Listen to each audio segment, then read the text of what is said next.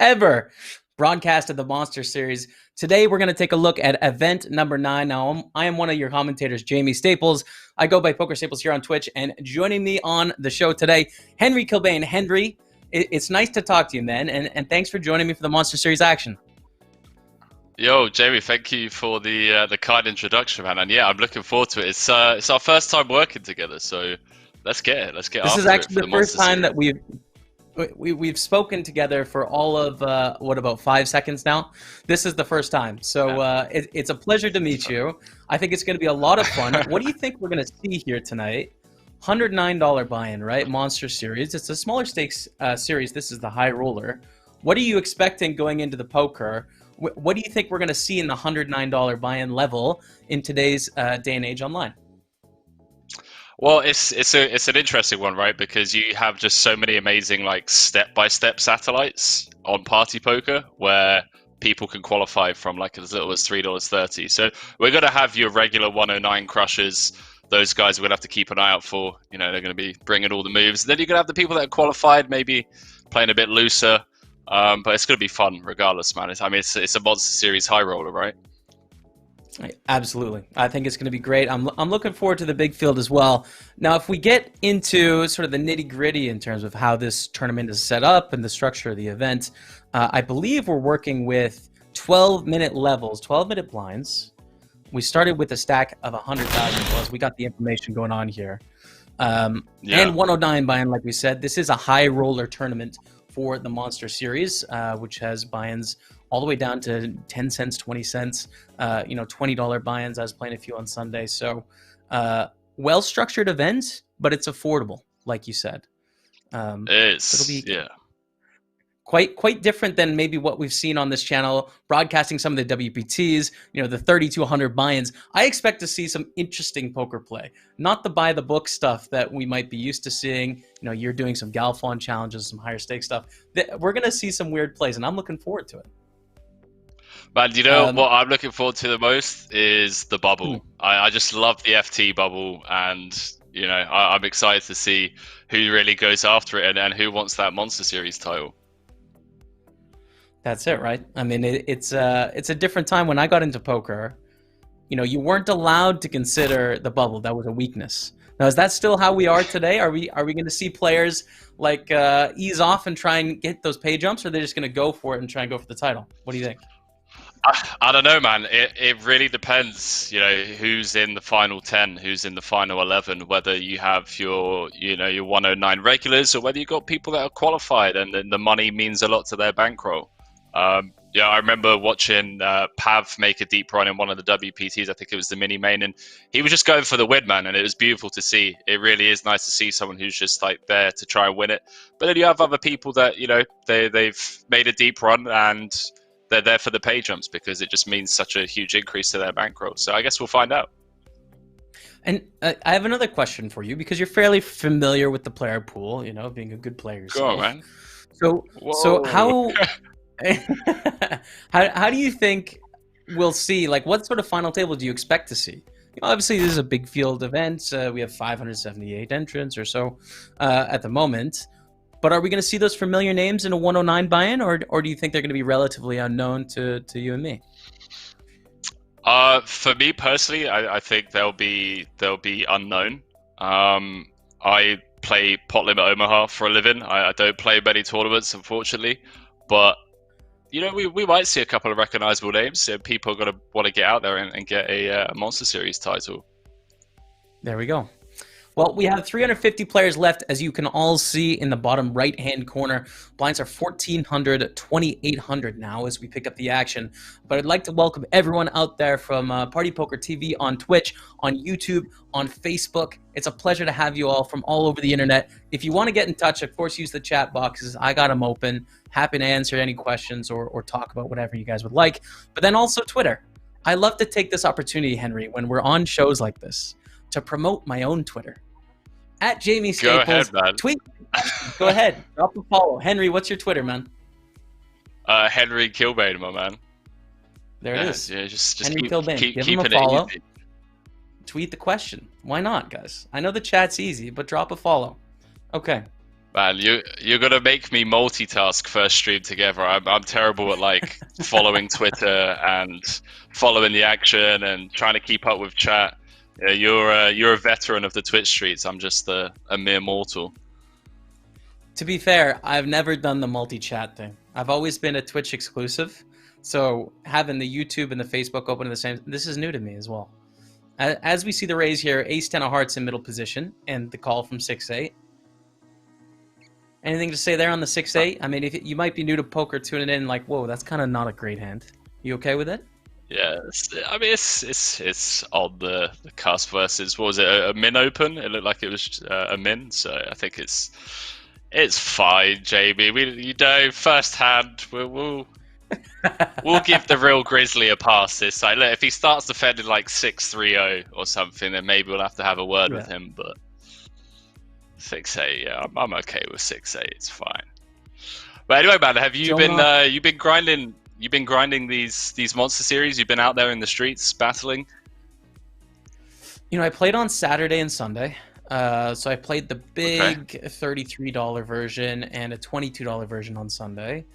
But I'm gonna throw myself into the mix next 3 days: Friday, Saturday, Sunday. I'm gonna get out there. I'm predicting a title wee hours of Saturday morning. That's when I'm calling it. Yeah, tomorrow win. How about yourself? Have you managed to play any yet? I listen, man. I would love to play tournaments, but it would just be giving away free money, and I don't like burning money. So I try and like. Buy it. No, I mean I occasionally jump into some like live events if I think they're really soft. There's always some really good like PLO high rollers. Like normally they're like 1,500 or 2K buy-ins at some of the bigger like party poker stops. But no, I just try and stay in the cash game streets, my man. I don't have a clue what to do with 15 big blinds. He's too humble, chat. He's a shark in the water. Don't listen to this. He's sharking us all. He's getting ready for his late game tournament action. I can see it from a mile away. I mean, I feel like a lot of the... Go on, man. Sorry. No problem. I think our voice is a little bit off, so I apologize if I cut you off at all. Real Grizzly on the button here with A7 looks like the most playable hand here at the table. We see a click open. Yeah, click seems fine.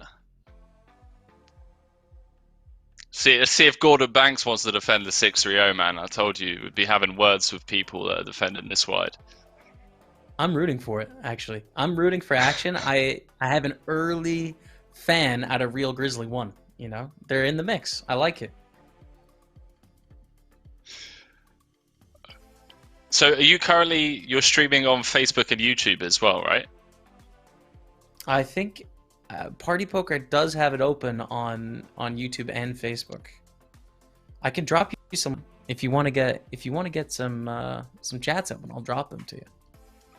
I've got Twitch chat open. I'm the king of Twitch chat. Don't worry, I keep an eye on people and I have some good fun with it. But listen, I think following more than one chat would be a real tough ask. See, this is why I'm bad at. Yeah, we're kind of overlapping a bit with the sound. I was going to say, Jamie, this is why I'm bad at tournaments, because I look down at the 7-8 of hearts from the small blind and I'm in. I want to be in. I want to see a flop. It's very tempting, to be fair, the 7-8 of hearts. Like, I like the look of it too. And if I'm having a bad day, I'm probably sticking in a 3-bet, to be honest. But stacks being short here, I mean, I think the fold is forgivable. I think arguably a 3-bet, though. I might stick a 3-bet. You need some suited connector 3-bets there. 7-8 of hearts plays pretty well. I mean, every once in a while, I'm going to go for it, I think. Yeah, we don't really get to flat much out of the small. No, we don't. Here's a really interesting setup. Ace-9 in the cutoff. 9s in the big blind. We can see the confrontation in advance. What are you doing here with the 9s? Oh! Oh, we're in. High roller. This is danger. Quick call for the 9s. Ace-9 against 9s. Queen-Jack 3. Clean run out for the 9s.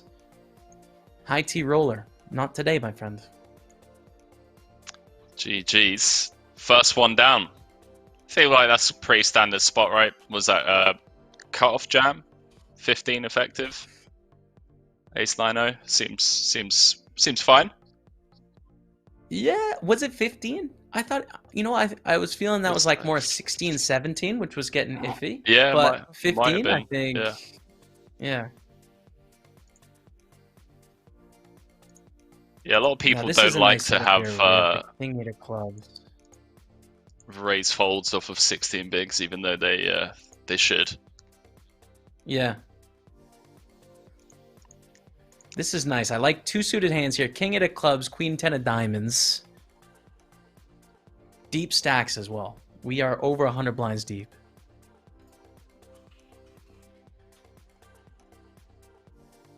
Investment 1000 wants to see a flop in position.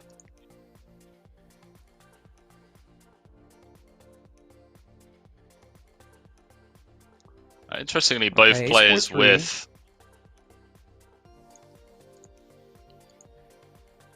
Just an update for the chats as well. The chats, all of you guys out there. Now, our audio is a little bit off sync. So, Henry, please, I apologize if I'm cutting you off. We're both not doing it on purpose. Just we got to work with this 2-second little desync we got going on here. And we got to try and time up without being able to read each other's minds. So bear with us for a little bit as we figure this out and stumble our way through some early commentary here.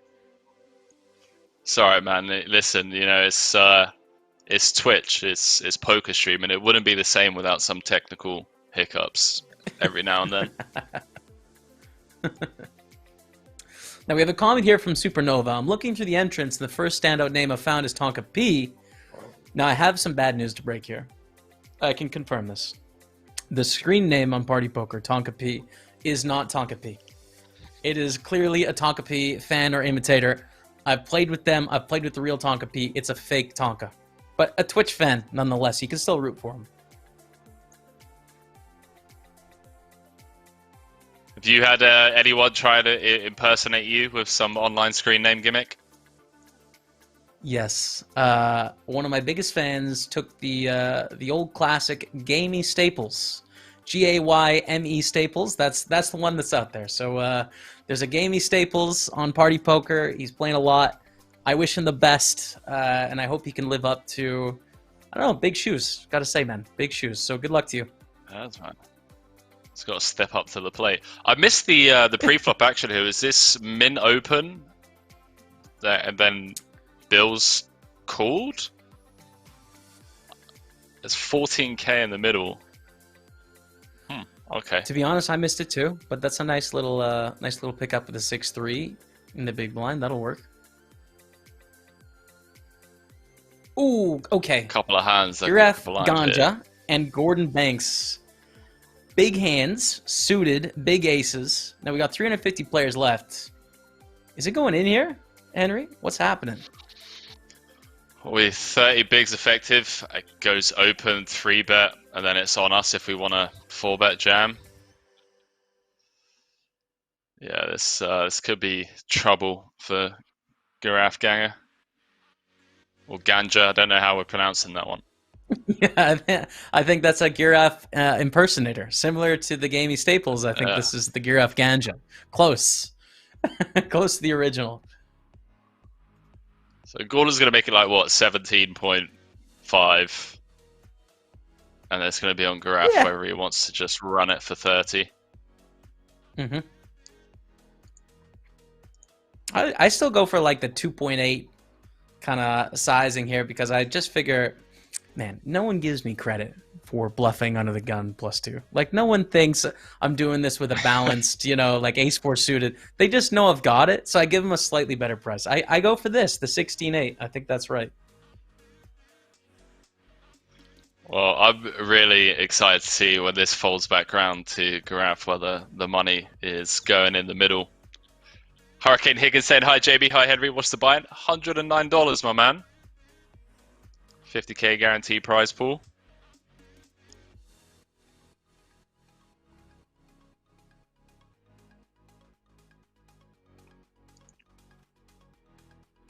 Don't do it, Garaf. Oh, Ooh. sauce. Okay. Little flat and a little queen of spades high flop. Queen 10-4, two spades. Action on Gordon now. 3-bet. Do they want to go for the c-bet on this board? The queen 10-4 with two spades. It's scary, but they do. They make it 13-4. Yeah, I think we just go small and wide at quite a high frequency on this board texture, even though there's two combos of king queen. Kind of a sideboard to continue on, to be fair, with ace king of clubs. Yeah, it's a hard one for me to figure out. This is a part of my game that I'm working on a lot, is just flop textures and how they affect our ranges. I mean, it's a lot of tournament poker today.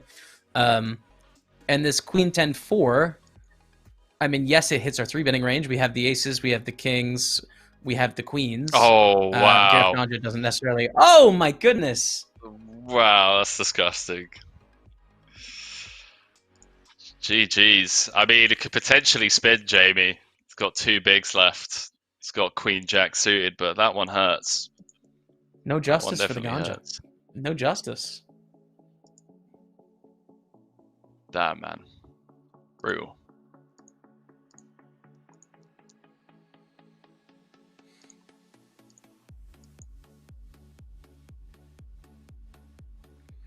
Hello, Bodhi Lummox in the chat. Hello, Jamie and Henry. Greetings from Vancouver. Greetings, my friend. Welcome. Now, I want to do a shout out here. I do this to rile up the chats. And this is to you, Twitch, but also you, Facebook, and also you, YouTube. Where are you watching the stream from? I want to hear from you. Where are you watching? You can do country, you can do city, you can do province, state, territory, you know, planet, whatever you want. Where are you tuning in? Whereabouts in the world are you at the moment? I remember speaking to your brother. I want to say about a month ago. He said that you were planning on moving back to Canada, if that's right, or am I wrong?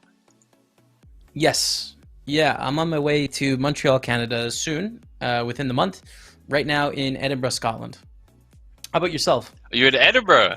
Oh man, Edinburgh is one of my favorite cities in the world, man. Holy. Love Edinburgh. Spot. Yeah, I like it. It is a great spot. How about you? Where are you based? I'm currently in Sofia, in Bulgaria, Eastern Europe, just chilling. Right. Nice. Wish that's awesome. Yeah, I wish I could get to Asia, but unfortunately, everything's closed at the moment in terms of borders. So I'm stuck in Europe for the winter. Yep.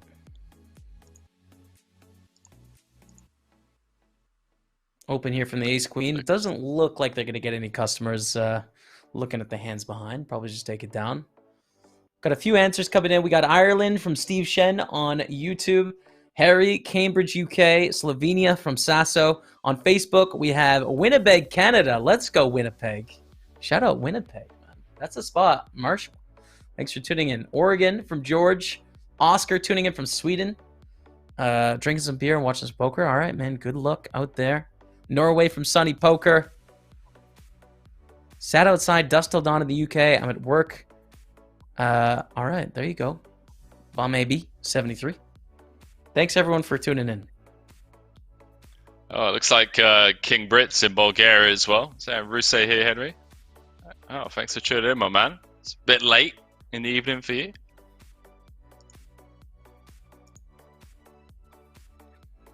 So how do you adjust to the poker schedule being based in Bulgaria? It's very late. I've struggled with it in Europe.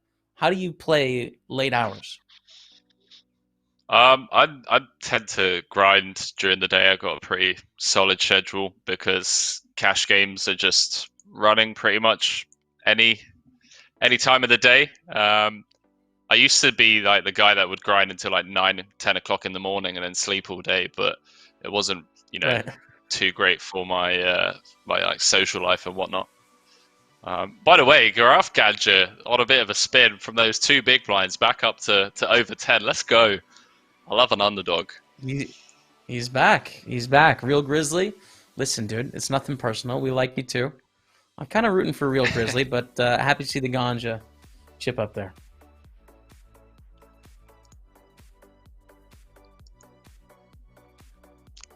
But yeah, man, just grinding through the day.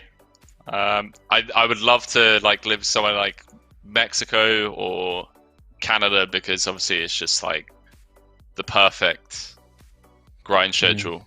Wake up in the morning, have breakfast, go to the gym, and it's 10 a.m. You fire up some tables, and life is good. You can go out in the evening, whereas in Europe you can't even go out. Yeah, I know. Yeah, there's something about that. I love.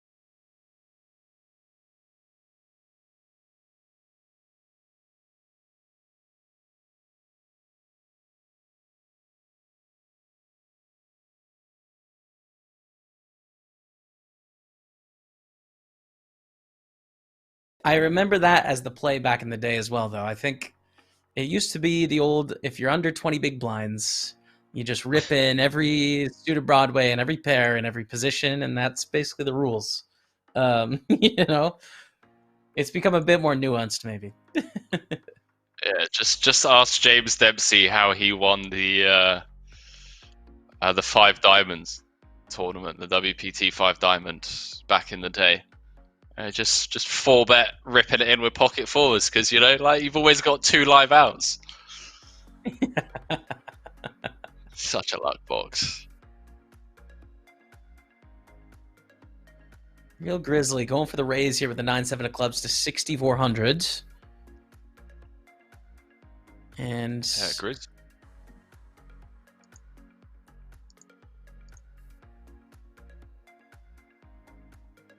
Joe Manoff here potentially could get involved. The big blind, very pretty looking King 6 of Hearts could get involved. Yeah, not sure how I feel about flat calling the ace-8 suited from the small. I'd rather 3-bet or fold. Does have the best hand though, and obviously has the big blind's hearts dominated. We see a very sort of nothing flop here. 3-5-5 with 2 spades. Now, Real Grizzly is not going to have a lot of this, right? Raising, maybe some ace-5 suited, some 5-6 suited, ace-3 suited. The small blind isn't either, but the big blind can have the trips here. So it's an interesting spot where Grizzly goes for the bet, but does someone want to take a stab, try and represent having something big? Yeah, Real Grizzly continuing small and wide. We'll see with the overpair range advantage. Pukini, interestingly, with that 6 of hearts blocking 6-5 of hearts, but he's not going to get too adventurous. with This is early days no in the real tournament, it's worth backup. noting. I mean, we have 342 players left. Blinds are 1,600, 3,200. So, I mean, there's times where I'm playing tournaments like this. This is early in my day, you know? Like I'm chit-chatting to someone on the side, you know, taking a drink. I'm missing spots. Like, I feel like this is the calm before the storm. And we're going to see, like, real poker, not homed in, like, in the zone poker. Like, realistic. Oh, yeah, I kind of screwed that up. Could have done that there. Could have check raised there. You know, it's realistic grinder poker right now. Well, it's that time in the evening where everyone's still got, you know, like 5 or 6 tables open, right? So you just kind of like, not necessarily autopiloting, but you're chilling. Yeah. When it gets to like 4 a.m. in the morning, and you're on that final table bubble. That's when you're zoned in. That's when you're dialed in.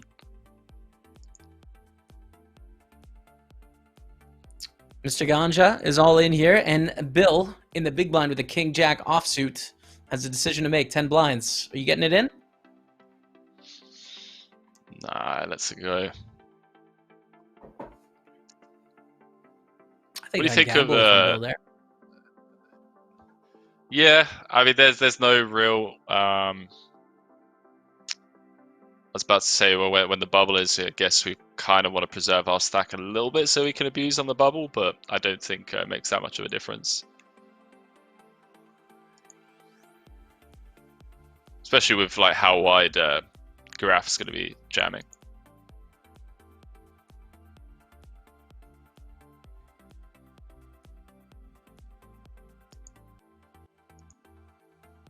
Real Grizzy with the raise here. Ace deuce of clubs. Looking around at the hands, there's nothing too enticing.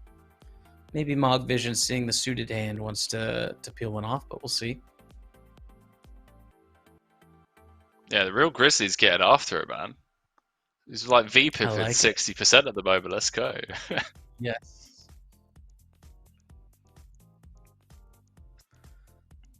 King 10-8, 2 hearts. Very coordinated board. A lot happening here. A lot of potential draws. What's the sort of thoughts going through players' minds on a board like this, Henry? I just think this is our board from under the gun. I think we're just continuing entire range. We got a club out there, JB. All right, you got to put a gun to our head to not see bet on this board versus a big blind. That's true. I mean, I think it's an interesting one because if I transport 6 years ago, I see this board, I look at my hand, I'm like, oh man, I have ace high, and there's so many straights and flush draws, right? Like there's a huge amount. So that's another way that poker's changed, is that you're referring to how our hand, not our hand, but all the hands we raise there interact on that board, right? Like that King 10-8 with a flush draw. Of course, our ace deuce misses it, but what about when we have the ace king or the king queen or the king jack or the king 10 suited or the tens or the kings or the aces or the queens?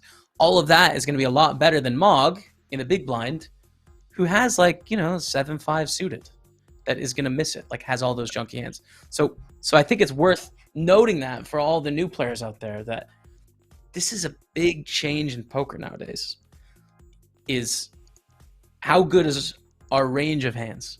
All the hands we play in the spot, how good is it on that board? And Henry's referring to that a lot. And you got to listen to guys like this because he knows what he's talking about. I mean, it will really help. It's the part of the game. You do, Henry. You do. Take credit for it, Henry.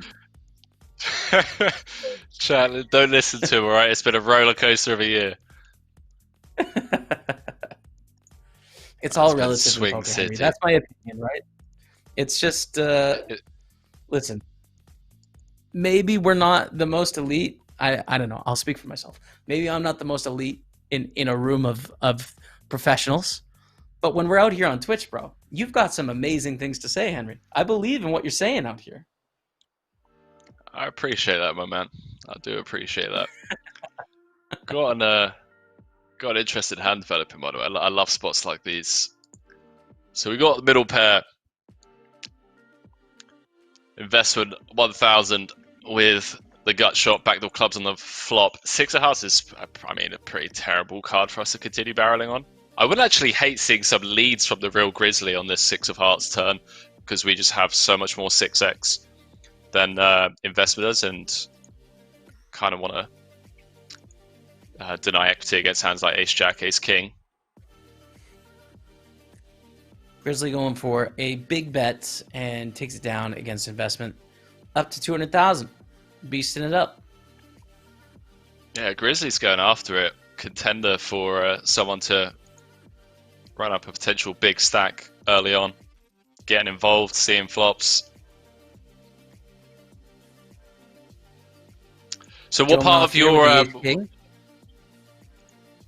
I was just going to say, Jamie, what part of your game have you been like working on the most? Have you spotted anything over the last like 6 months where you're like, wow, I really need to work on that part of my game, and now you're kind of enjoying the process of becoming better at something that might have been a leak 6 months ago? It's a very broad, like I just need to get more sharp. I think I've gotten a little bit sloppy, trying to balance things in life like streaming and commitments and in other things that I do.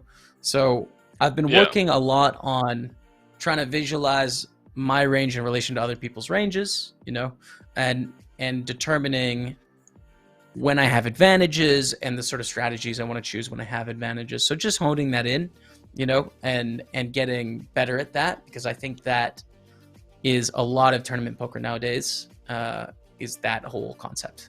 The math sort of quote unquote trying to find the game theory correct solutions for spots and then deviating from there. Based off of the opponent that you're up against. Yes, exactly. Yeah. Yeah. But I think the discussion is always one where it's like, are you a field player or are you a math player? You hear it all the time, right? And what's happened is, well, you can still use your field, but you should know what the right answer is if there's no field to be had. If you don't know anything about your opponents, you need to know what the right answer is based on the math. You don't really have a choice anymore not to. And so working on that part is really what I'm doing. Yeah, you can't just be YOLOing it in because, no, I don't like that guy, I'm all in. Yeah, exactly. I mean, you can. Listen, I do it too much, man. I do it. Yeah. It's way too much. There's a couple approaches, right? I mean, listen, if you play poker for fun and you don't like a guy, by all means, go for it, man. Do it to your heart's content. But I think if you're trying to compete on a high level, you're right. The emotional sort of human-to-human aspect of what you want to happen or what you want to do or what you feel like might be good has to fall aside to the more quantitative parts of the game. Yeah, I've definitely been known to YOLO it in every now and then, especially in PLO, man. It's just so easy to just like justify, we block this, that's enough. We're all in. Dealer, right. Give me the triangle button. But then in tournament poker, right? I mean, obviously you have your lifeline, whereas in cash games, I can just hit the rebuy button. That's it, man. I mean, why not? 4 cards, different breed. Some crazy 4-card players, man. I don't know how you do it. Just pushing those 60% equities all the time, 55%, just piling all the money in. It's intense. Oh, it's a pretty sick game. But then, I mean, you say that, but then look at tournament poker. Like, how many times have you come, close to a big score and then you lose a flip? Yeah. And then it just comes out to like a 50-50. It's grim. I think it comes down to like expectations, though, in poker. I think it's when you play tournaments, you don't expect to have winning days. You don't expect to hit big scores. You have hope, and that's the exciting part. But it's just like, if it's an expectation that you're going to win all your flips in final table of tournament, you're just delusional. It's just like, okay, whatever, man, ride your life high if you want to. So you go into the day knowing you could just brick it all and lose. And so it makes it less painful. It's the process. Pukini, by the way, sucking out there with the ace 10 against the ace king at 10 on the turn. Sends Monk Vision to the rail, to the showers, early doors. 342 players left. GG. Some GGs in the chat. I think that was one of the biggest things that I had to work on. Part of my game was just, like you mentioned, you kind of just hit the nail on the head about expectations and managing those expectations properly. Whereas before, when I was like much younger, starting out, I'd go down to the casino to play live cash, and I'd like have this idea in my head, right, today I'm going to win, 5 buy-ins or whatever, and you just set yourself up for failure that way when you don't actually realize that, not dream, but goal or target, whatever you want to call it, that you had at the start of the session. You just got to keep plugging away and playing the spots correctly to the best of your capabilities, and the results will definitely come in the long run.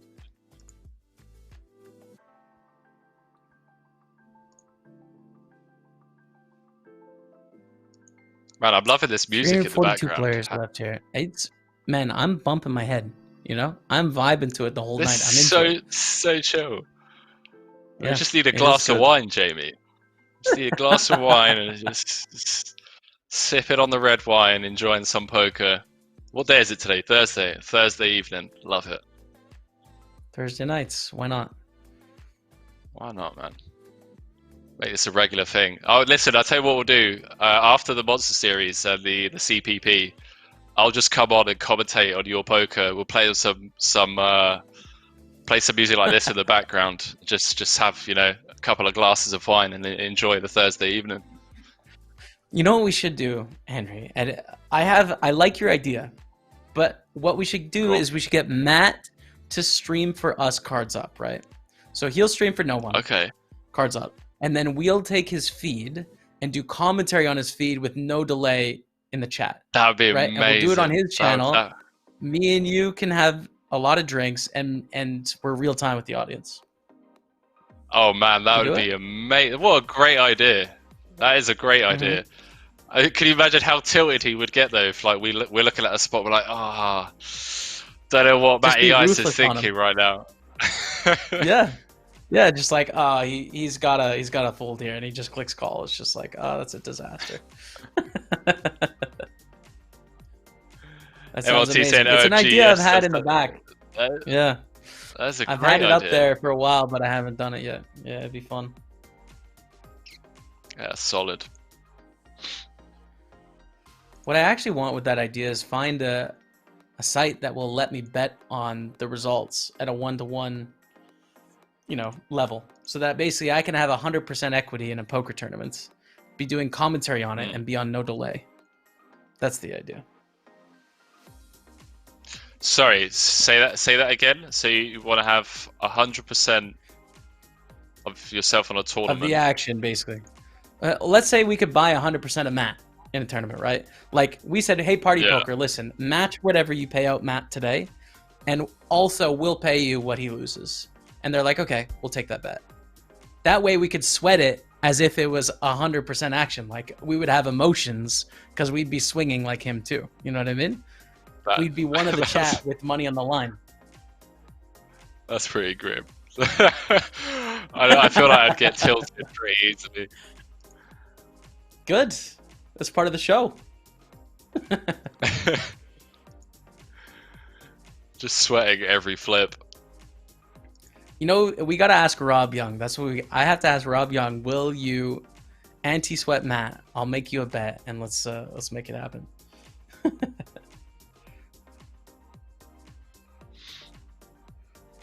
We'll make it. Interesting potential here. Ace, Queen of Hearts, 5s in the small blind. Real Grizzly now folding the King 4 suited. I'm surprised we see a flop. Yeah, that's a bit of a tight fold, I guess. Going to be dominated. Both spades and a king going to be dominated versus a +1 opening range.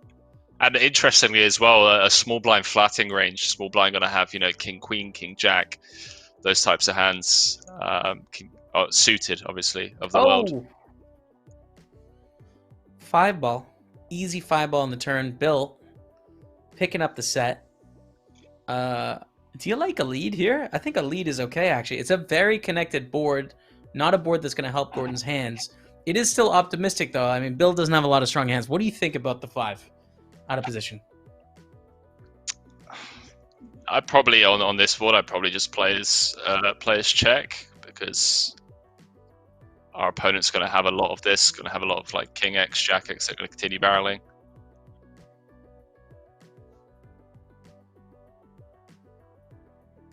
Nice, I like it.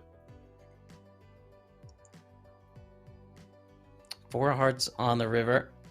Gordon missed the straight draw, has an ace queen high, but it's got to think likely doesn't have the best hand now. Beats a few draws, but not many. So what does Gordon want to do? I'm blocking diamonds, I'm blocking clubs, I'm blocking 10-9, 8-9. Blocking Queen 10 kind of sucks. What do you think? We have enough showdown value with Ace Queen there? I feel like we do. It's always fake showdown value, but we do have some showdown value. Mm-hmm. We beat a few combo draw type things. If it calls on the turn. If those sort of hands call on the turn, we beat a few things, yeah.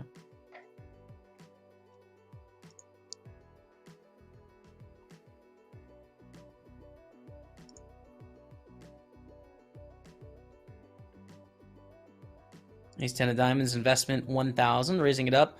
And Jomanoff calling with the 8s behind.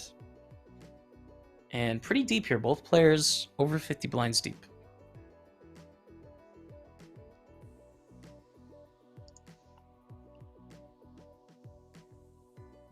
Yeah, it seems fine. It always sucks flatting the 8s because you kind of open the door to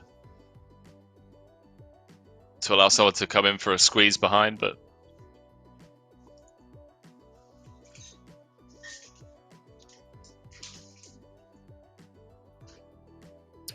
check out on the flop. We have a Jack of Hearts on the turn, so Jomanoff has a flush.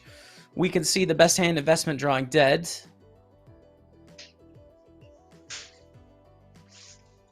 And the pot's still small. Straight on the river for investment. A consolation prize. Are they going to lose any money here or not?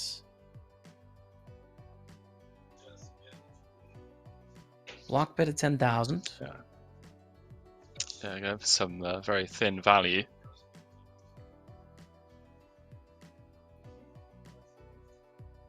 Winlight Master, thanks Jamie, for tuning into the stream today. Jamie, I'm going to jump out for just 1 minute, my man. I'll see you shortly. Sure thing. Well, chat's it's just me and you. Hope you're all having a great evening or day. I don't know if any of you are watching this in its daytime. Probably. Yes, LATAM, North America, all daytime.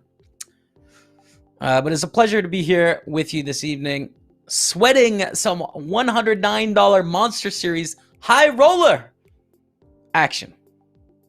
And we have a set. Look at this, dude. Look at my first solo hand. Ace Jack of Spades, King 9 of Spades, flop is 1083, 2 spades. This is danger. Gordon, if I'm Gordon, I'm like pretty excited about this flop. Of course, we can see the bad news. Jomanoff with the nut flush draw and ace high has got Gordon pipped. Now, what does Gordon decide to do here? Call. Plays it slow. Oh, this is it. This is it. I don't see a way that Gordon can get out of this hand without losing all their money.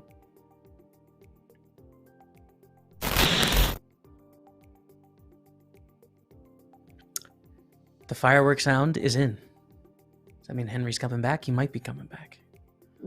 26,000 bet from Jomanoff, and I think this spells disaster for Gordon. I mean, now, do you want to slow play here? It's not going to matter. But you could go for the call and hope Jomanoff keeps betting, or you could go for the check raise now and say, hey, Jomanoff, I got a big hand. Do you believe me or not? He just calls the Queen of Spades on the river. This could allow Gordon to get away from the hand. It's possible. Is it likely? No. Yeah, I mean, he has the second nuts and he has a second spade in his hand. Is it possible? Yes. Jomanoff.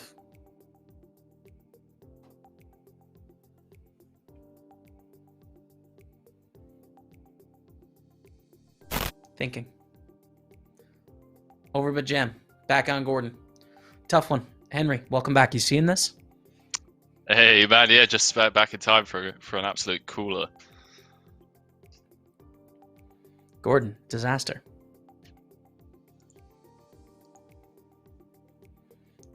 Can he fold? I don't think If he can called it, fold. Can he fold? does make the call. Yeah. Showing the bad news. I mean, it's one of those rivers that he kind of could have got potentially gone away from it with the fourth spade rolling off, but And the pretty overbet. grim. Here's the thing: who overbets there? Because I don't like the overbet sizing because you know, if you don't have the spade, the nut spade, your opponent's totally capable of having it. So I don't think you want to choose an overbet sizing when you're bluffing. So to me, it just looks like a value bet every time. But listen, I can't fault him too much. I mean, that's it. Yeah. The second nuts. The real Grizzly. Let's go, my man. Real Grizzly's just Ooh. in there. Just... Look at this flop too, man. Ace 8. King 4 of spades for investment 1,000. I'm liking this. Yeah, I like the check from the real Grizzly, by the way. I really like the check from the real Grizzly. Want to have some top pairs in our keeps it balanced, well protected. I agree, but disaster strikes on the turn. 15,000 bet coming in from investment. Half the pot has turned a flush, has the steel wheel draw, by the way. That's just for fun. They've got the pot locked up, but they could make a straight flush just for, you know, just for fun. Oh, oof. No. Grizzly. Grizzly with the Grizzly River. Half pot bet. I mean, Grizzly, easy call. Snaps it off. Sees the bad news. See you later. 115,000 chips. Going over to investment 1,000. Making it work. Yeah, I like the river sizing chose there by investment just targeting those one pair type hands. Kind of had everything right. Had the straight blocked, nut flush. Managed to get paid 2 streets. Now, this is an interesting setup here. I love being able to see cards like this, right? We got the 2s and the 4s, both junky hands, and I hope neither of them flop a set. Okay, well, experiment's over. Jomanov's just loving life here. Obviously, hope and investment blast off. I'm not a huge fan of the min open with the 2s because we're just flipping against the entire range, obviously. And there's just not many boards that we're gonna, feel comfortable continuing on. You're just always gonna see overcards. I'd rather just see him complete or go bigger, like 3.5x.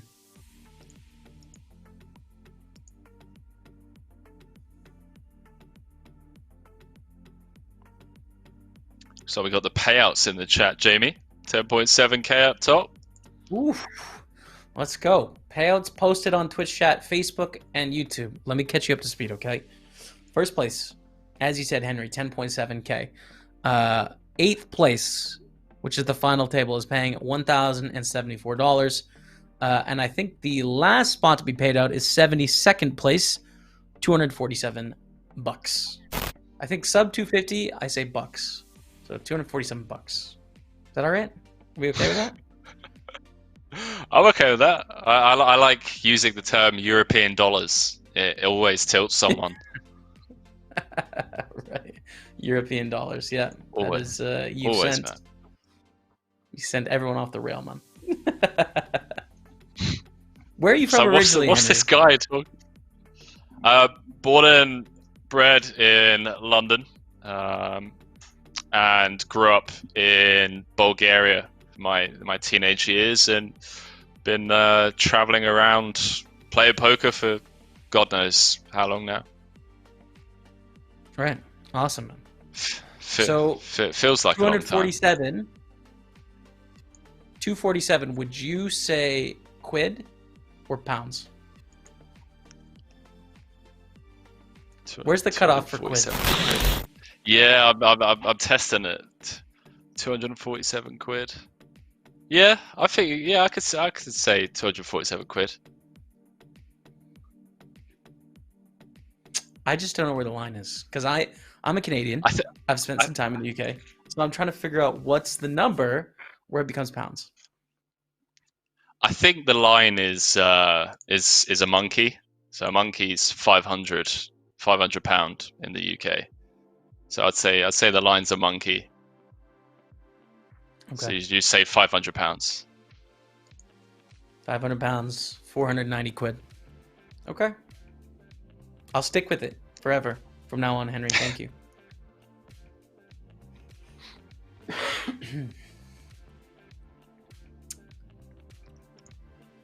A 2.5x raise from Pukini takes it. Easy win.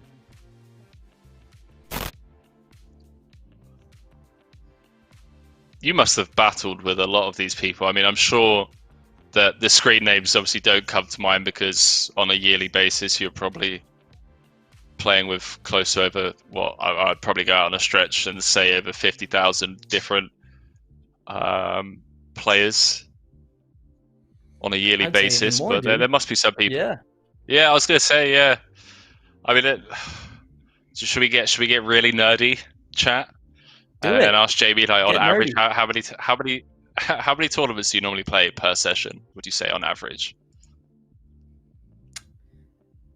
It really depends on the stream, because sometimes I'll just like play 3 or 4 hours, and then sometimes I'll put a full session in. So I'd say like a big day is 35 tournaments. It's a big day, like big day. Chat, I don't get it. I've got so much respect for tournament grinders. I'll never do it though. Although I kind of have to, because I want to win a PLO bracelet at some point. But you guys are mad. It's just like the masochists of the poker world. It's like, hey, what am I going to do today? I'm going to play tournaments. What am I expecting? Probably to be sad by the end of the session.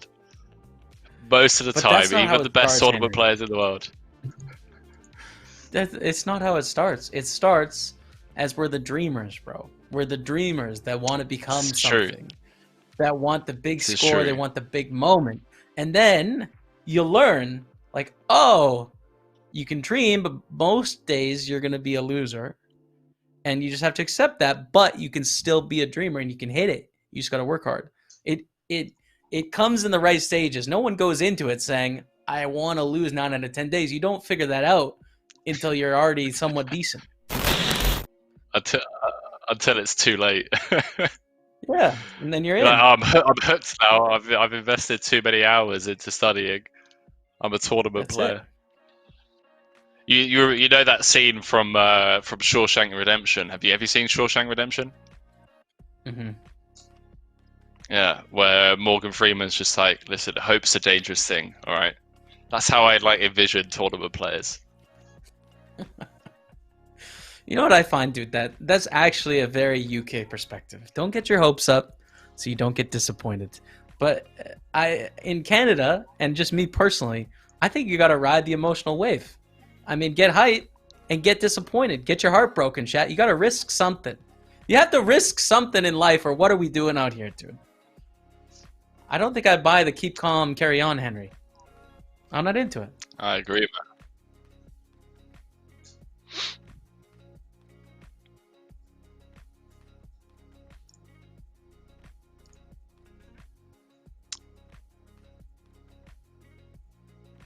That's a pretty good flop for the ace-8 here, Bill.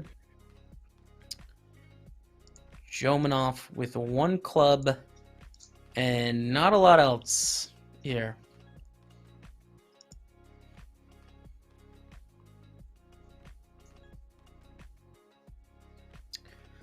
And yeah, a bit of a loose open.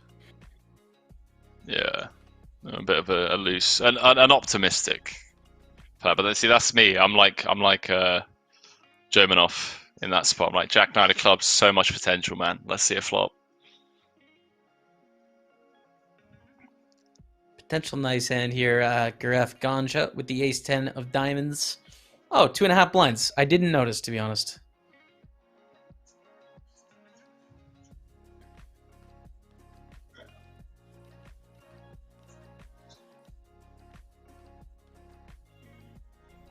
$279 players left.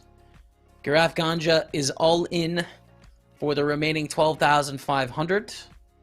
Bucchini has just 1,500 left to call, and we're going to see a pot of 37,000. Big flop for the ace-10 of diamonds. Easy Let's print. go. Still in there. Let's go. Still in there after that. What was it? 3 outer. Well, no, it wasn't a 3 outer. Sorry, it was a 6 outer earlier on. No, it wasn't. What am I talking about, Joe? The 4 jacks and 3 kings. I'm sorry, chat. There's a 7 outer for heaps. But staying alive. Big thanks to everyone from tuning in around the world. We did some attendance earlier. If you missed it, feel free to pop in the chat. Where are you watching the stream from? Would love to hear from you. We are on Twitch right now, which is my home base. But also, shout out to the YouTube. Don't sleep on them. And Facebook. What's up, Facebook? Thank you, everyone, for tuning in. My name is Jaime Staples. Go by Poker Staples here on Twitch. You can find me on Twitter, at Jaime Staples.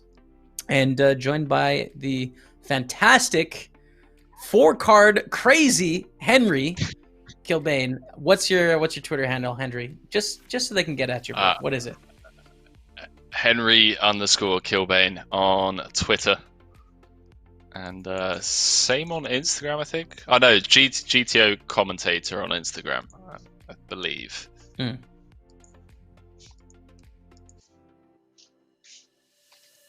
We've got some clips going out of the broadcast. Right. Some of the best moments as well, actually. I'm going to send some retweets out on these things.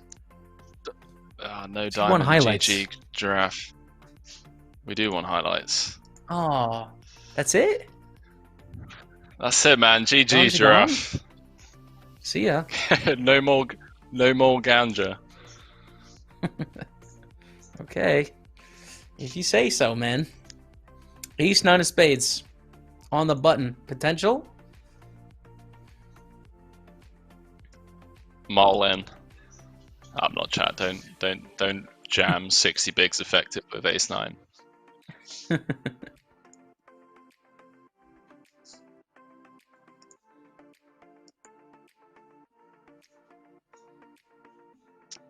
Versus 2.5x, 10-7, 10-7-0, I guess. I guess we don't mind defending. I think it's a little too frisky, but now we've got an interesting flop, so I'm glad Bucchini went for it because 8-8-9. Oh! Top pair. Look at the turn, though. Just smashes it on the turn. Bucchini with the straight, going for the double check, laying a super thick trap here. What's going on? Just drills this 6 of hearts turn. What's the SPR going to be? I'm not sure. I don't know how I feel about this, Jamie. Does work, though. Gets paid. Who's writing this? Okay, where's the camera? Come on now. Truman Show, what's happening? Bucchini, great run up for you, my friend. Look at that. Nice double up for Bucchini. Investment, I feel for you, man. What a life. Right, JB, I want you to say it now on stream so that if it comes true, it's just going to be one of those clips that, you know, Jamie, the fortune teller. What Monster Series event have you got your eye on? Which one looks like the future champions, Jaime Staples? I've got the lobby open here, so just give me one moment so I can take a look here. Take your time, man. Take your time. Okay. We're about to make history here, chat. You know, my ego does want to say the Monster Series event number 7 max day 2, but in reality, I know it's Monster Series event number 12, the $11 turbo knockout. It's an $11 that I win. You know, it's a turbo I win, but that's the one for me. I'm going to be on the trophy. Call me Nostradamus. See you tomorrow. There you go, boys and girls. Make sure you get involved and, I don't know, maybe try and stop Jamie from winning that. Bring it. Maybe bring the heat. Get in there. Get after him. You know, anyone that busts me from the tournament that watching this stream right now, all you got to do is bust me, tweet me Nostradamus, and I'll give you $100. That's it. $100 bounty. It's exclusive for those of you watching the stream. Tomorrow in Monster Series event number 12, $11 buy-in turbo knockout. Bring it. Chat, don't let me down. Don't let me down. What we got? 279 left. Big blind 5k. pretty stacked table. Obviously got Sticker, new player at the table, nursing a 10 big blind stack, but everyone else kind of loving life. Investment 40 bigs, may contain nuts 30 bigs, real grizzly 30 bigs. Jomanov sitting on over 80, just shy of 80 big blinds.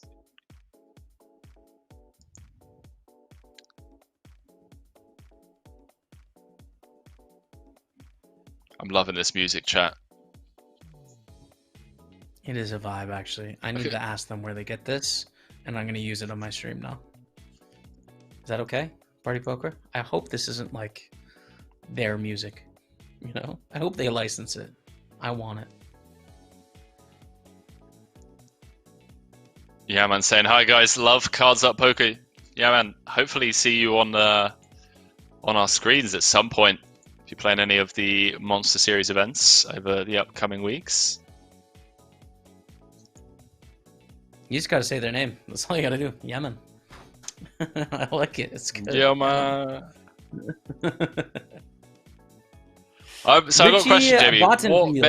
Yeah, go ahead. Go on, man.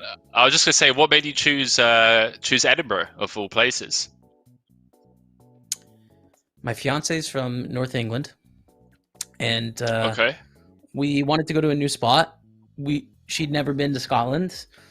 I'd never been to Scotland, and it was just like, oh, it's a new country. We could try it out. Let's go there. You know, she had some medical stuff, like a surgery she had to do in her ear, so we had to spend some time in the UK basically for that, and so it was close enough. And yeah, it's cool, man. It's a cool place. Nice, man. I'm glad you like it. It's one of the places that I played a lot of cash games. I played a lot of cash games back in the day when I was like 18, 19, trying to build a role. And I just love the vibe of the city. It's just so artsy, so many like museums, great walks, things to see. And then you don't even have to go too far out of the city if you want to go on like a hike or, you know, see some countryside to get away from the hustle and bustle of the big city. It's nice. Absolutely, dude. Oh, wow. I mean, what a disaster flop for Bikini. Oh, Bikini. I mean, this is karma, though. We just saw Bikini smash the turn. Perfect dream river for the 2-pair for his opponent. I mean, this is karma. This is what it is.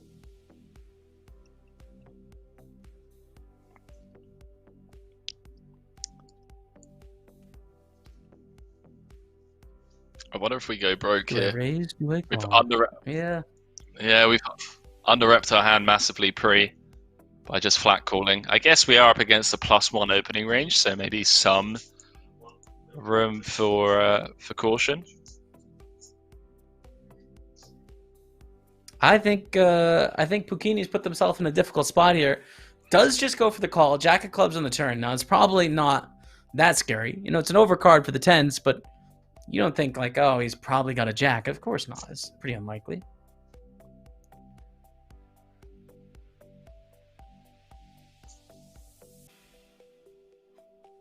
I love this sizing from investment, setting up a very natural river SPR. And I think mandatory call from Puccini again on the turn. Just want to keep investment honest. Doesn't it go? Discipline fold. Puccini! Wow. Puccini can see something that we can't see, man. Puccini just knows. Wow. What a gangster away fold that from was. it. Now, we do have a question actually on Facebook from Richie. How can you see all the cards, says Richie. Now, we are on a delay. This is a cards up feed of a tournament that is happening, but we're on a long delay so that the players in the tournament don't see the cards. So, you know, we're not hacking, you know, poker and streaming it to the world. This is a party poker stream with cards up action on a delay, just like you see in live poker. When you watch live poker, they put it on a delay with the whole card. It's the same thing, right? Just online. So hopefully that helps, Richie. Thanks for your concern. But we're cool, chat, right? We're cool? Everyone cool? We good? Cool. Yeah, we're cool. We're cool. Where's Yaman? Yaman. Yaman, we need you. Please pop in the chat. If anything gets too hostile, just say hi. So we can say your name, please. Thank you.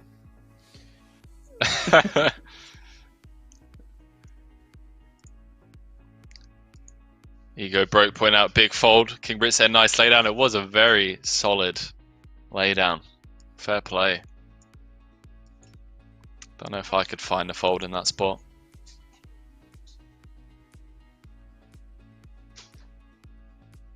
Whoa, Grizzly. Oh, I get it. Okay. I was kind of behind the times. I was distracted thinking about Yemen's name. Grizzly has almost no chips left with trips here. I get it. Check at the turn. Printing on the river. Investments is very unlucky hitting all these pairs on the river that are no good. Well, went from 30 bigs down to 18.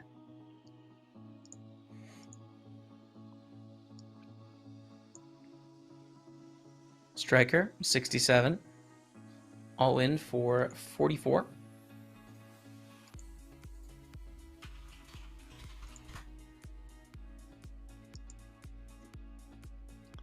Love this music. This is such a great vibe.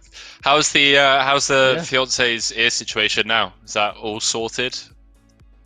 It's good, man. We got it done. Yeah. I'm actually a free agent at the moment, so I'm not sponsored by anyone because I'm in the UK. So I'm heading my way back to Canada so that, you know, Party Poker and I can get back together is the hope anyways. So yeah, I mean, it's came at the right time because this new regulations about me having to, you know, not reside in the UK and be a sponsored streamer happened like right when her surgery was. So yeah.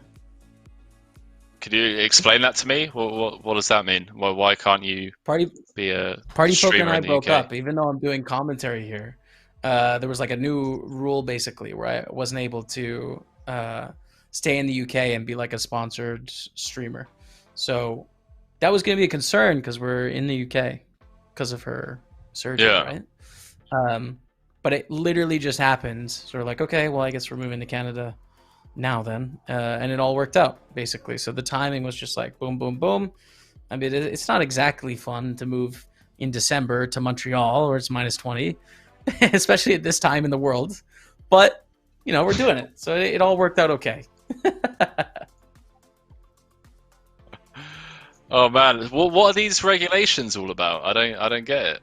How does that work? The world's complicated, isn't it? It's just, especially gaming regulations, it's just difficult.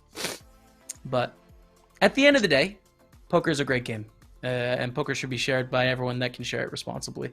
And I know Party Poker is definitely committed to being responsible, and I'm committed to doing things in the right way because I'm in poker for a long time. So that's the deal.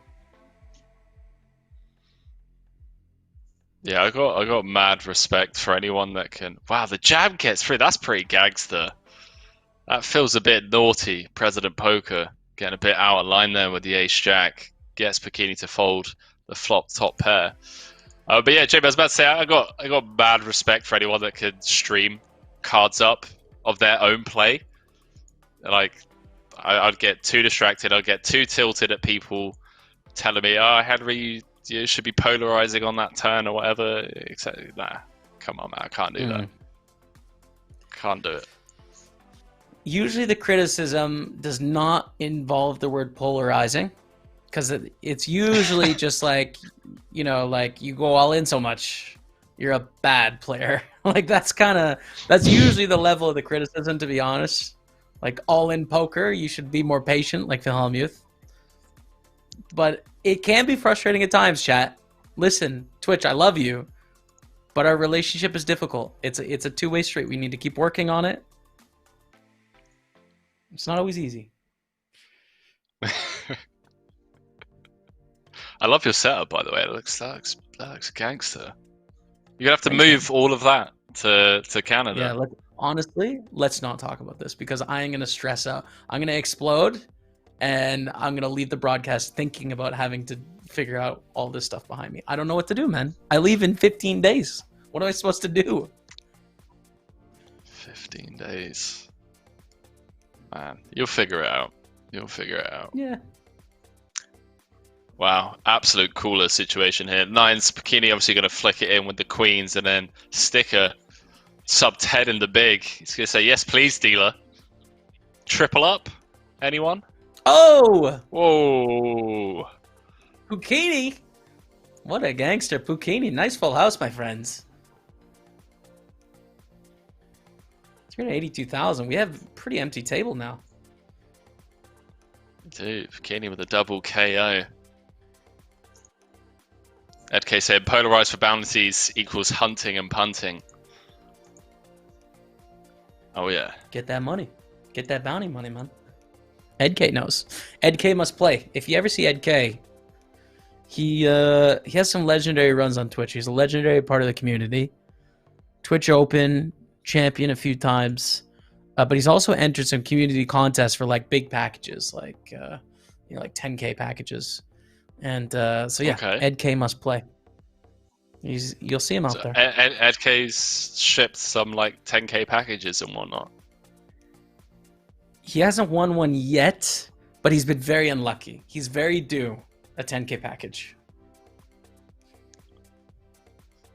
Sounds like you're Ed K. Sounds like you're overdue, mate. Sort it out. Do 30. Get it one. True.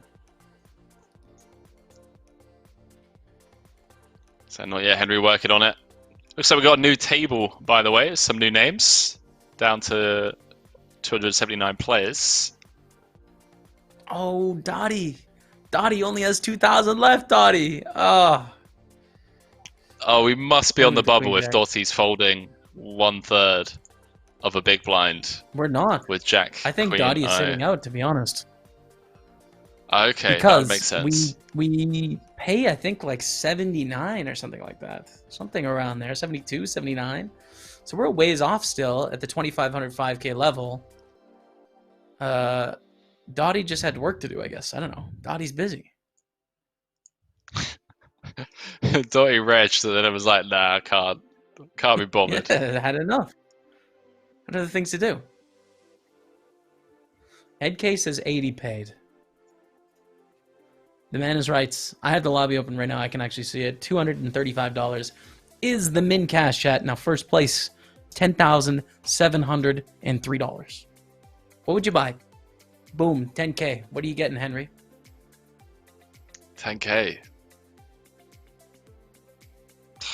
I don't know. I'm probably just going to give the most poker player answer ever and be like, it's getting reinvested in the poker roll, Jamie.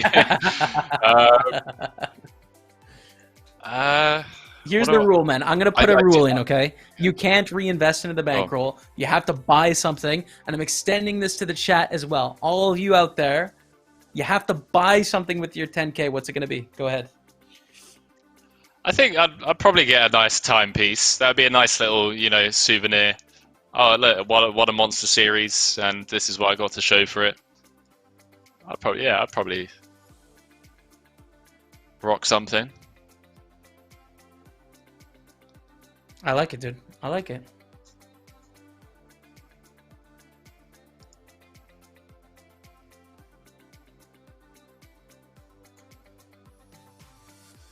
Ace deuce to the big blind here against Matchcart 99s, raised with the nines, living up to their name.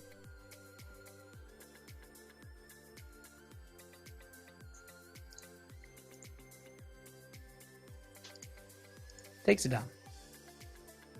Dottie's all in, chat. Good luck, Dottie. So Dottie's sat out. Their hand doesn't just get mucked, right? Like we see a flop regardless. We see a river. We see a turn. We see a river. And if Dottie somehow wins at showdown with 8-3 offsuit, chips go Dottie's way. I don't really know, to be honest, man, because I feel like it's different at different places. So I don't know what's gonna happen here. I'm not sure. I appreciate your honesty, man. Yeah, this is why I'm asking, because I know I've seen it before where someone will be like force all in blind, but then their hand will just get mucked. So I don't know. Some places do it dead, and then some places have it play. I don't know what it is on party because, to be honest, man, I'm always sitting in. I'm always in there. I'm never sitting out. Dottie! Oh, where's the club? Oh, Dottie. Please, Dottie.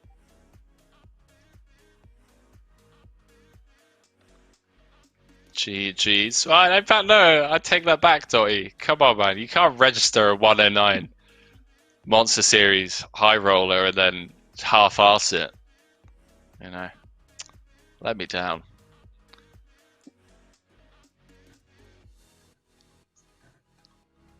I will triple you, a player I've played with a little bit, and I think quite good. I don't know. I lose to them a lot, so I'm curious to see. I'm going to do some learning here on my opponents today. I get to do a bit of study for my own game.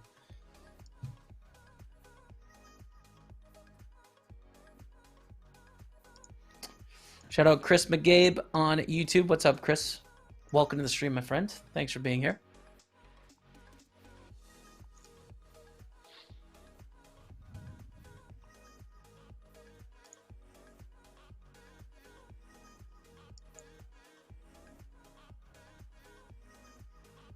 Ooh.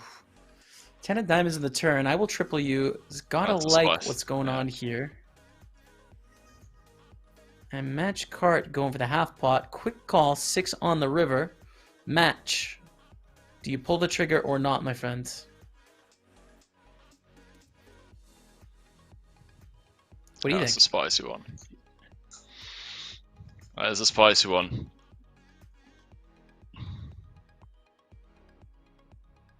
Easy win. Yeah. 440k. There it is. Gets the job done. I love scouting in cards up replays like this, or delayed feeds, and trying to think about what I would do with all the hands. I find it to be such a useful. I love it, man. Learning tool. Yeah. Dude, my favorite thing about this kind of coverage is obviously we get a hand finishes and we're on to the next hand, and the first thing that I do is see if there's a massive cooler about to, like, you can already see what's going to happen. Yeah. So, ace king against ace queen, like, or we just already know what's going on, and it's just just waiting for the pin to drop. And Yep. Yeah, man. So what the plans when you get back home? Are you gonna just be grinding the Twitch streets all winter? Obviously, it's gonna be extremely cold outside, so I assume you're not exactly gonna be going on. Let's go for a hike. -20 outside. You have to put on about 15 layers of clothing. I've got an intense plan, man. It's very structured. Okay. Picture this. Go on. 7:45. Still a little bit dark outside, -22 or something. Okay. Snow all over the sidewalks, okay? I wake up, put on a coat, put on another coat, put on some long underwear, put on some gloves, put on a scarf, shovel the walks. That's step 1, okay? We're about 8:05 right now, making sure that the walks are clean. By 8:15, I'm at Tim Hortons, got the black coffee. Got to start the day with the coffee. Okay. Shout out to Tim Hortons, not sponsored, but could be, right? Get back. Big up, Tim Hortons. Big up. Get back, go downstairs, fire up the computer, turn the camera on, go live, 8:30, boom. We're punting stacks. 8:30. That sounds like a dreamy day. That sounds like a dream day. Daily plan. I'm slightly disappointed that we didn't have a cup of hot cocoa before the coffee, just to, warm us up a little bit. But I can respect the Tim Hortons. I can get behind that. And I believe we're going to be going on our first break of the day, Jamie, shortly. Are we really? Oh, man. We got to take breaks? Yeah. We will be taking a break here. Ace-7 raises, takes it down. Clinton with the win. Chat. YouTube, Twitch, Facebook. Listen, we're not going anywhere. We've got to find a winner to this tournament tonight. Monster Series event number 9, $109 buy-in. I'm going to take a quick break. When we come back, Henry and I are going to continue discussing coffee and cold Canadian winter. See you soon. See you guys shortly.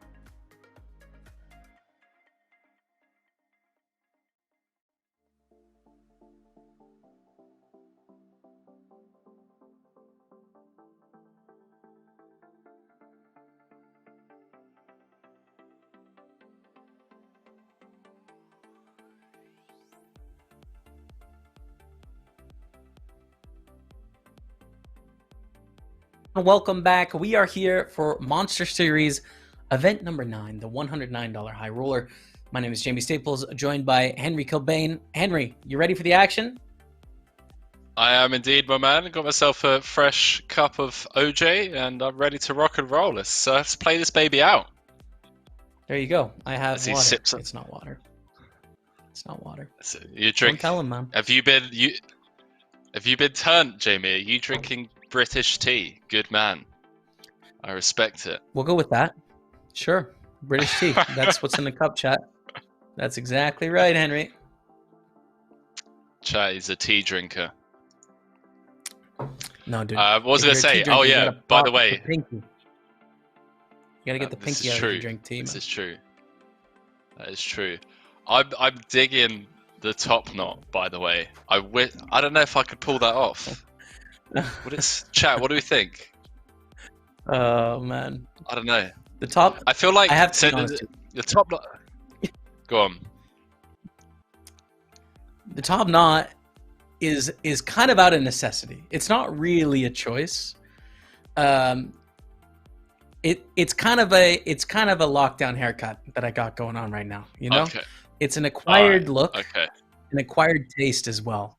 There's a little bun and a lot of meat, dude. I don't know if the ratios are right on this burger, but we're rolling with it for now. What are your thoughts on the top knot? I dig it, but I do think it's mandatory. You have to have a beard. My younger brother tried pulling off a top knot when he didn't have a beard at one point. I was like, no. But if you got the beard, I dig it, man. I do dig it. Okay. I appreciate that. Thank you. I mean, usually Twitch gets very triggered because any sort of semblance of any femininity, and they just freak out that that you're wearing, I don't know, like the little thing that holds it. What's that called? The thing that you got right here to hold the hair together? If you have one of those, you're already a loser by Twitch chat standards. I don't agree GG's the Black Beetle, by the way. It's gonna need one of the 2 remaining aces or some hearts. This is what you just love. You're in Rhiner's shoes. A bauble. Yeah, it is called a bauble. That's it.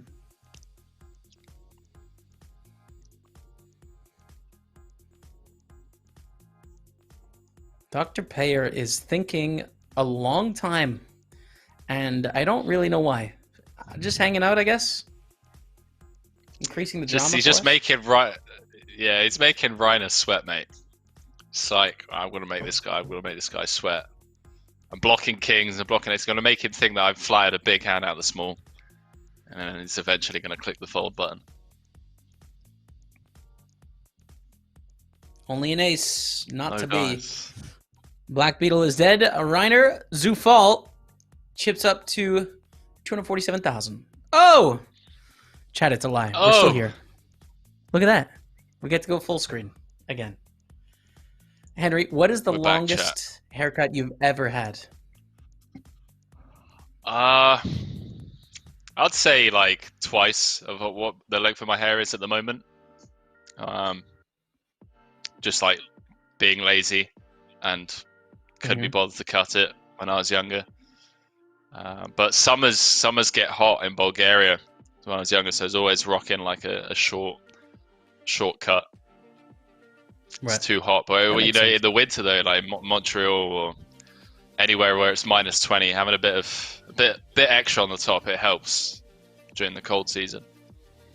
True.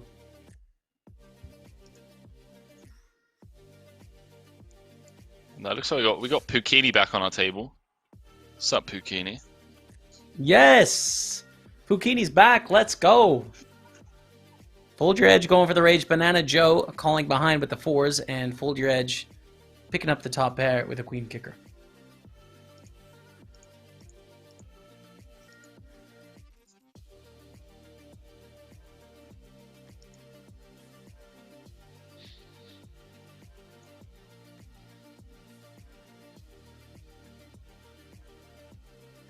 Easy days.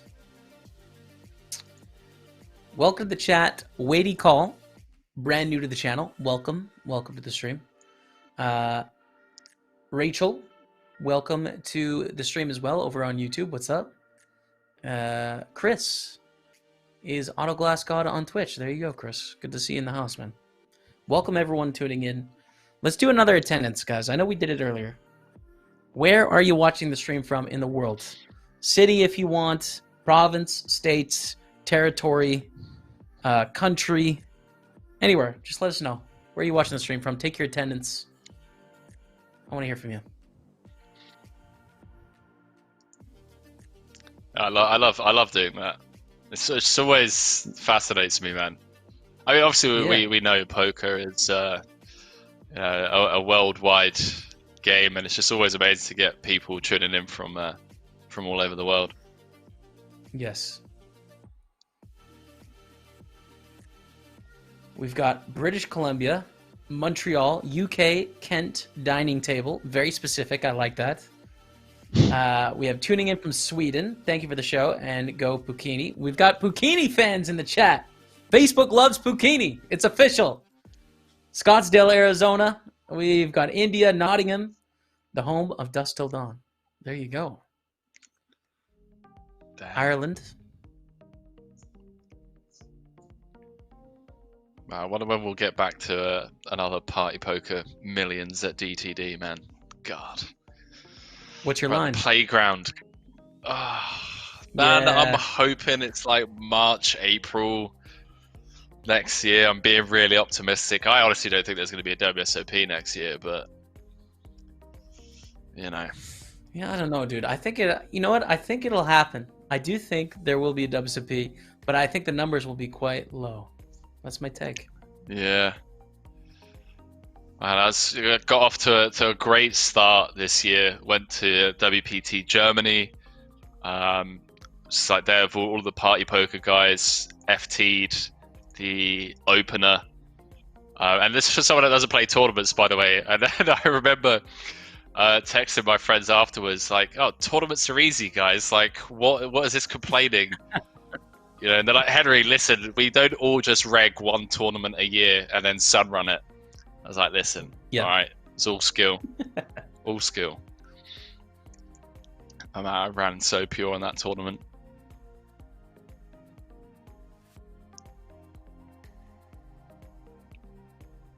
I was about to ask you what you're doing with the King 4 suited here from Foldy Edge. I hope so, man. I hope so. It was a limp from our glorious fan favorite Pukini, right? They limped and a check. It was indeed. Yep. Yeah, I think with the King 4 suited, it's playable enough to check back. I think I would start the raise out of the big blind more like the Queen X suited, Jack X suited, you know, the small suited hands as well, like those sort of hands. I would choose over King 4, just check back, see a flop, and then bet the flop. Am I right, Henry? Yeah, probably. I agree, man.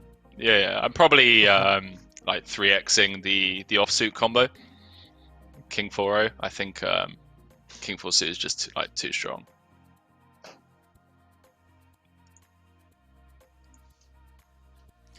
Prince of Wales top player too. I agree. I do play with Prince of Wales, and they have several of my buy-ins in their pocket.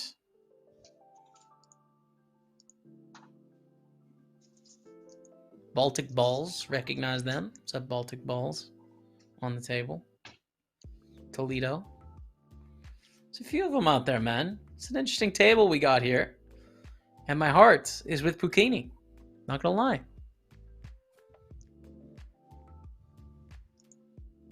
Pukini's got a lot of fans in the chat as well. Mm-hmm.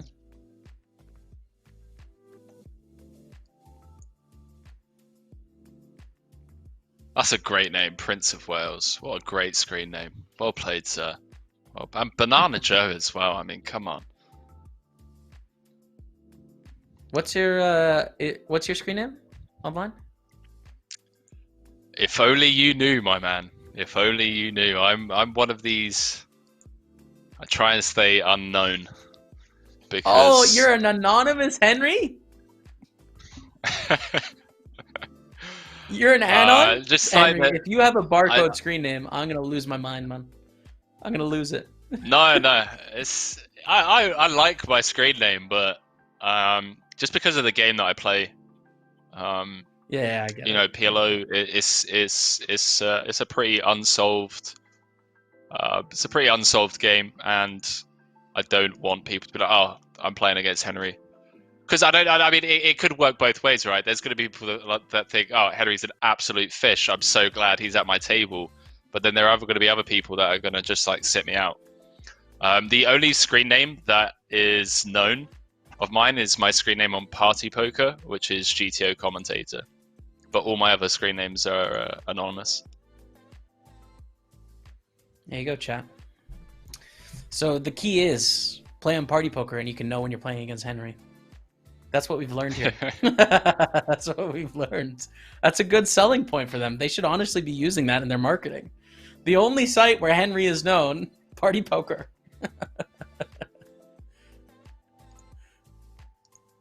Come get it, chat.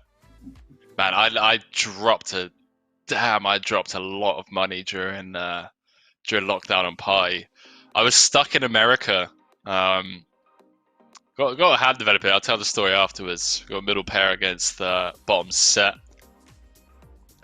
I really hope Banana Joe doesn't check raise here, just because of how dry the board is.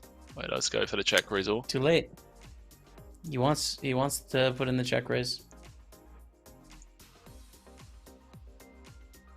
Up again, gotta have to pill at least one, and we got middle pair. Opponent's gonna have 8-6, 6-5, 6-3, 5-3. Oh, whoa. Wow. Okay. Bet 3-bet.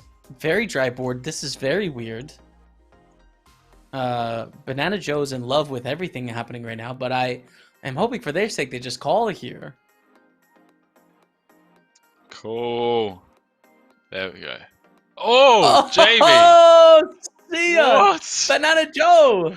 What a printer! What a turn card. Up We have to again be now. honest It's here. just It like serves up again right. Serves them right. The bet 3-bet on the flop. They've inflated a pot. Oh, they check! What's going on? They make the trips on the turn. They check it back. It's really interesting. 5-6 gets there now. Okay. I love it. Banana Joe has just played this so well. It's going to get the full double.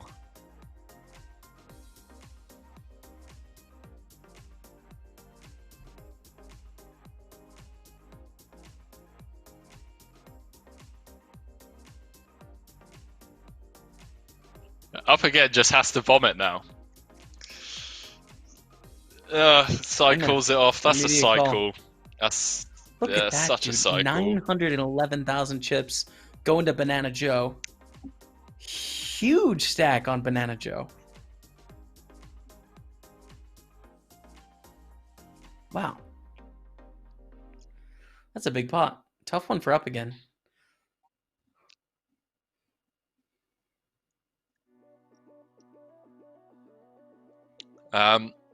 Yeah, what was I telling this story?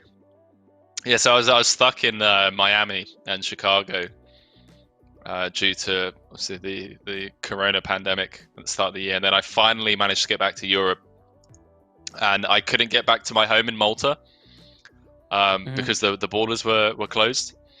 So I called up my mum. I was like, "Mom, like, gonna come and crash with you and Dad for a couple of weeks, thinking that borders would be open and whatnot." Within a couple of weeks, ended up being stuck at my parents' place for like 2 months, and I was just grinding away, playing 500 PLO, 1k PLO on party, and just dusted like 45k in the space for like a month and a half, 2 months. It's like, you know what, like not loving life right now. Yeah, that's painful. Sick run out, by the way. Yes, it is. Prince of Wales going for a very small raise against Toledo here. And I don't know, Toledo, 5-1, but like, does anyone bluff like this, man? That's the question. Yeah, it's You're only such gonna an beat underbluff bluffs. spot. It's interesting though, because you'd think that 10x would barrel turn. Nice laydown.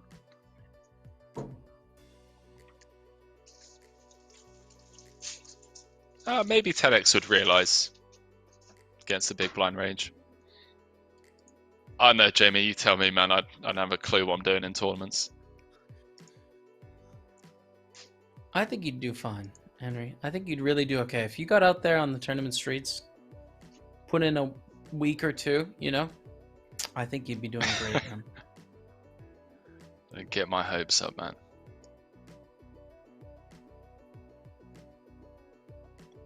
A week or two, he says, chat. Yeah. I mean, poker skills are somewhat transferable, I think. Right? Like, if you're really good at PLO, but you have poker concepts in play, like, you'll be able to get sharp at shoving and reshoving ranges. You know, it's not rocket science if you play 5-10 PLO. Right? Yeah, I guess so. It's just like when you listen, man. I get sub 30 big blinds, and the only thing that I think I should do is I'm all in or I'm folding. There's no in between. You're not screwing up too bad.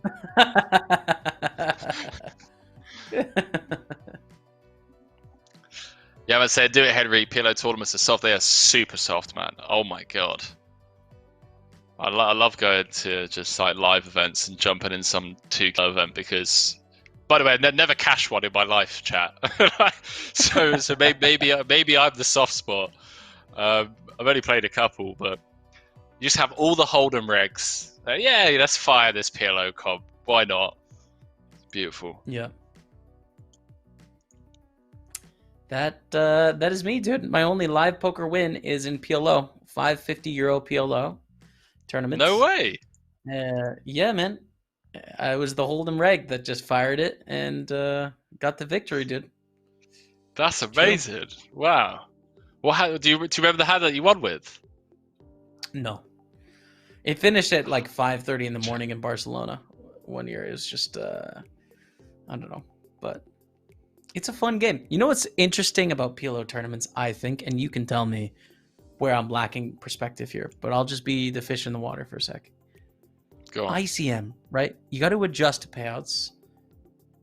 Hands are 55-45.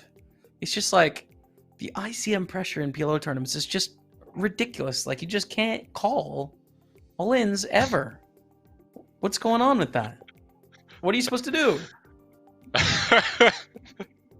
Chat. What's he supposed to do? Edk saying he beat Adam Owen heads up as well. You beat Adam Owen heads up in PLO. What? Let's go. Oh man, I'm gonna hold that one on him. I'm like, Owen, I thought you were pretty good at PLO, mate. Oh, that's brilliant. Oh, Yiddy. We got a little cutoff versus button action. Hello. I'm assuming this is probably... Mind you, it's a really small raise. That's a full... Let's let it go. Toledo solid, man. Still a long old way to go, though. I mean, 221 players left. Grab a coffee, chat. Grab a coffee. Grab your drink of choice. Sit her down. Relax. We are playing to a winner tonight. When's that going to be? I don't know. I'm not sure, Henry, to be honest. We might be sleeping here, man, but I'm having a good time. I'm enjoying just chatting with you, mate.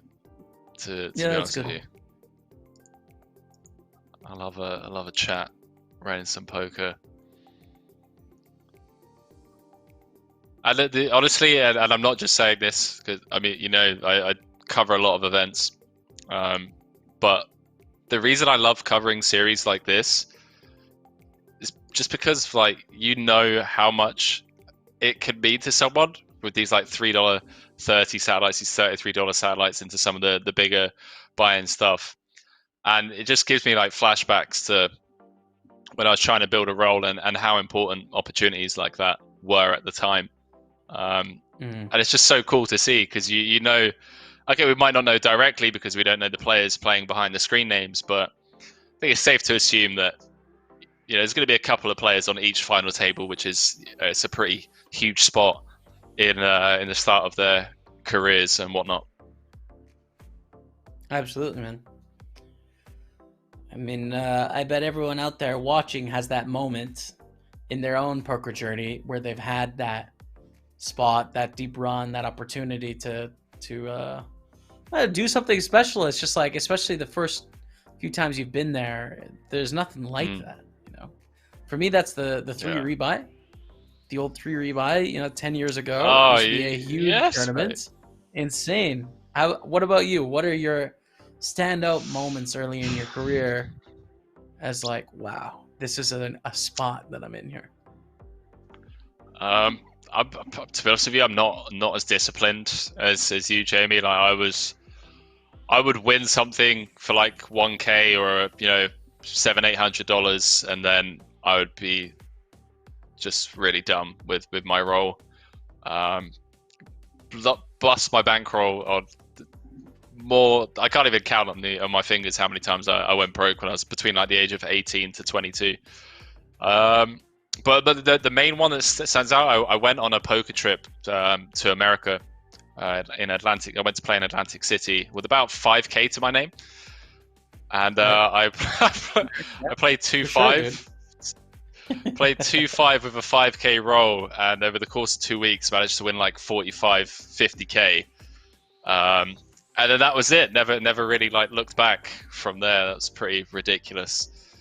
Because the amount of times that you're meant to go broke in that spot with 10 buy-ins at a cash game, with the hotel bills, flights to be paid as well, and other expenses, I was very fortunate to just run golden for 2 weeks. Yeah, man. It's funny. Another streamer that we have here on Twitch, Kevin Martin, and we had a moment like that where we took a road trip. We're playing 1-2 cash game, right? And it's about 4:30 in the morning, and we're at the same table, and we're both up like probably 3 or 4 buy-ins or whatever. We got big mountains of chips, and just like, man, I haven't been to the coast in such a long time. We're in Calgary, Alberta. Okay. I've been to the coast in such a long time. He's like, me either, dude. And I look at him and, you want to go? And it's just one of those crazy moments where it's just like, you're being serious. And he looks over like stone face, like, yeah. And that's it. We left, dude. We started driving in an hour and a half. It's about a 15-hour drive. And we both had probably to our name like $12,000 or something. We went to go play this live series with like $500 buy-in tournaments. I don't know, dude. There's just something so fun about that. The early poker, just figuring things out, Yeah, man.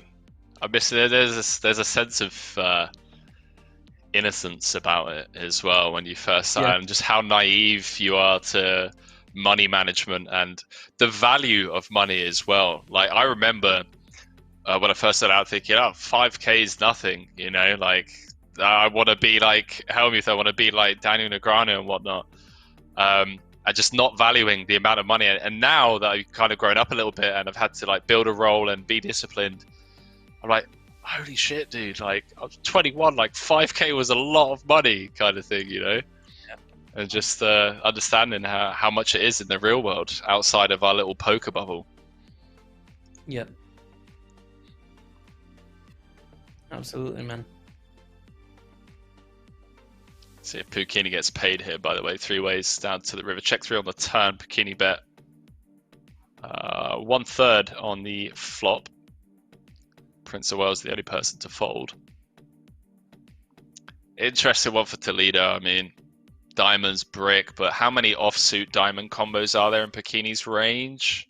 Most of them are ace-X, like ace-10, ace-10-0, ace-Jack-O maybe, which we lose to anyway. Not going to have ace-5, ace-8, ace-7. It does make the call, though.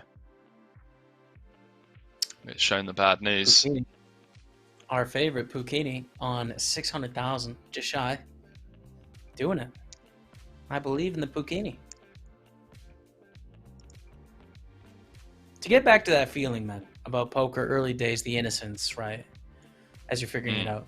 I think something that's lost on non-poker players of why Rounders is so great is because it portrays that feeling. Somehow, it does it in a way where you get the sense that, you know, Mike McDermott is in that moment in his life where he is an outsider and he's naive to the world that he's in, but you're seeing him take the chances, and it transports you to that time in your poker journey to where you're figuring it out, and it's so exciting and special. Like that's what makes that movie to a poker player, I think, not the hand history against Johnny Chan. Like, who cares? It's that. I love it. I agree, man. I agree. Someone in the chat saying, Rob Young, if you tweet or reply his message, yes. Rob's challenging someone to a 1K heads up. Is he challenging us to a 1K heads up, chat? I'm confused. We accept. Is it true if you win a Monster Series, we challenge right. you? We have to win one first, Henry. Okay, right. I think I get it now. You have to win a Monster Series, says Ego Broke. Okay. See, this is why I'm terrible at multitasking, because now I'm trying to catch up on people that have liked our post on Twitter, and we're getting some responses on Twitter as well. I just get distracted way too easily. Feels like it's popping off. It is. It's blowing up. Chat, this has got to be the biggest live stream in the world right now. Election, no one cares. Doug versus Daniel, why would you bother? Party Poker, Monster Series event number 9, high roller, 109 buy-in, 10K for first. You're in the right spot. This is it. What's up, Twitch chat? What's up, YouTube? What's up, Facebook?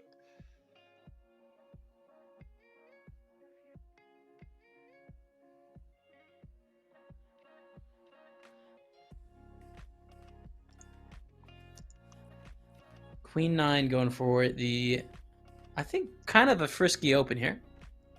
It's a little, you know, it's a little out there. Baltic balls in the big blind.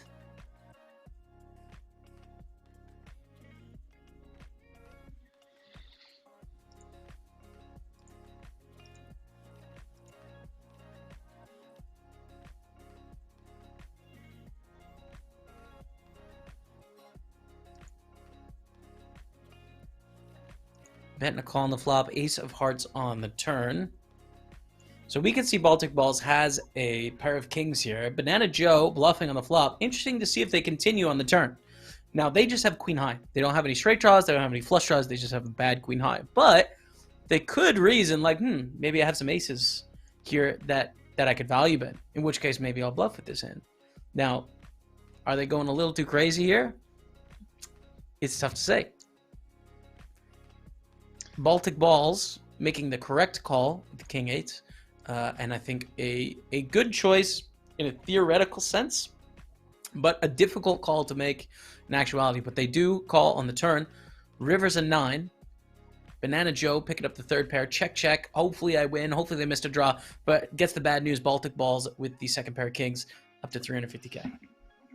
Yeah, some fake showdown value there. It's one of them ones where you kind of just have to knuckle the felt and see what Baltic Balls has been calling you down with. I don't hate the double barrel. Kind of sucks that we have a spade in our hand, blocking, you know, some of the potential hands that we'd want our opponent to have.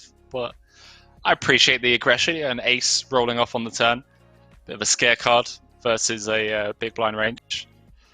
But I'm liking this aggression from Banana Joe, man. Let's see if he keeps up the same pace. Ace-4 suited raise, but I see a lot of big hands behind here. King-Jack on 15 blinds. All in.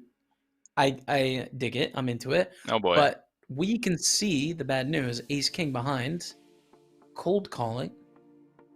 Basically an all-in here. I mean, it's weird, but they're going for the cold call. Baltic Balls having to throw the King-Queen suited. How painful is that, having to fold? See, chat? Stick to cash games, boys and girls, all right? Folding King-Queen suited. That's just disgraceful. What are you gonna call a 4-bet with king queen suited in a cash game, Henry? Is that what you're saying, dude? Raise 3-bet, 4-bet. You're just Yes, gonna I am. call the king queen Out of the small. Okay. Let me see a flop. Okay. All right. I would play This is Henry when we're in like. I wouldn't find him. I would play him based on that strategy. Holy Henry. Oh. I mean, we're 300 big blinds deep, right? You know. That's what I'm talking about. Okay. I'm in. We have lots of comments on the big poker match going on. Henry, we're doing a poker show. We should talk about it for a second. Did you get a chance to watch Doug vs. Daniel? What did you think about the banter? What did you think about the play? I think it was some of the most entertaining poker content I've seen. I've seen a lot of poker content. That was highly entertaining. It kind of weirded me out how courteous, I guess the word is I'm looking for, polite they were acting towards each other, but I respect it. And yeah, like, you know, now there's odds on poker shares. You know, is Daniel Negreanu going to be Doug Polk's best man at his wedding? I don't know, Chad. I don't know if you were betting guys or gals out there, but they're offering 40 to 1, and I think that's a good price. I think that's a good line. This is an extremely out of line flat from the small, by the way. Like, is this so? It's got open. There's not enough money in there for it to have been 3-bet. MV just getting OOL Thursday evening. But yeah, I've really enjoyed it. Did you get to check it out? I saw some of the hands. I didn't watch the whole thing, but I watched a little bit of it. I share the sentiment. I think it was very weird to see them just like chit-chatting. You know what it was, dude? It was golf course small talk. That was like, you round the turn like, oh yeah, how's the round going, Daniel? Oh, good, you know, +4, pesky double on 6. It's just like, man, this is weird. Like, Doug, you're attacking this guy literally on a weekly basis, calling him out. Daniel is literally trash talking back, and these guys are small talking as if they've been, you know, like acquaintances at their local country club for a decade. It's like, what are we doing out here? This is a grudge match. I couldn't believe it, dude. But I think really interesting, and I'm excited to see how it plays out. I respect it, but yeah, it was it did feel a bit fake in certain spots. I don't know what I was expecting. I mean, maybe there was a part of me expected them to like be attacking each other non-stop whilst they were playing, but then again, it was broadcast to hundreds of thousands of people, and there were cameras everywhere, so I'm not surprised to see them, you know, be well mannered.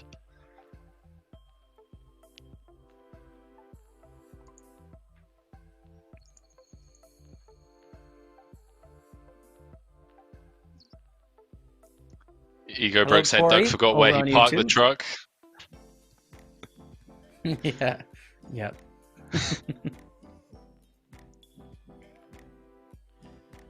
I do say, man, I think Daniel getting off to a lead, an even bigger lead than the one he has, would be really great, dude, because it puts pressure on the match. The thing about the match is Daniel has nothing to lose except money. Okay, and he could lose a lot of money, but money is all. Doug has money, but also reputation. And so the stakes are higher if Daniel can get off to a lead, and I want to see it. I want to see the higher stakes. I want him to push it up, so Doug's got to perform. Yeah, so obviously been covering the Galfond Challenge now for almost a year. 25k hands in heads-up PLO is nothing. You know, my grandma could beat me over 25k hands of heads-up PLO. You know, you could plug a standard deviation of, you know, like 200 in a variance calculator, my grandma would still win, you know, like 5% of the time. Holdem though, two-tabling Holdem, I'd say Daniel's like a 10-1 dog. I would give him like about 10% chance that he comes out on top of this. So like you mentioned with Doug's reputation, if he does lose, man, GG's. It's a painful one. Yeah. GG street cred. I mean, both these guys are wealthy guys. I'm not sweating for their bankroll, but I am sweating reputations. That is high stakes to me. I like it. Yeah. NA77 said, I know, but he lost 100k and his odds went from 1.18 to 1.15. Yeah, Timex knows what he's doing, my man. He wasn't just trying to figure out the odds. He was looking at Daniel Negreanu's play style and probably cringing a little bit. Like, oh god, better lower those odds that I got for Doug.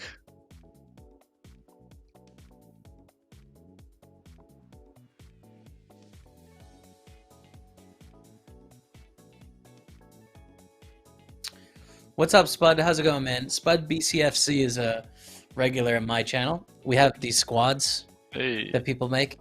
They're like kind of like groups that people form. He's part of the Donk Squad. So Spud, member of the Donk Squad, is in the house. Welcome, dude.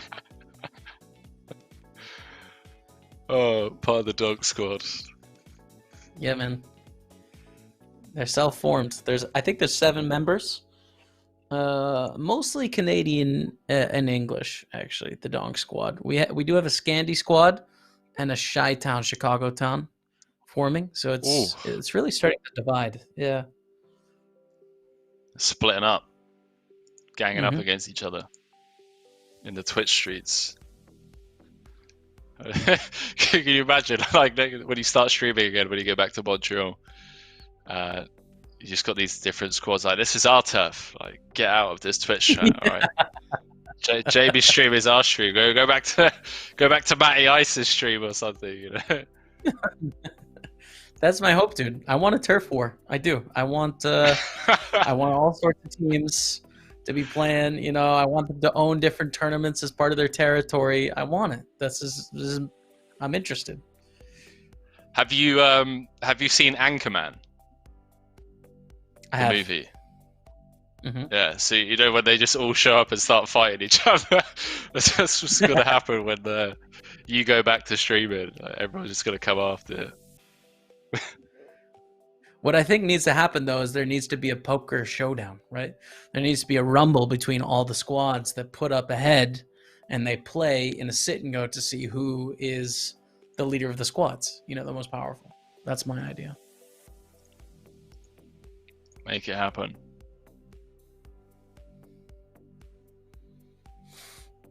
Picking up the action here, both players have not a lot, but the Baltic Ball is going to go for the double barrel. Now up again, bottom pair and an open ender. A little something.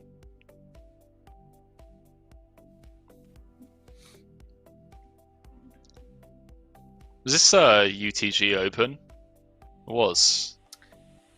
Yeah. I'm learning, chat. I'm learning.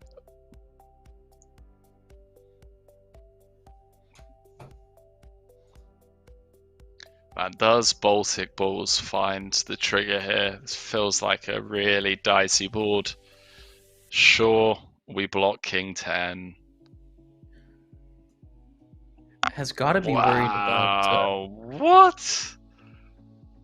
What the lead jam? What? It's pretty gangster, actually. How many jacks does Balls barrel? It's good. I like it. I think we barrel all of our jacks, right? Like, we shouldn't be too concerned about any queen eggs. I don't know, man. It is a quite connected board, though. You open under the gun, call in the big blind. Big blind has all of their 2-pair combos, all of the jack combos, and all of the straight combos compared to our under the gun open. I think it's a check back. I think. Jamie, I'm learning, man. I'm here. You've paved the road for me to learn from. I mean, I'm not here for just poker don't tell. lessons. I'm just making a case. Just don't try making me fold 7-8 suited when I've got 25 bigs, alright? Because it's not happening, chat. It ain't happening.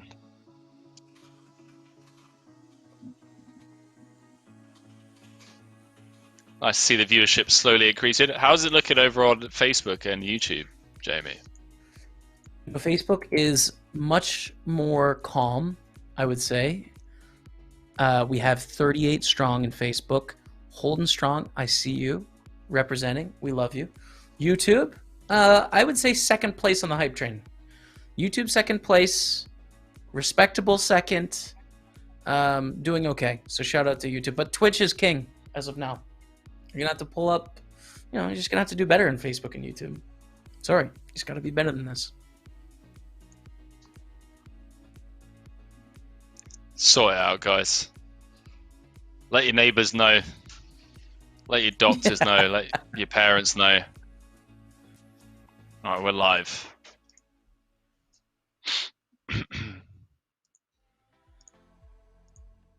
4-4-4 flop. I like these. I like the deuce, deuce, deuce, 3-3-3, 4-4-4s. They're fun because they're just weird, They throw you out. They're like, wait a second. How good is king queen now? Is this pretty good now? Is this a value bet? I like it. Banana Joe's just. I'm rooting for him. I know I meant to remain impartial, chat. In the commentary booth, not meant to root for anyone, which was tough actually during the WPTs, Jamie, because I had a lot of friends making deep runs, and it's just like, oh. There's a couple of. So I remember Manig Lauser was in a hand against my mate Brandon Shields. Manig was also involved in a hand against Jack Sinclair or something. I was just like, I don't know who to root for here. They're playing like these 10Ks and 25Ks. We've got two mates going at it, but yeah, it's just poker. Yeah.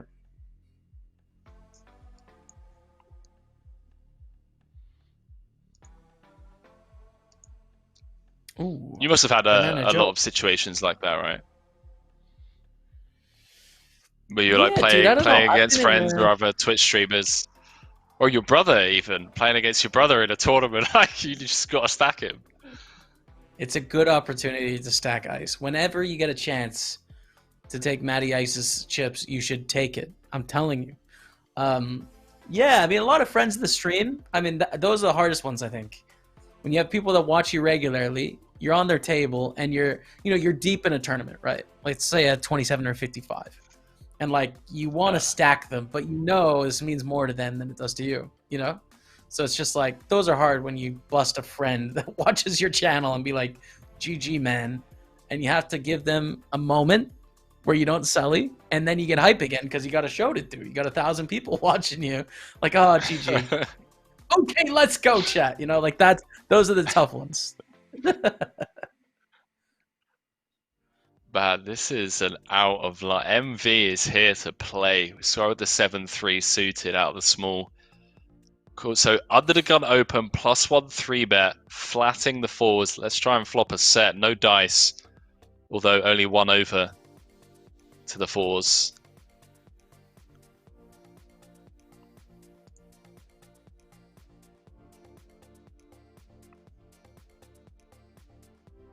So Banana Joe continuing small and wide. Does have the goods here.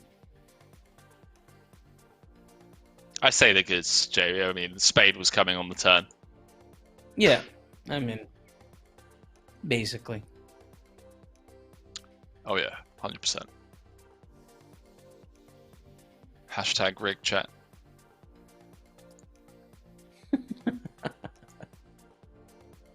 Chat, you can't even use hashtag Team Pro at the moment because Jamie's not a Team Pro. He's retired for another,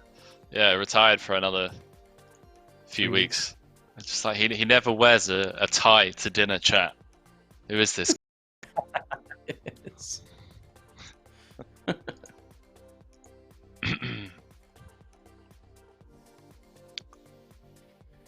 200 people still in the mix. Blinds seem to be. Yeah, I think it's Maybe a I'm just lie. not paying We have less attention than to it. 200. We have a lot less than 200. I think they're getting the number. I can see the lobby, but I don't want to spoil where we're at. But the point is, less than this. A lot less, chat. Less is more. We can go with that. No, that sounds good. Put it on a postcard. Doesn't work in this case. Do it, man. Someone put it up in their kitchen. Less is more. So you mentioned earlier on, you've got a fiance. She used to live in the north of the UK. You said Harrogate. Harrogate. Okay. Mm-hmm. And do you have a date, by the way, man? Like, when's this wedding going down, or is it just no? It's man, it's complicated. You were asking me questions that are just going to raise my blood pressure. You're stressing me out, dude. I don't know when the wedding is, man. Dude, I just thought, wedding sounds like a fun time. I apologize, man. Chat, stop making me ask these types of questions. I was just excited. A family in the UK, a family in Canada, a pandemic, old people in flights. Yeah. What are we gonna do? I don't know what we're gonna do, man. I don't know. Who knows? Maybe in a year, maybe in 3. Maybe we just go down to the courthouse. And, I don't know. We haven't decided yet, Henry. How about you? Are you an eligible bachelor? No, you're playing the field. What's the deal? I'm seeing someone. Okay. Yeah. I mean, it's always tough, be traveling, like the live circuit. And I feel like this is the first time I've had like a permanent base in forever. So kind of it just happened naturally, Mm-hmm. And we'll see what happens. But listen, if I plan on tying the knot, I'll let you know. So I'm gonna need some people there. Bring in the top knot swag. Can I do the live stream? And the wedding, Tim please? Hortons.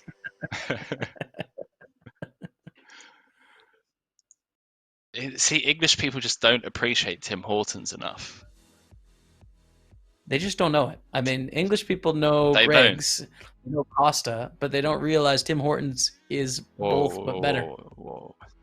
Whoa, Jamie, listen, I thought we were friends, man. Be careful what you say about Greg's. All right, because that place is a national treasure. Dude, Greg's is amazing. I mean, I literally had a soccer roll and a coffee this morning. Literally this morning. Okay, cool. Fair enough. There we go. Greg. We're back to being friends. Tim Hortons is the Greg's of Canada, but we don't do all these pasty things, all these like bread with mush in the middle. I don't know if I'm down with that here. We do donuts and sandwiches. That's more our style. Fair. I respect it. Try to catch up with the chat. I'm terrible at multitasking. Just stop talking. No, don't do that. Don't tell them that, Henry. We need. So the next hand, I can't tell you what my thought process was because I didn't have a clue myself. I was just clicking buttons.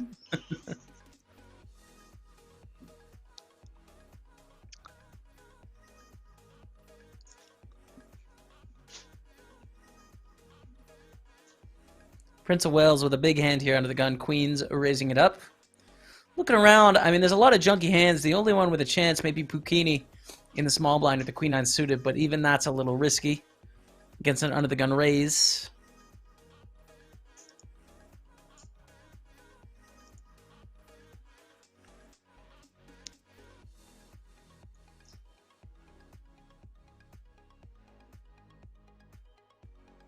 Second. Ego broke saying he's getting the buttery pastries in at least once a day. And I wish they had Greg's in Bulgaria. Holy, that'd be their best customer. I'd be down there on a daily. What's your go-to? You're back in the UK right now. What are you ordering from Greg's? Got a crisp tenner. Boom. What are you gonna get? I got some pound sterling in my pocket. Wow. Yeah, 10 quid, mate. Man, they have the I'm gonna miss the seasonal the Christmas ones, man. God, they got some great Christmas ones. I know. I probably just go for the like this, just like a steak pastry or something. Man. I'm pretty steak and bake. A little bacon and cheese wrap. £1.65. Okay. Absolute rip off, and you know it, but it's greasy. It's got bacon and cheese in it. You can't go wrong.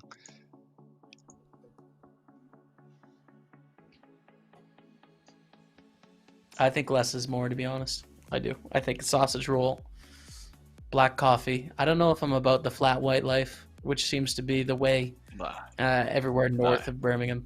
So I don't know. Black coffee, sausage roll. I'm a happy man. Breakfast. What even is a flat white? I mean, grow up. Like you chat. Just stop it. I'm sorry if I've offended anyone out there, but who came up with a flat white in the first place, and who decided that's my go-to drink? Ridiculous. I'm liking it, Henry. I feel like I'm converting you to the blame chat on everything going on right now. I'm loving it. I mean, you blamed flat whites on Twitch chat. You did. You blamed them, and I like it. That's good. Oh well, no. Chat. I'm not Jamie. I'm not blaming chat. I'm just saying, whoever like wakes up in the morning and they're like, oh, I can't wait to get that flat white down me. You need help. I'm just saying. Just so many better opportunities out there. I've got good news and bad news. Have a little. Go on, man. You are kind of spoiling it. The bad news is we're going on break in a minute. Oh, I was going to say it might be Rip Kipchuk. 6 minutes from now, dude, we're going to be right back here, and we're going to play down to a winner in this Monster Series event number 9, $109 buy-in, 10 bands up top, over $10,000. I mean, you can't miss that. You can't. You can't miss it. Can't do it. Nope. 10 bags, boys and girls.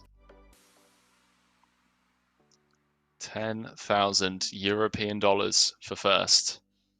And more importantly, what? I thought this was. I thought these were freedom dollars, man. Aren't these American dollars? European these dollars. These are the European dollars. Are they? No, Chad, he's lying. These aren't European dollars. These are American dollars. And Monster Series title as well up for grabs. Ace 10 going for the jam. 190,000 with the big blind of 12K. That's a tough conversion, dude. That's like 16 point something. It's not 17, is it? I'll let you do the math. I don't know. If you want me to do it, it's 16 points. Okay. We'll go with that. What is it, chat? I think it's 15.8. It's 15.75. If we're going to be really nitpicky. Just click the stack. All you got to do is click the stack, and it converts it to big blinds. Everyone playing on Party Poker. That's all you got to do. We no longer have to do this math because they were like, oh, people think about big blinds. Maybe we can do this. Instead of having to figure out how 190 goes into 12. It's 2020. We have the ability to divide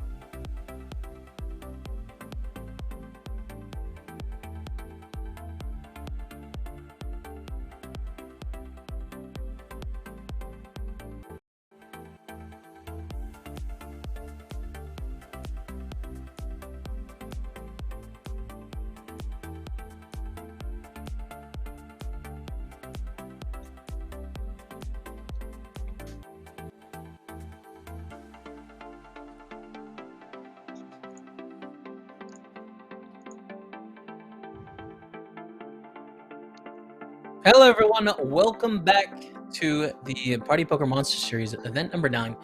We are sweating the $109 buy-in here with cards up action on a delay.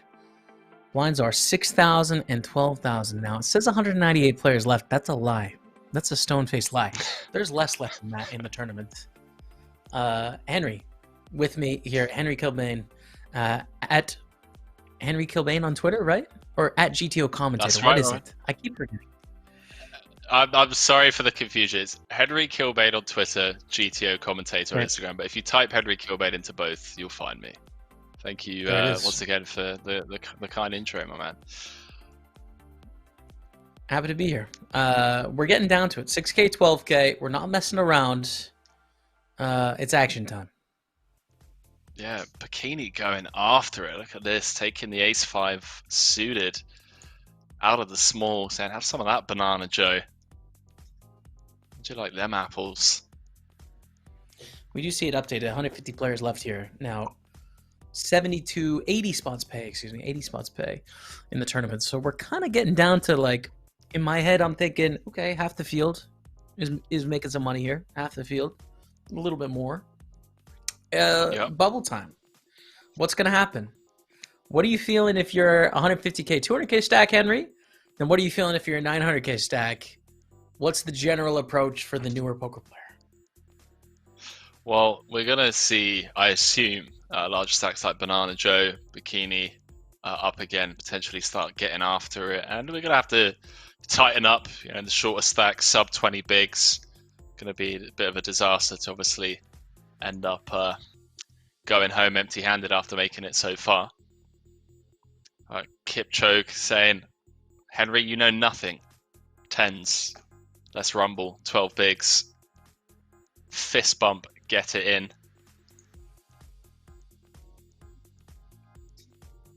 Jamie, I love your setup, by the way, man. Like, I'm going to have to DM to get us all the equipment you've got. Cheers, man. Thank you. Yeah, it's honestly, that's just an IKEA shelf. A couple lights, a couple books. That's all you need, really, man. I don't know. Just stick a camera out there and start talking, and maybe that's, I don't know, that's kind of it. Secret.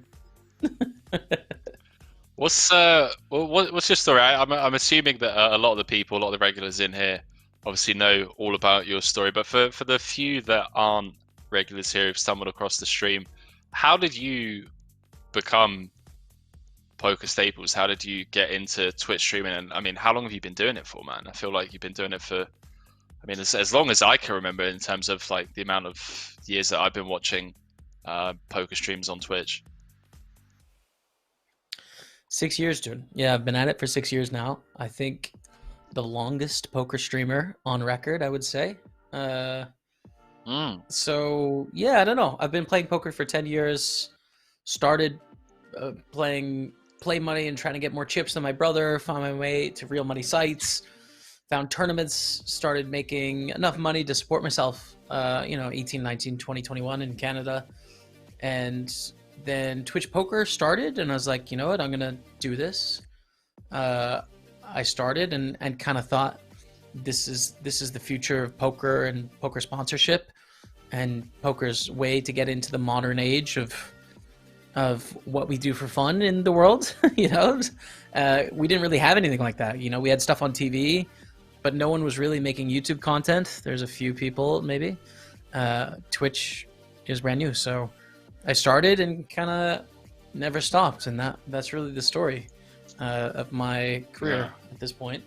Didn't know I was going to be a broadcaster or a poker pro, 11 years ago, but here we are. So, man, 10 years later, hey? Yep. 10 years later. Quick decade.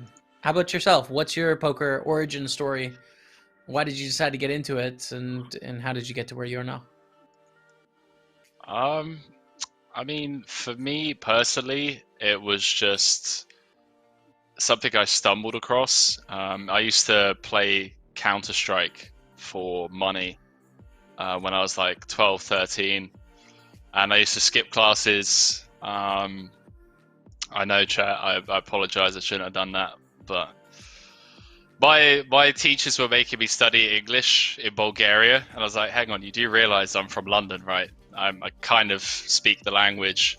So I used to skip classes, and I used to go to the internet cafe and play Counter Strike. And yeah, just some of the older kids one day said, "Henry, stop playing Counter Strike. Come and play poker with us."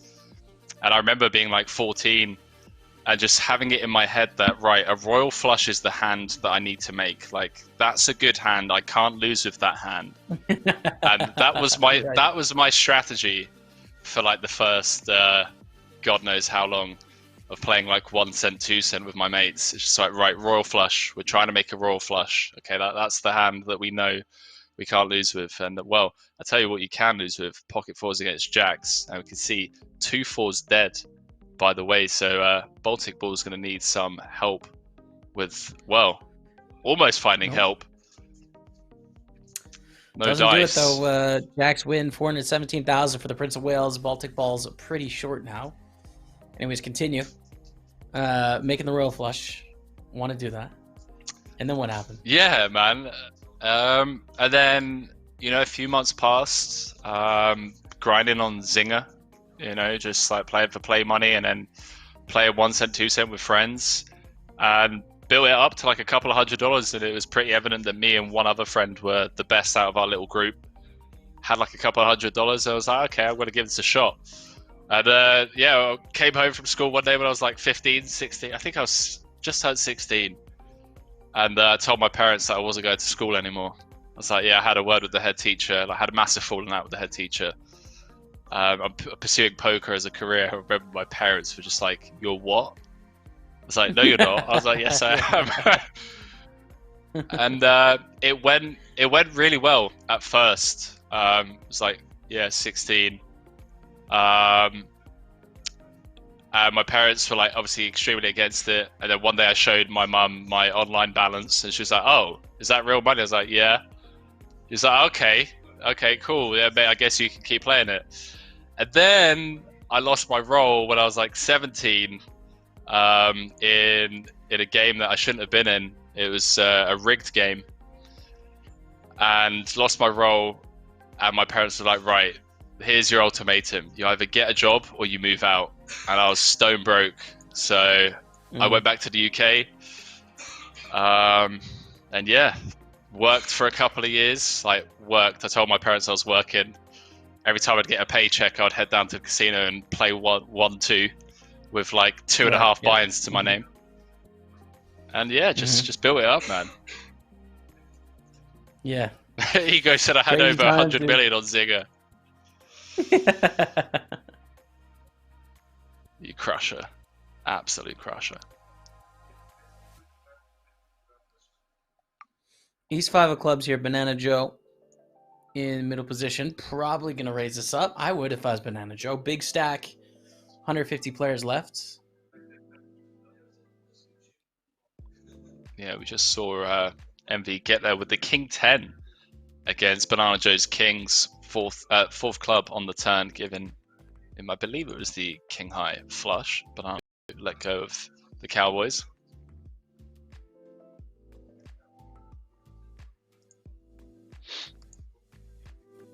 Bukini. Yeah, I'm gonna say great stream. Got shot. Let's keep them coming, but only with Henry and Jamie. Jamie, we've built a bit of a bromance for the chat. This is it. Your man is a big fan. Your man, that's his name, by the way. Your man. Your man 969 is a fan. Versus the larger sizing bikini, unfortunately, can't see a turn. I think if Banana Joe had bet like 1/3, bikini would probably be floating, peeling at least one off.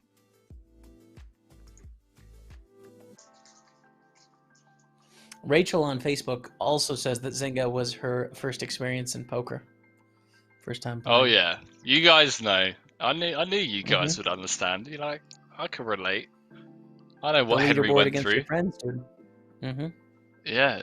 Do I purchase coins for £9.99? Do I not? You know, it was a big ask back in the day. Now, Man, Baltic I balls, miss the innocence of big it. time at risk here. Yeah, Baltic balls at risk. gonna need Queen some 10 against ace queen. This is dangerous, and Baltic ball is going to need a 10 or some sort of straight something to stay alive here. case 10 needed. Gonna see people using their time banks more, chat, as we can see fold your edge, closing in on that money. Gonna be max time banking, I believe. Most of the sub 20 big stacks will be, at least. And no dice, Jamie. Lose Baltic balls See ya. on the bubble. It's I mean, bubble is a little strong. 80 paid. I don't think we can call it the bubble yet, but it's pre-bubble. It hurts a little.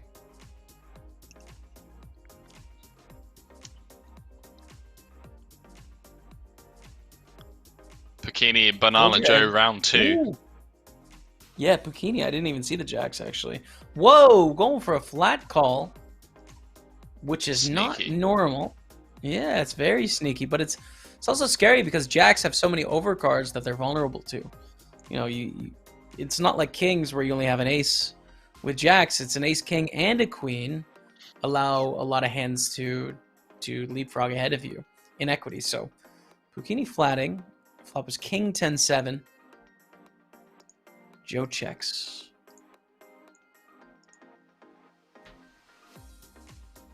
Oh, I didn't even see the Prince of Wales actually in the pot with the straight draw. 8-9 is going to continue for 34,000. Yeah, Puccini does not want to see a jack. Which, probably not what's going through your mind when you've got pocket jacks. Now they wouldn't mind it though. Now it'd be okay. A little river jack would bring some action up. Check on the turn. River 9 of hearts, giving Prince of Wales the best hand. Puccini. I mean, I think you got to check here, right? Think, I got some showdown value. I can't value bet, or can they? I don't think so. Feels a bit too thin. Let's go for it though. Puccini going for the bluff here. It's got to be a bluff, and he takes it down. 738,000. Crazy times from Puccini. I mean, fan favorite Puccini. Climbing up the leaderboard. With the overbet. What a gangster. Man, we've had some pretty gangster plays today, JB. Am I behind the times in the overbet on flush boards? I don't know, dude. Am I behind the times? Maybe I'm wrong. I don't know, man. You're asking the wrong guy. What I can tell you, though, the ace king against queens, button versus big blind, is known as a modern day cooler. Queens hold it. Fold your edge. Doubling up to 300,000. Banana Joe. Can't win them all, Banana Joe. And we continue here. 131 players left. Blinds are 7,000, 14,000. And we are on 12-minute levels throughout the whole tournament.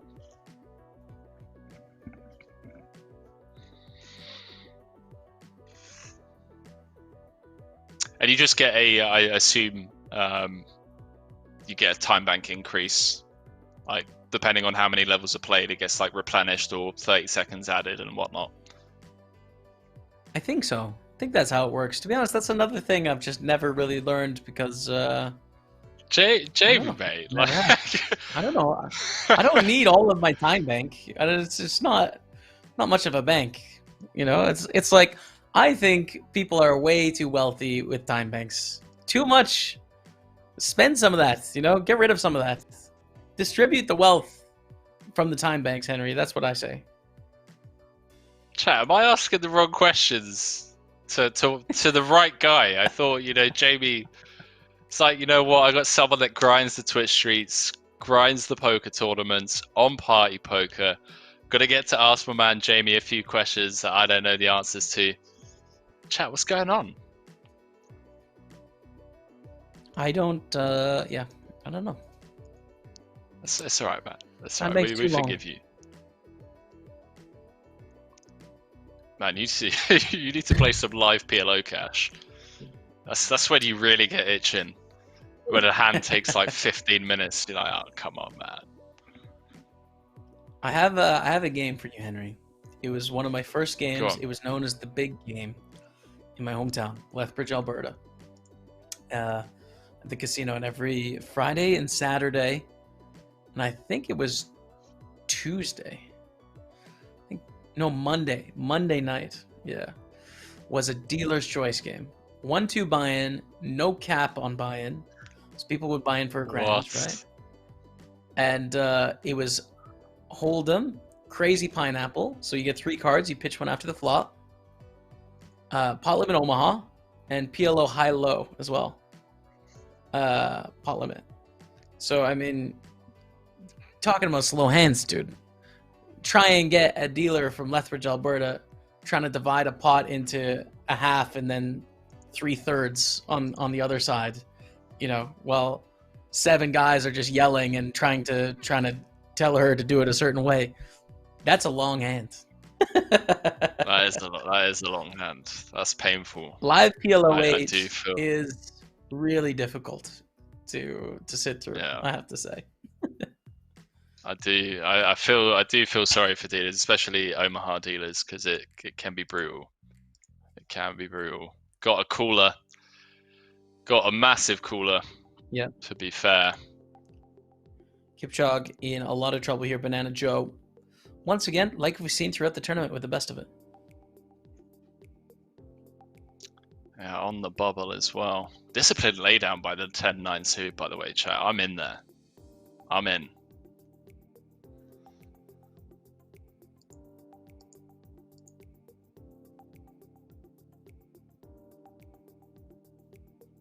Both queens live, by the way. Spades also working in Kipchog's favor.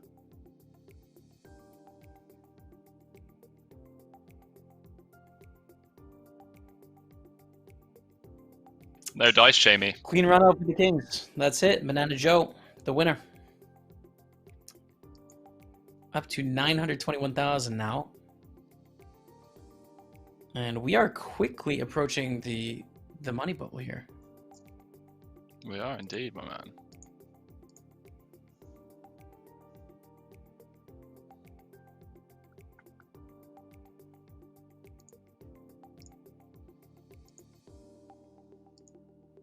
PGD Poker in the house. PGD Poker is actually another member of the Dong Squad, Henry, we were talking about before. You know, the factions that are breaking off of my chat. PGD is another member. So Dong Squad strong in the house today. Let's go, Donk Squad. Where do I sign up? If you need any PLO donks, I'm your man.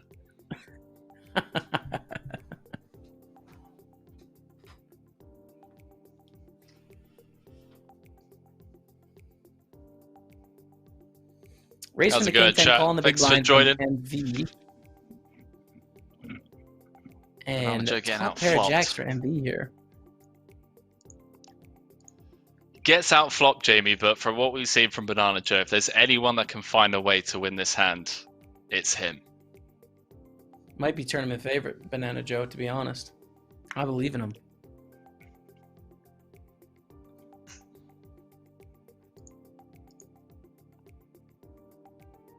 Oh, he's not going to win it this time.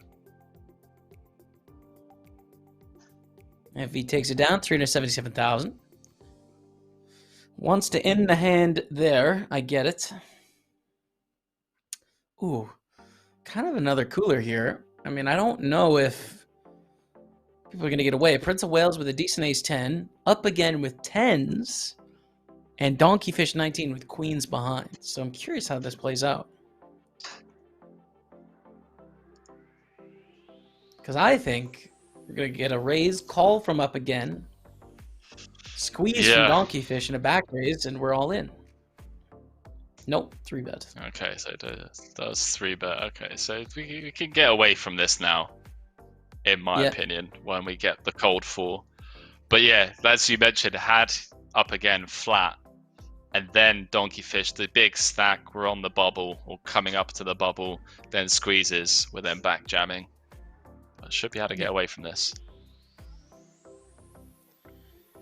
I wouldn't be too harsh on them if they didn't. I mean, it is the big stack, but it's a lot of chips as well. I mean, I do think it's a fold, but we'll see what they end up doing anyways.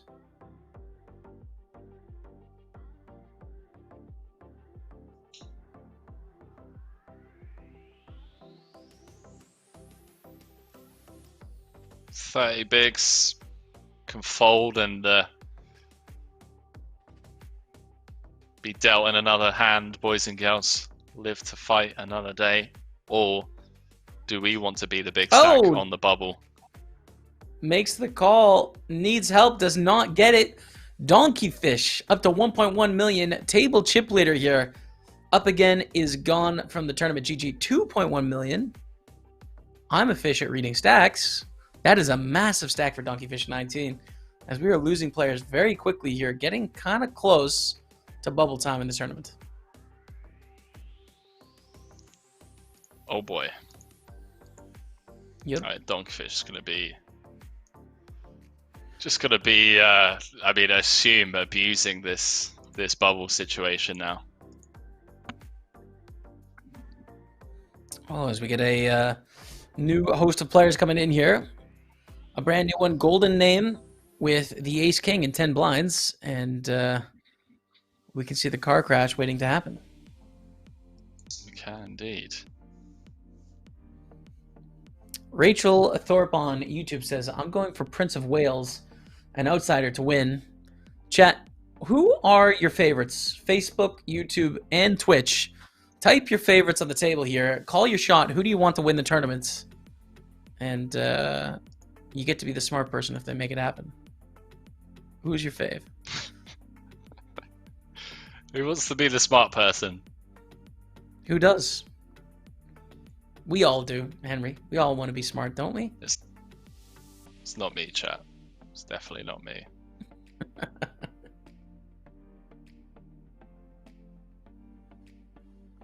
Folder Edge just gaining a little bit of edge by tanking a little bit.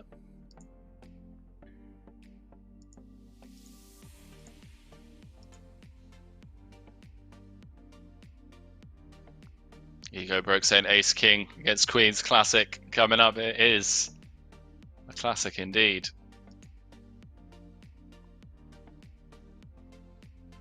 And Golden name survives, Jamie. There it is.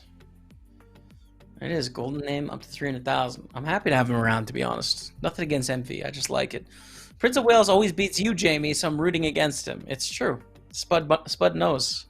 Prince of Wales has a lot of my money. Has a lot. It's their money now. So, and I don't mean like I'm bitter about it. It's just definitely not salty. Rachel Thorpe says it's like Grand National. Is there a prize? We should do betting on poker players in tournaments. Rachel, I'm with you. Pick your horse, chat. Pick your horse.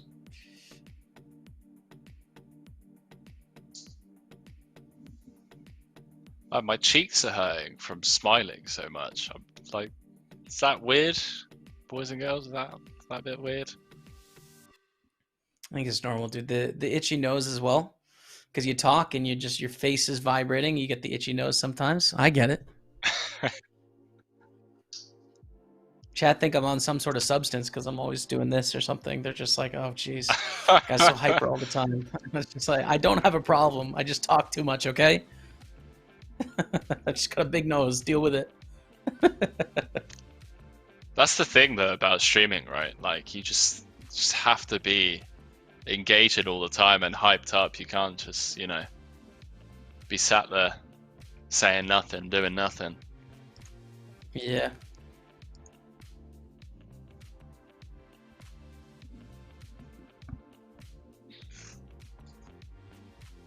Folder Edge taking the squeeze spot, by the way, on the bubble against a very aggressive opponent, Bikini. I like it.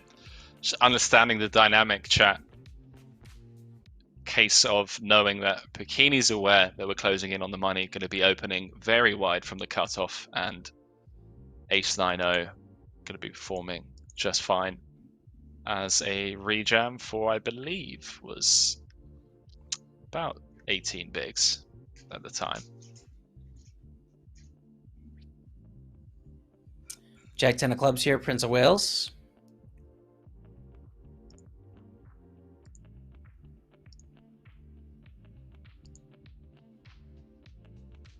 Goes for the raise, and we can see players behind both have a couple bananas.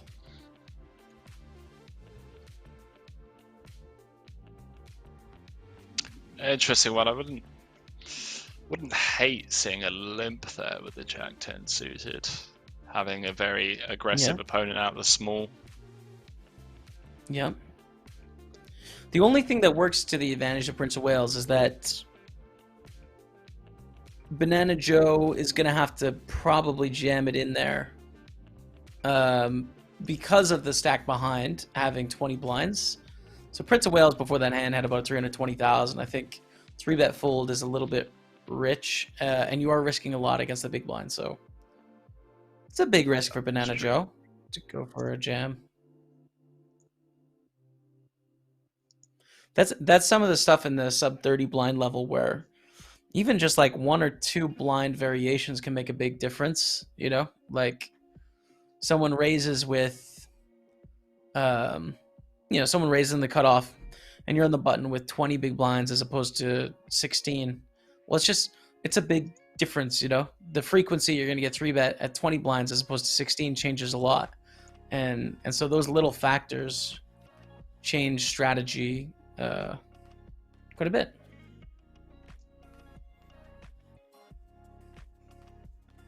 This is those little nuggets of information that I just don't have a clue about.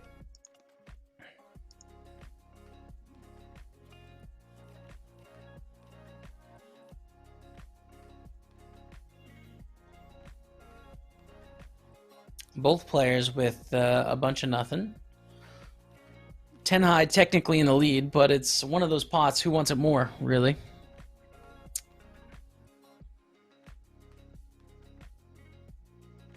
Banana Joe takes it down, cracks the 1 million mark. Confirmed? No. Behind the times, 860,000. I thought they hadn't added it yet to the stack.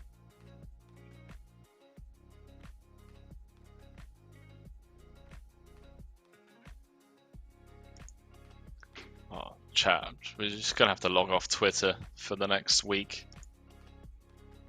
Yeah. Everyone wants to bet on everything. A lot happening. Are you a bit of a betting man, Jamie? You know, man, I'm honestly a bit of a nit because I need to find an edge. So I can't just fire on intuition. I don't have enough confidence in my intuition. You know what I mean? Same as me. It's just like, yeah, I'm the exact same. Yeah. Yeah. Very, It's just very like, ready. I'll cross. It's almost like if you fire on that intuition. Right. Yeah. The crossbook. Yeah. Yeah. That's fun.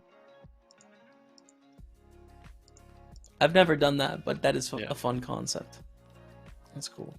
Yeah, I don't mind crossbooking, but there's just so many times that there's something that I'm like, I want to bet on it, but it's money, and I start looking at things in big blinds, and then I'm like, no, it'll just tilt me. Like the reward isn't.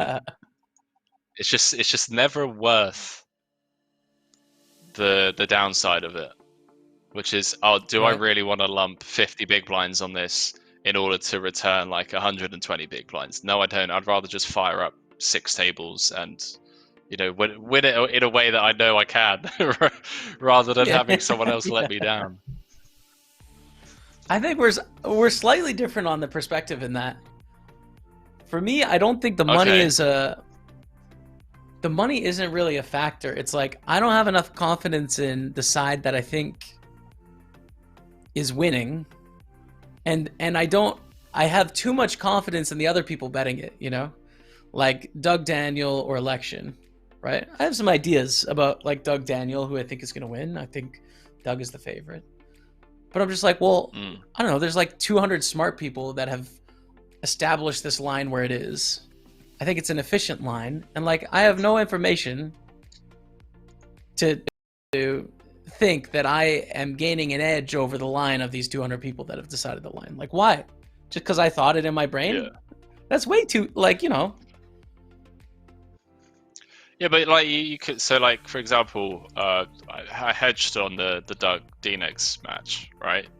So there are a lot of people that wanted 4-1, and it was just like easy when the odds then came up online to then negotiate private deals. So the odds came up, people like, okay, I want like 5.5-1 on Dnex, and it was like, okay, yeah, cool, booked. And then you just message someone else, and then just hedge it, and you just get to print money that way. Yeah. But obviously a lot of time and effort has to go into it. You have to have a lot of capital.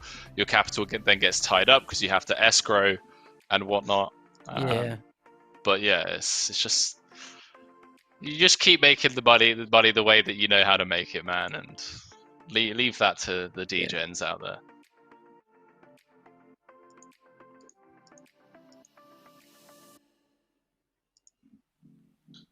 Prince of Wales keeps picking up monsters from like early position and just getting no customers. Just looks really active. That's always tilting. Like your image is ruined. And it's just like, now I need to keep it in line, but I've actually had monsters, you know? It's like I just wanted some action. It's where after the fifth you do it in a live game, you actually show the table. Like, hey guys, I'm not, you know, I've got it. Yes. I'm good. Uh-huh. Mm-hmm. Bikini flopping a flush draw. Now, normally on board textures like this, we're going to see a small C bet. And I don't think we're ever going to see a check raise, even though we don't have any showdown value. I don't think we're ever going to see a check raise due to the fact that this board just smashes Prince of Wales opening range. We're just going to try and realize as cheaply as possible.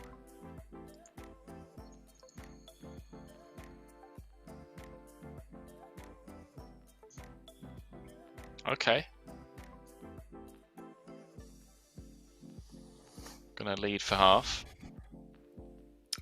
I mean, has Jack 8 and King Jack offsuit? Sure, but Prince of Wales has a lot of really strong hands here as well. So I think the lead is optimistic. But then again, you know, you're not going to win with 6 high either. Goes for the jam. Wow. Wow, man. I mean, I think you have to fold ace king. Like, who takes that line as a bluff? You just never see it. Shut I think the front I like door. Prince of Wales fold, to be honest. Fukini's a gangster full time. Craziness. Look at this.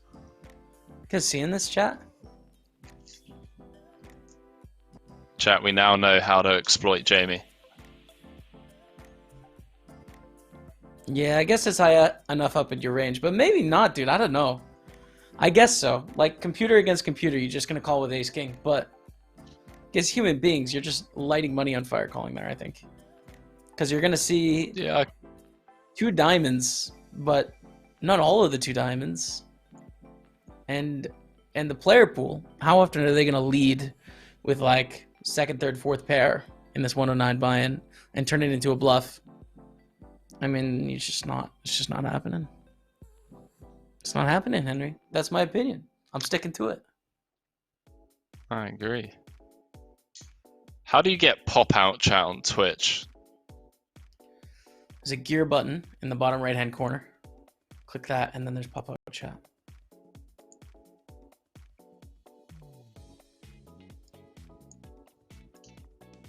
Oh, let's go.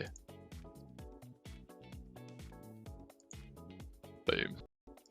So that way I can move that onto that screen. And I can pay attention to the table at the same time. I'm a genius, chat. I've solved pro streamer, hashtag pro streamer in the chat. I figured it out.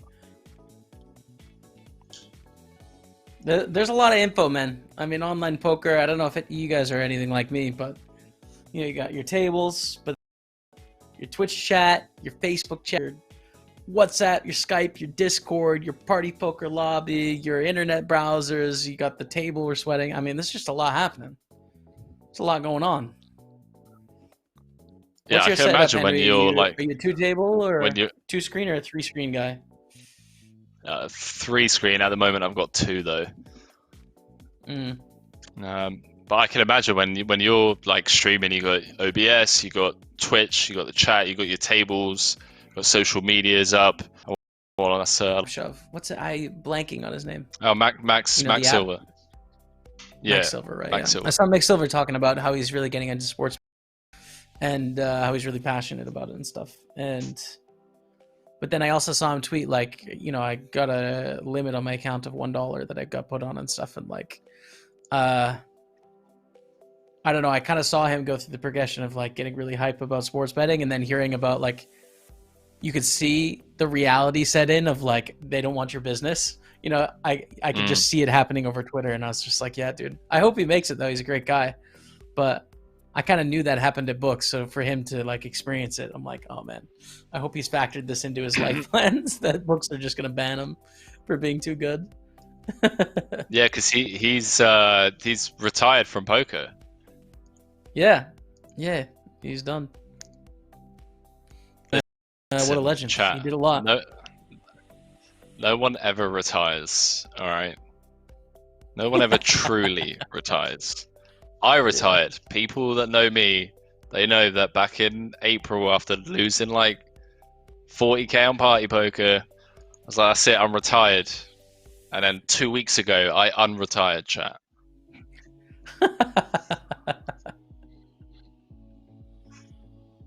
It's a true story, by the way. Vanessa Selbst has retired.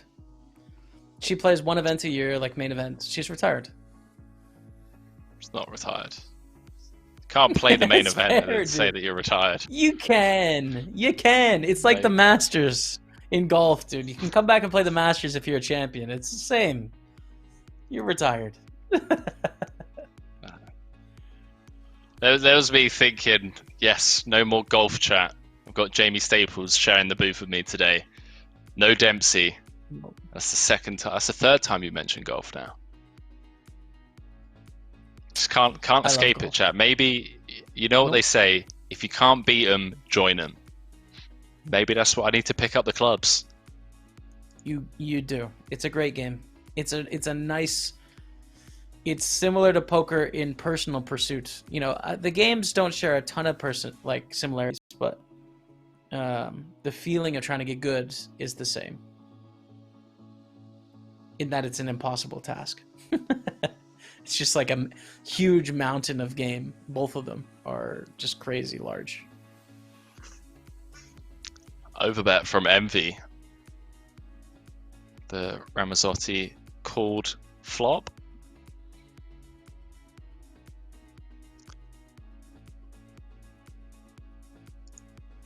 What's your handicap, Jamie? I don't know, dude. I've maybe played 10 rounds in the last 10 years or so. I played a lot as a kid. Oh, wow. I wanted to be a pro. Yeah. So similar story to Matty Ice. Yeah. I don't think Matt ever really wanted to be a pro, but he played a lot. He definitely got good for a while. Yeah, I remember speaking to him last month. I say last month, it's November. Crap, it's like a month and a half ago. Maybe even a bit, almost 2 months ago. Whoa! What happened? Look at the bottom right. Damn. Right now, it is.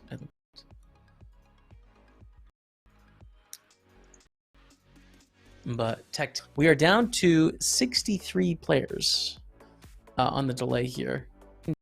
28,000. We are going to until a winner. So you're going to want to make sure to come back out if Bukiti can take it down. It's all in here with the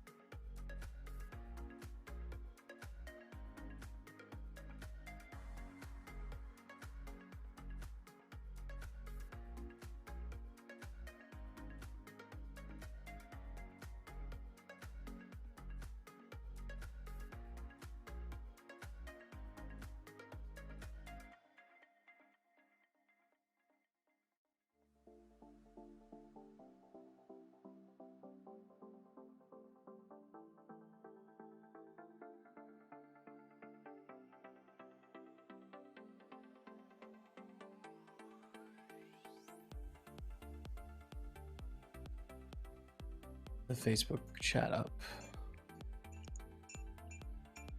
Okay, cool.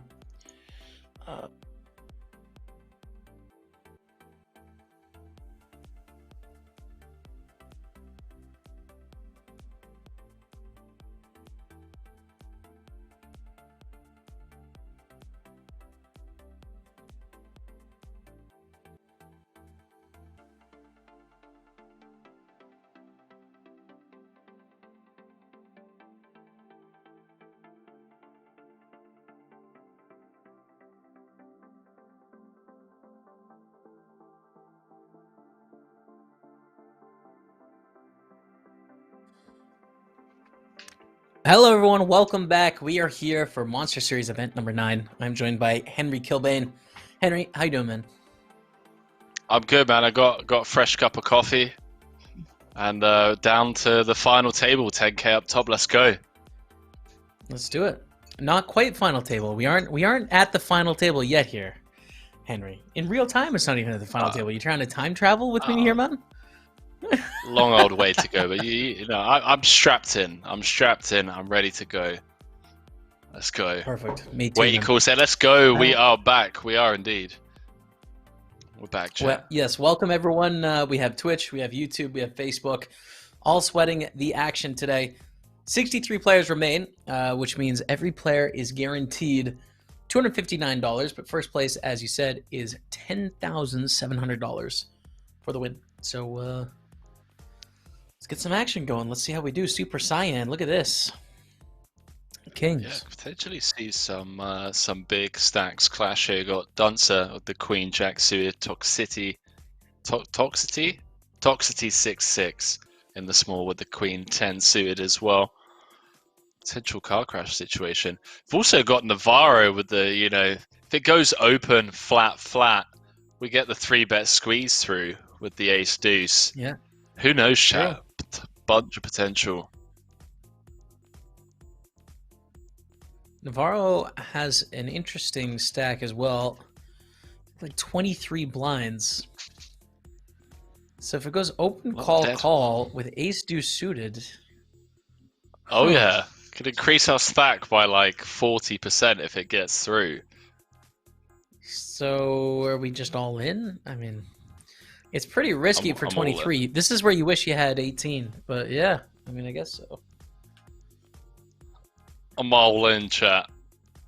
I've already given the dealer the nod. Oh boy. Takes a flop. 2 flop top pair. Super Cyan has the overpair. Paquito with bricks.com.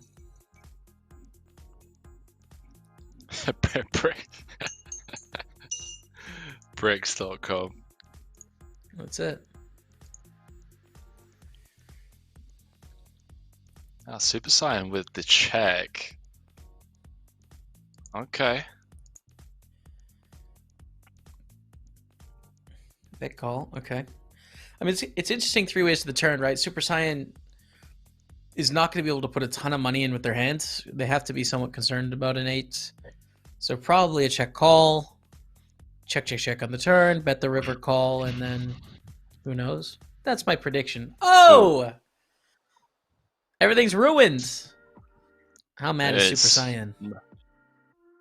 No fun now, chat. Could have won such a massive pot or lost such a massive pot against Paquito, I guess. But instead, this is going to be a tiny little 600,000 actually. I don't know what I'm talking about. That's a lot of chips.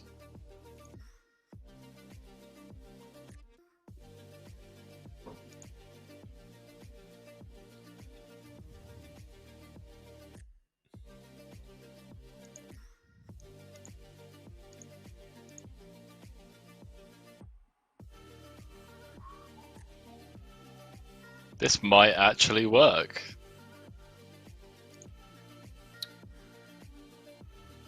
It's a weird bet because I don't really know what it is. I guess it's a bluff. Yeah. It feels more like a block, right, against other Queen X. Yeah. Queen Jack overcalls as the third caller, which is very wide from Duncer. I guess putting Super Saiyan on a queen when they take so long and hoping for the bluff in the original better. But wow, Super Saiyan actually gets two calls on that river on Ace Queen 8-8 X. Gets two full bets out of that. That's pretty crazy. Okay. Super Saiyan up to over the 2 million mark. What's that? 20 starting stacks, 58 left. 22 starting stacks to be precise. I think about it in terms of like souls, you know? Like each stack is a soul. How many souls do you have? Like how big is your graveyard? It'd be nice if someone could represent. Yeah, exactly. That's it. It's pain. It's pain. How much pain is in your stack? There's a lot of pain. Yeah. How many 2 outers and 1 outers and lost flips are in that stack? There's a lot, chat.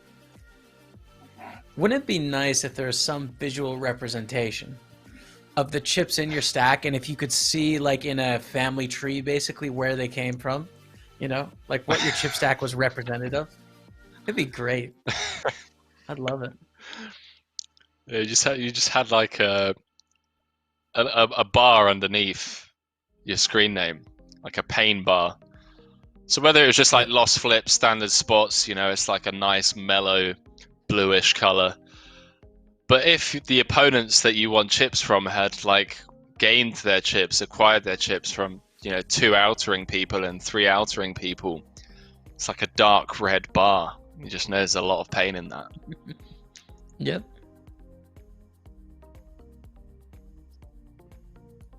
To be honest, I don't know why we don't have like tombstones. Like you should be able to click and see in a knockout tournament especially, you should be able to see who they knocked out in the form of a tombstone. I mean, that's just a big mistake. Party Poker, sort it out. I want a tombstone button, 100%. In knockout tournaments only, though, not freeze outs. Got potential clash, although Duncer may open larger stack at the table. I was going to say, if it folds round to Rado Belev, we see an all-in and a call. I don't think everyone calls off shoves there for 16, 17 blinds with King 10. If it just goes open shove 9s and King 10, I don't think everyone just like calls it off. No. That's a change. I don't think people used to call off with anything other than like King Queen in the King range, Yeah. Learning. Whoa. Learning. A6 Puccini going for the shove over the limp, which is risky. And, oh! Puccini! Little ace ball. Call that golf, man. Golf on the turn. And Puccini's up to 900,000. Follow the logic. Corner pocket. Barry. Fan favorite. Barry is the river, right? Ace on the river. He wrote the book Ace on the River. Now, there's a famous golf course called Turnberry. Okay? So a Turnberry has become golf to me. Golf on the turn, Berry on the river. Turnberry. It's a golf course. Anyone know Turnberry? You guys into it? Is it too much? Golf on the turn. Sorry, man. You can make that your thing. Sure. What would you say? Like, what comes to mind as a term that you feel like you've coined through streaming, something that you didn't have in your vocabulary, or that you didn't use a lot before you started streaming, and now it's just just something that you maybe use a tad too much, even in everyday life? A moment in time, for sure. It's like a tagline that I use a little bit too much. Yeah, it's a moment in time, chat. It's just a call out when something's happening. It's a moment in time. Yeah. I think that's the one. What would be your thing? Like if you had a slogan or tagline, if you're a streamer, what would you choose, Henry? What are you thinking? I think like a lot of the stuff that I probably use too much with like friends and whatnot. It's going to be stuff like variance or tilt. That's tilting. And then my friends would be like, well, what do you mean? I'm like, well, the fact that you've got to resit your uni exam or something, that's tilting. Or, you know, like something happens to a muggle friend. I'm like, yeah, just variance, man. Just like, what are you talking about, Henry?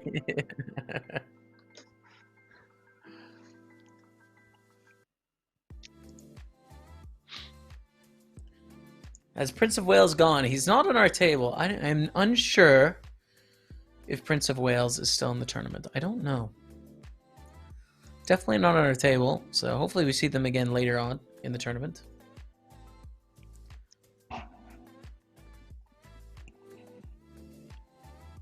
No. I can confirm. Hot off the press, breaking news. Prince of Wales is gone from the tournament. GG. GG's. Sorry, Rachel. Did anyone root for Puccini? Anyone call out Puccini as the winner? I feel like half of chat did. Rado Belev, like you said, all in here, or basically all in for 3 blinds with a little bit extra.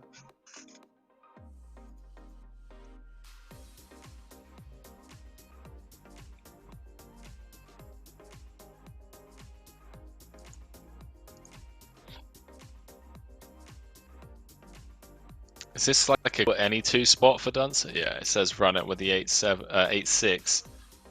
Rado Belev in great shape. You can see 1-8 dead already. 7s, 8-6. Oh! 7 on the turn. Actually gives a gut shot to Dunster, but back up to 10 blinds-ish, a little bit less. Yeah, interestingly, that 7 on the turn chat gave Dunster infinite more outs than he had on the flop. Yeah. 4. 8. Double gutter. Was it a double gutter? It was. Oh. It was a double gutter on the turn. And you know, just gets rewarded with the aces. It's like that. That's what you get for doubling up Rado Belev. They've been able with a bit of a tightish fold from the cutoff. Now, does Dunster go for the limp here? Because I like the limp. I mean, of course we can see the hands, but even if we didn't know Puccini had deuce 7, I like going for the limp with the aces. It's so strong. It's such a strong hand. Trap him, man. Like Phil Hellmuth. Oh, wow. Look at this setup. This is sick. How about this for a cooler? Deep into the 109. Tough one for Kyle here. 58 players left. Everyone is guaranteed $259. But you're close to getting a shot at this 10K prize, so you don't want to bust now. Definitely not.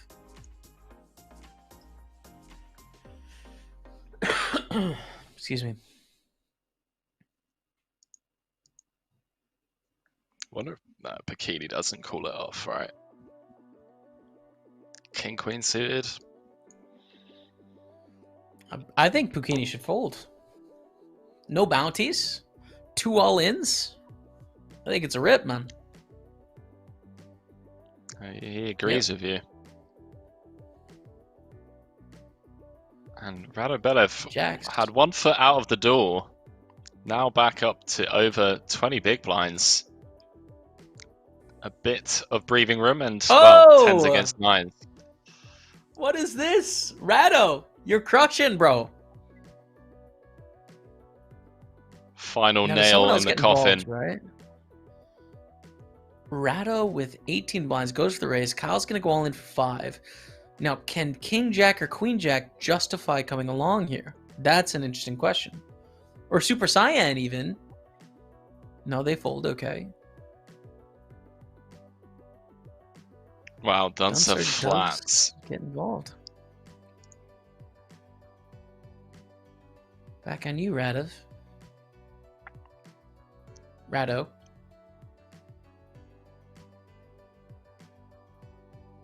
So we're just going through my head that Dunster's flat called. I'm up against kings, but I'm all in.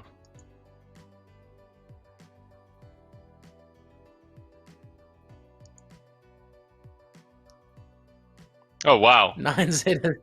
Oh, it's a straight flush. Ratto. You're insane, Ratto. Look at the man. He's up to 1,000,000 chips. Kyle, fluffing a set, thinking he's good. No. Straight flush. Easy win for Ratto. We're down to 57 in the Monster Series event number 9. Whew. Well, since we come back from break, it's just been a bloodbath, chat. It has been. It's been craziness. Yeah, Ratto's straight back into things. GG's in the chat for Kyle. Might be a new contender here. Ratto Belev. Bukini's still on our table, but Ratto, I mean, deserves some respect.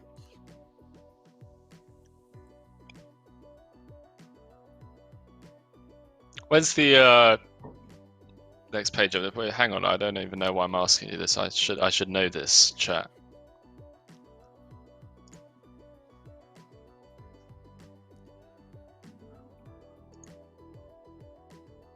No, my command is not working. Oh yeah, it is. There we go. The next pay jump in one spot, actually. $12 pay jump.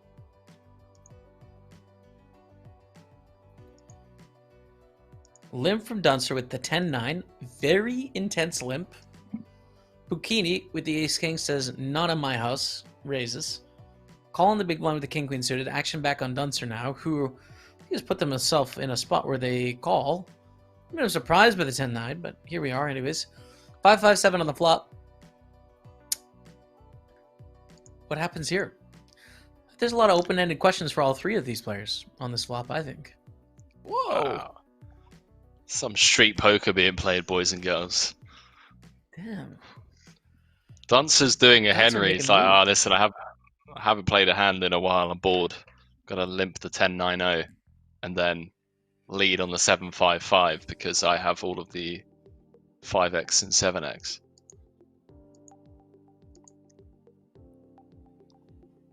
Huh. It worked. Wow. Sneaky Dunster, man. Sneaky. That's amazing. Interesting. What a great table we have going on. It's been fruity, Jamie. It has been fruity. Mm-hmm. Ratto picking up an ace on the button. But we can see a pretty fun hand, technically behind the ace-4, but much more playable in the big blind, king-queen suited. What happens here? You 3-betting? You calling? What are you doing, Henry? 30 bigs effective. It says I'm all in. Yes, it's a print versus a button open. It is a print. You print doing everything with this hand. 3-betting, calling, jamming. All of them win. I don't know what's best. I don't know for sure. I know aces is the best hand in poker. It's a good hand to have from what I've heard, Jamie. Tends to be. It does cause a lot of pain, aces, by the way. It's maybe one of the most painful hands in poker, but it is a good hand. Don't start, man.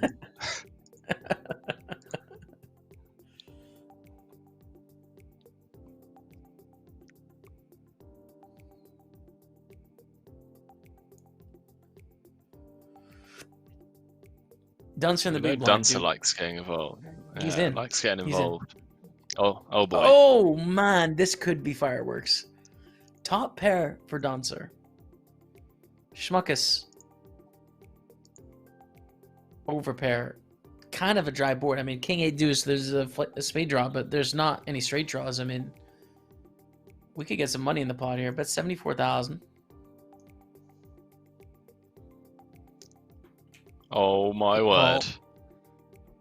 What turn card. Diamonds on the turn.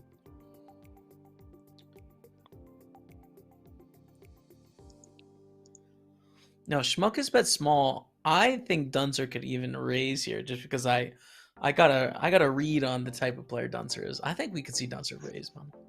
But a big bet, I think we got an easy call. Boom to the river. No. Boom to the river. Jack of spades. Kind of an action killer, to be honest.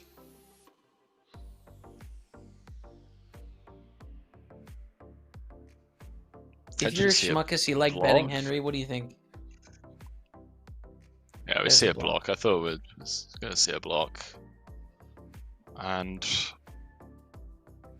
I don't know, against the block. I hate raising. Don't have a spade in our hand though.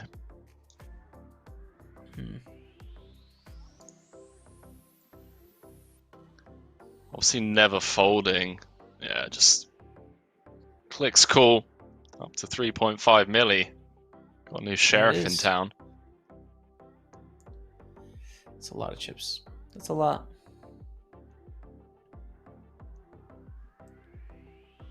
Yeah, almost 100 players bigs left, with... it says. Yeah, 90 bigs with 49 players left in the field. Not the worst spot to find yourself in when there's 10k up top.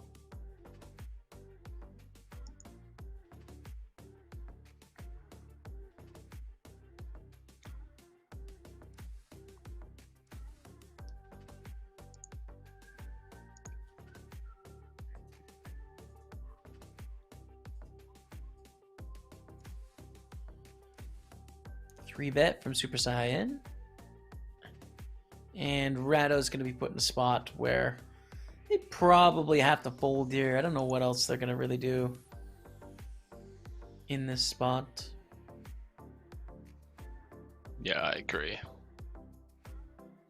I guess you could like level yourself, but you're getting 3-bet by the chip leader and just like YOLO it in, but does let it go. No car crashes this hand, Jamie.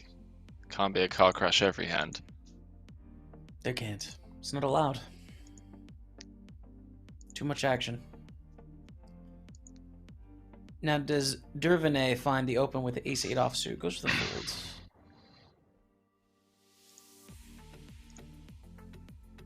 Easy win.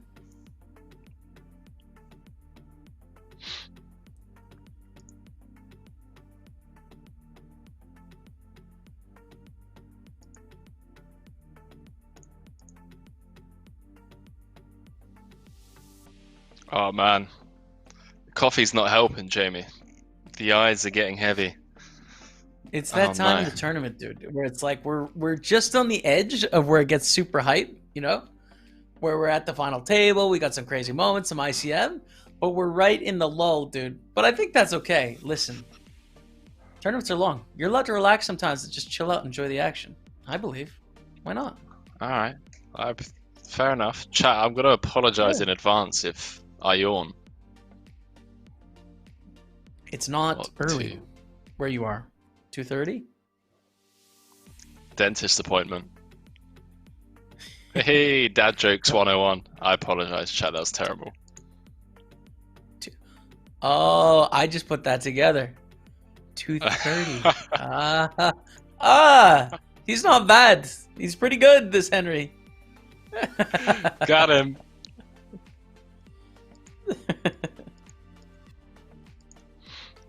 I get it. I have to say, dude, I've never heard that one before. That is brand new to me. Really?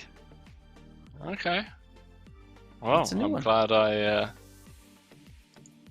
made someone chuckle.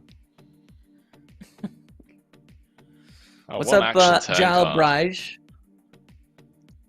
Ooh, it is actually open ender and a flush draw, trip jacks, check. Oh.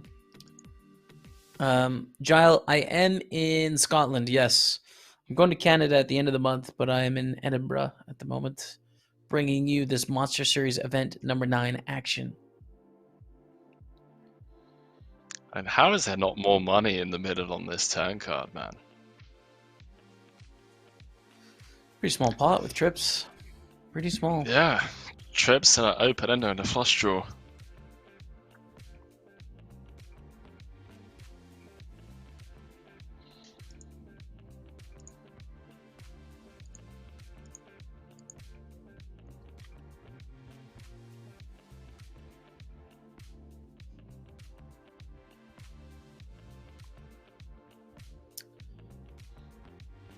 You're only 20 miles from me then. What's up, man? We're neighbors. We're neighbors, bro. Thanks for tuning in.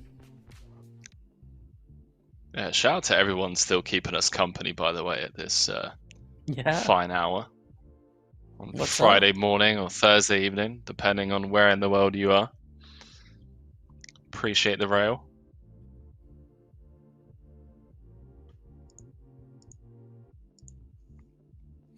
It's a well-structured event. I mean, I know with the Monster Series, that was the plan with the tournaments, to give them an honest and fair shake and treat them like the WPTs. Not quite as long as the 3-day WPTs, but give some well-structured tournaments. So you would expect it of the high roller.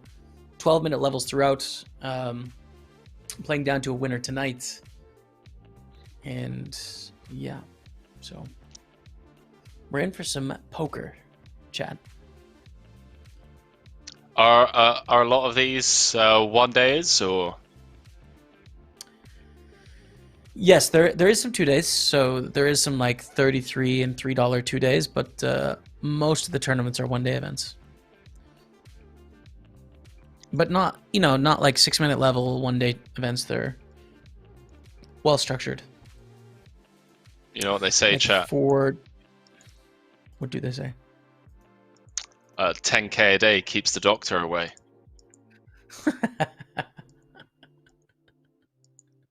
Oh yeah. All right, I'll stop. So you're going to tie that into a time or something like that, like a 2:30 or something. But no, there's no time for that one. No more that. No more dad jokes. Tomorrow on the schedule, I'm going to play some of these Monster Series tomorrow. There's a PLO 8, $5.55. That's at 6:30 p.m. UK time. There's also the 7 Max day 2, if you made the day 2. There's an 11 and a $1 turbo knockout.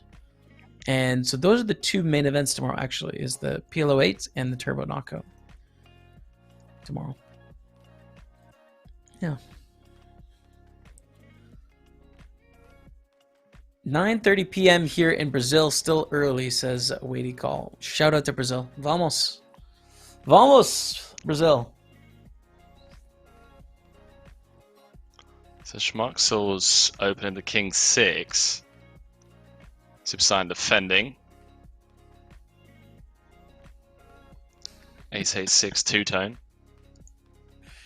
Rachel says you need a flat white, Henry. Rachel, stop it.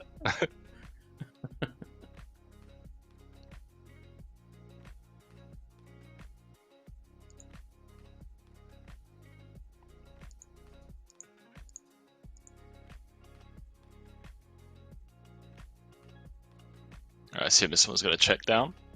Super Saiyan with the check mark next to his or her name.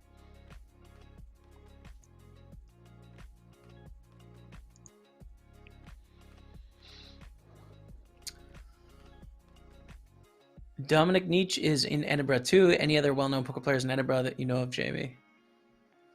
There's a lot. I think Vicky Peterson is here, and Rupert is here. I don't know. There's a big poker community. I have not connected with any of them in that. I was just really busy pre-pandemic, and then now pandemic. So I don't have a network in Edinburgh, but I've still enjoyed living in the city and experiencing it. It's a cool place. I don't think I've made any Edinburgh friends, actually, to be honest. No? It's too bad, because it's easy to make friends with Scottish people. They're very kind, but yeah.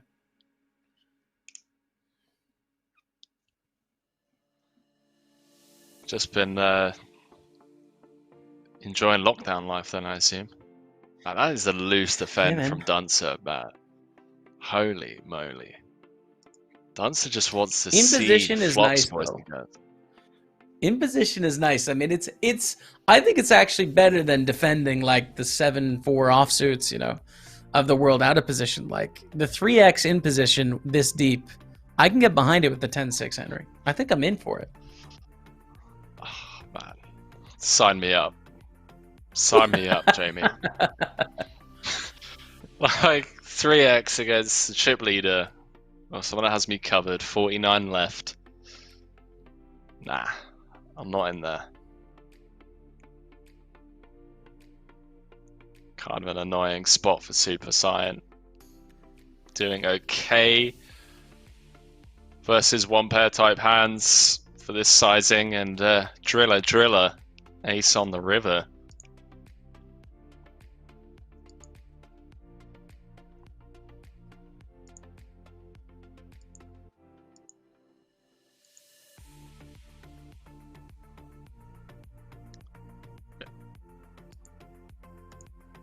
$730K, Super Saiyan.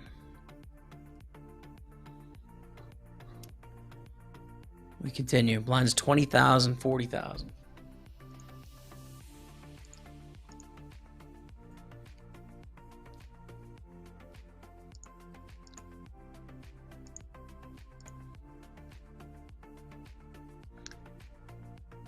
So from what I've heard, in Canada, you've got like 3 cities in Canada that are in the top 5 places to live, living destinations in the world. And I'm think thinking there's a lot about of those it, man. lists. There is a lot of those lists, and I think they sometimes make them, sometimes don't. But it's a great place, man, especially for poker. The time zone is just nut high. It's good. It's good. You gonna do it? Why not? Come to Canada. Well, before I moved to Malta, I was on a poker trip in Bali in November last year, and me and a couple of mates that were in the grindhouse were considering it. And then I ended up moving to Malta with some German friends. It never materialized, but it's definitely a spot that I want to live in for at least 1 year at some point. Whether that's in the near future or in like 5 years down the line, I don't know, man. But I could speak English. Great food, great places to just go outdoors and enjoy. And as you mentioned, for grinding poker, it's kind of perfect. It is, yeah. I mean, it's huge too. It's like, I think you're going to get a very different experience in Vancouver than you will in Montreal, just because it's such a big place. So I don't know, because that's like London to Moscow distance. It's just like a long way away. So what, Montreal to Vancouver? Yeah, it's like 4.5, 5 hour flight, something like that. What? So yeah. Wow, I didn't know that. Where you're going to Montreal, right? Mm-hmm. Okay. Yep. All right. So if you're going to Canada, I would recommend check out Vancouver and the West Coast.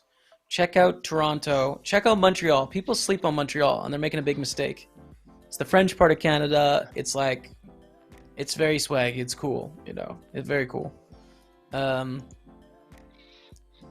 Those I think are the top 3 cities in Canada to visit, I would say. Yeah. Second tier, I'm going to hit you with a second tier chat. Okay. Calgary, Ottawa, Quebec City, and the East Coast. Although I haven't been, but I'm throwing the East Coast, like Maritime provinces, Halifax, something like that. That's a second tier for the visit, if you're going extensive. I'm just thinking in terms of like, I'd obviously have to do a ton of research. I'm not just going to hop on a flight and randomly move somewhere. I'd have to do research into like what city I'd want to settle down in. I've heard Vancouver's nice. I speak to like Phil Galfon, and I know a lot of the American guys go up there to grind during like the big series and that. Mm-hmm. It is a nice place, dude. It's a big city on the ocean with big mountains around it. It's like, it's a world-class city, world-class nature. So pretty good. So you were born and raised in Montreal, right? No, in Lethbridge, which is like south of Calgary. It's kind of central westish in the country. Okay. Yeah. That's because I was So going to a ask long you way if from you were Montreal. born and raised there. I was going to say you 3.5 hour flight. 3.5 hour flight, man. Yeah. Damn. It's big. It's a big place, dude. You know, it's one of the things I'm really excited about is just having space again. Like Europe does not have a lot Yeah. of space in It like our doesn't. It houses and doesn't. the roads and everything. It's all packed together. It'll be Yeah. interesting to have space again. One action flop, by the way. Look 10, at 9, this. Oh 8, my 2 goodness. diamonds. So an open ender for Rado, that's no good. Live diamonds. Nut straight for Super Saiyan. See what size he goes for. Probably going to go about 1/3, I'd assume. It goes big. Oh, sorry, Dunster's in there as well. I didn't even see that Dunster was in the mix. I think can get away with the King 9, and they do. Now, Rado, I'm just loving my life here. I think I probably check raise if I'm Rado. Put a lot of pressure on one pair type hands, and I mean with a monster. You are going to be somewhat concerned about the ace high flush draw, but you have a really strong combo draw. Let's see what see what Rado does. Super Saiyan loves it, obviously. Yeah, because it's kind of awkward that we don't get to realize if we just call, does decide to jam. Obviously, it gets snapped. I'm going to need it. Well, there you go. Diamond. Rado, 2.2. Man, Rado was literally out the door, Jamie. Do you remember? He had like 3 big blinds at one point. Back in it, chat. What a game! Saying there's a chance.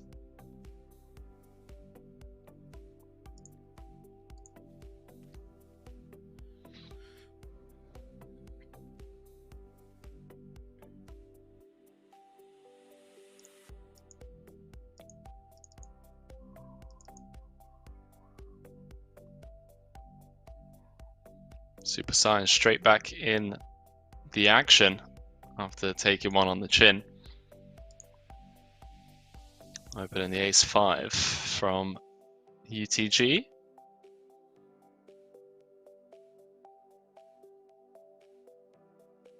Small and wide. Mandatory float here with the ace-8, backdoor hearts, or are you just giving up versus a under the gun open and c-bet? I'm continuing, I think, with backdoor hearts. Without it, I would complain about it for a second and then fold, probably. So yeah, but I think you got to continue with the backdoor hearts, and it's got to be the best hand over half the time, honestly. I know it's tough to realize your equity, etc., but yeah, those spots can be quite frustrating because it is just like really tough to realize versus a UTG range, and you know that you call and then your opponent double barrels, and you're just like, okay, fine, I fold. Yeah.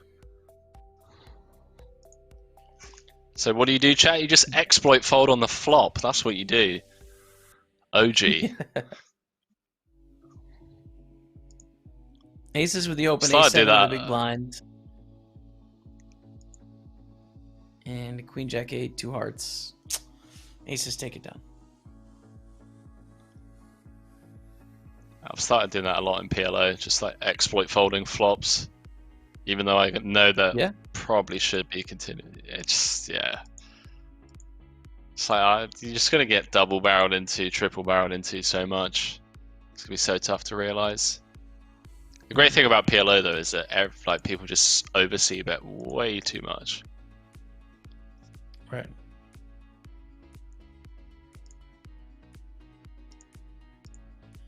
Dervinay with the suited hand and Dunster in the big blind as well. Let's see what happens here.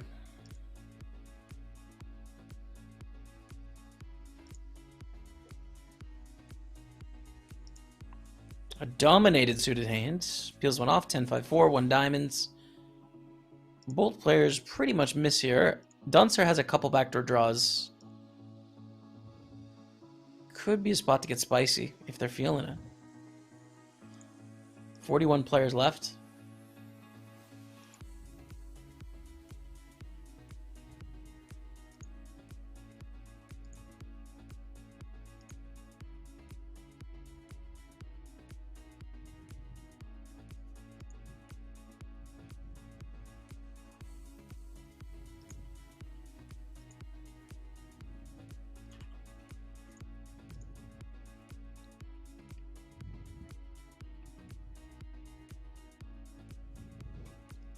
Come on, Pekini. I believe, mate.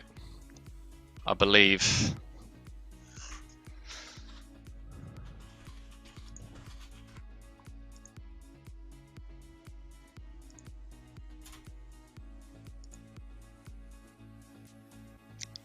This is our orbit, Pekini.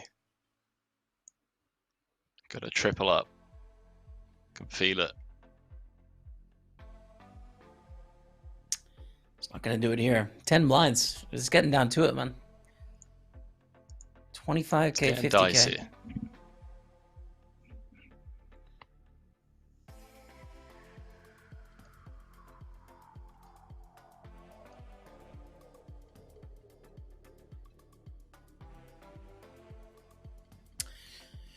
Schmuckus, ace king under the gun, great.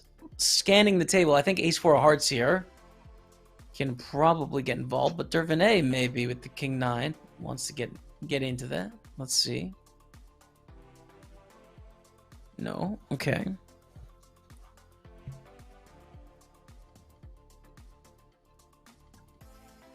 Yeah, toxicity. Gonna defend versus pretty much a min.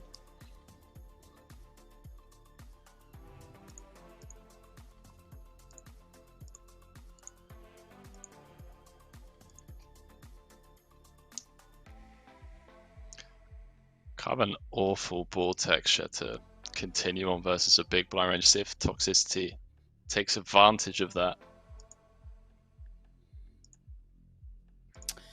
It's a double-edged sword, isn't it? Because Schmuckus is going to be pretty protected on that board, you know? Wants to play a small pot, but it's going to have some strong hands that check back the flop.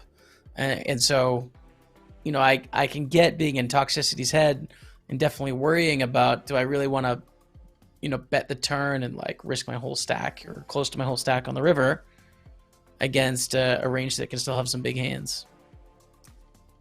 What happened? Did you see what happened in the end? Who won? Toxicity's gone. No That's idea. what I know. No, come back. We're skipping through time, my man.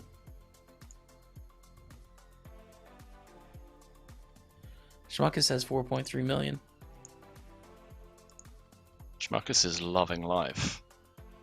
Yeah. Super Saiyan as well on 4.7. We're kind of short-handed, so I feel as if we're further ahead in the tournament. That would make sense. Does look like we've skipped forward at least a level. Yes, 3570. Yes. Because we are at 2040. So we have skipped 4 levels now, I believe. We're out there. We're making moves, chat. The nice thing about being on a delay with this feed is that we can move around in the tournament sort of as need be. It is happening now. The tournament is happening in real time right now. I have the lobby open on the side. But of course, our feed is delayed a certain amount of minutes, at least, as to be able to commentate cards up. New name, old game. New has name. 2 blinds here on the new table. Oh, that's brilliant.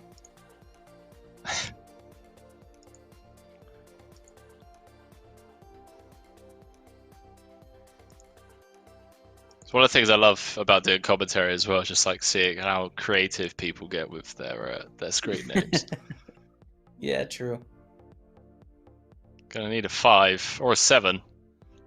Or, well, you know, just chop it up, boys. Easy chop.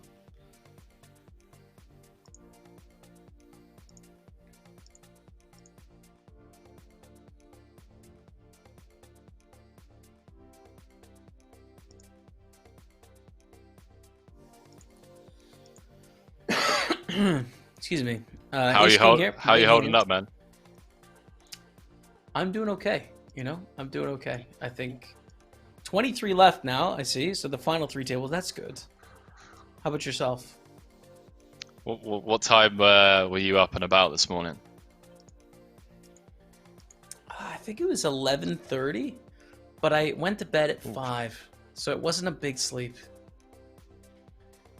Fair play, mate. 6.5 hours. Commitment right there, chat. Yeah. That's commitment right there. Big work day.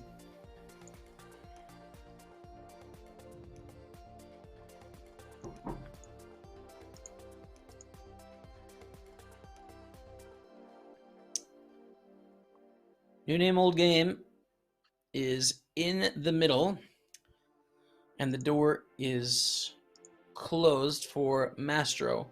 So this has potential to be a crazy pot when you look at it, right? Door is closed for these two. You have Ace, King, 4, 7, 8, and Queen 8. Just be something awesome. I mean, what flop are you looking for?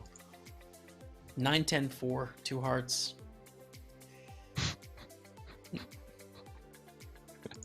That's it. 9, 10, 4, 2 hearts. Oh, you got the 9 and the 10 right, man. Not bad, though. New name has an open-ender. Elgato has a pair and an open-ender. 4s have bricks. Ace King hates it.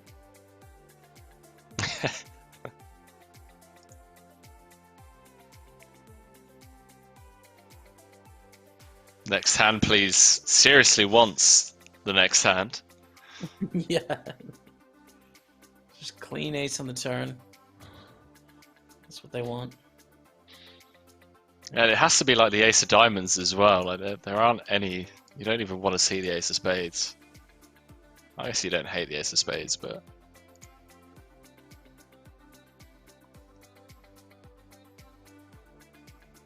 Ooh, 4s are back in the mix.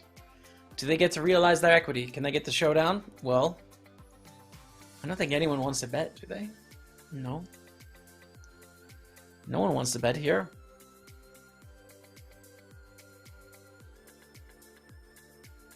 Imagine if a club rolls off him. Yeah, it'd be pretty insane.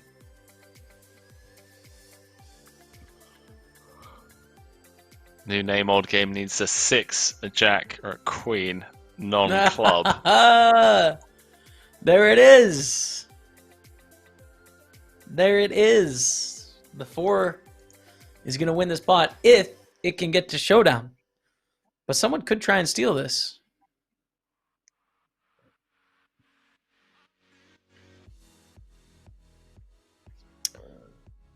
Checks around to next hand, please. I think the 4 of clubs just won the spot, man.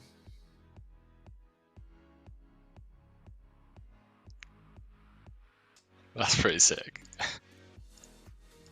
It's good. 4 is good. Nice hand. 2.7 million for Maestro.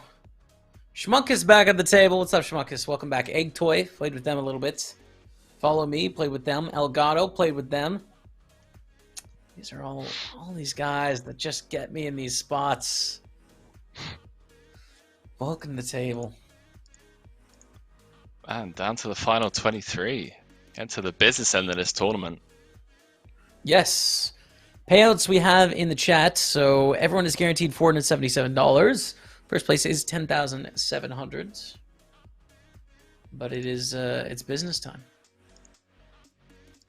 Yeah, still a long old way to go, but you do have to ask yourself, you know, you get to this stage of the tournament, that first prize money surely creeping into your mind at least once or twice.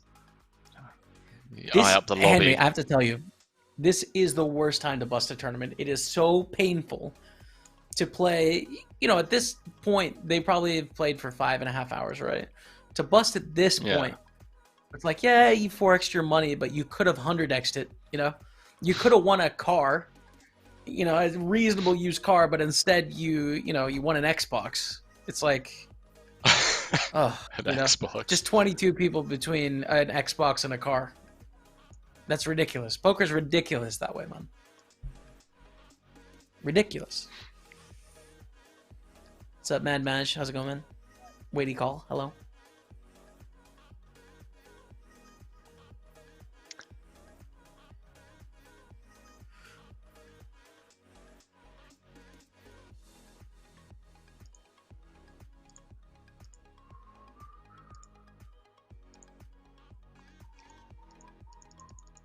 I like to see people taking their spots, man. El Guy just realizing again, Schmuxel, big stack. Rejam spot's going to be a print.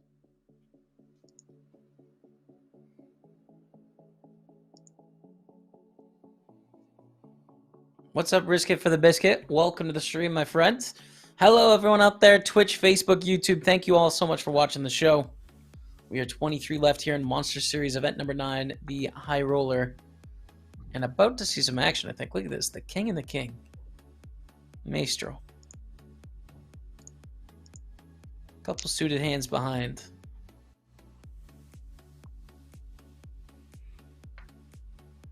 How deep is How you doing, Henry? Toy? You okay, man? How's the coffee? Is it taking hold? No, mate. No. We're what time is it? It's 3 a.m. I got up at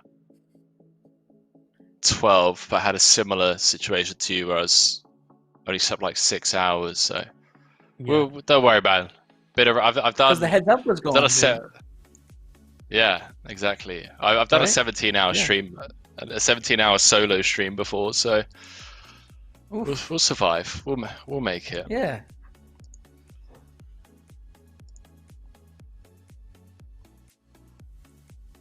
This is an interesting spot, blind versus blind. No. Super Science ruined it. Takes it away.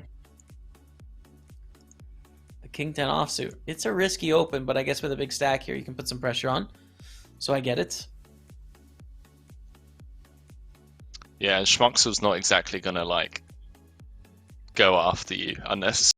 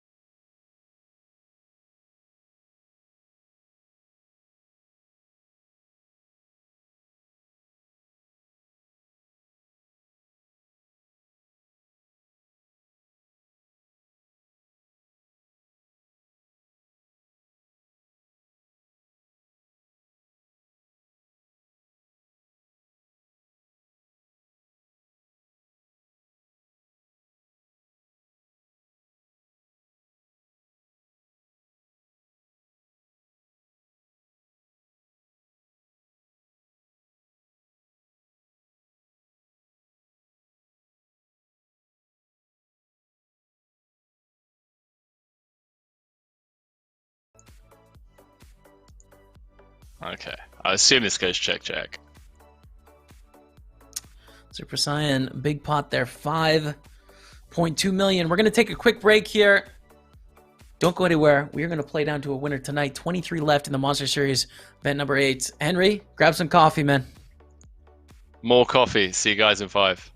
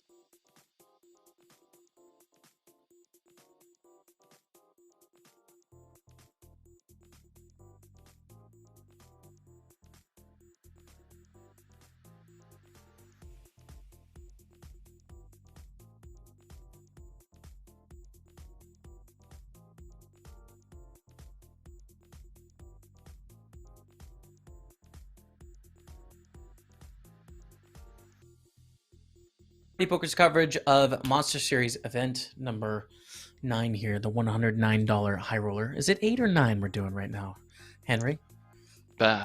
You throw me off, Jamie. You throw me off. I don't I've know. I just put been you on the nodding and spot. smiling. I've been nodding and smiling when you've been saying event number 9. I'm It's gonna event go 9. with event number 9. It's event 9, and if it's not, That's we've it. made it event 9. It's the high roller. Now, as you can see in the bottom right-hand corner, everyone, 20 players left in the tournament.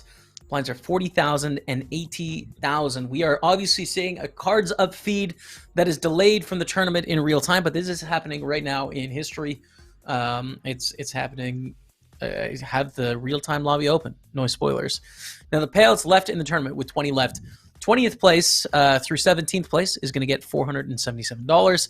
16th through 13th is going to get $600. 12th through 10th is going to get $753. And then the final table from 9 starts at 907 all the way up to a winner has 10.7 thousand for the win and a Monster Series title. So that's what's up for grabs.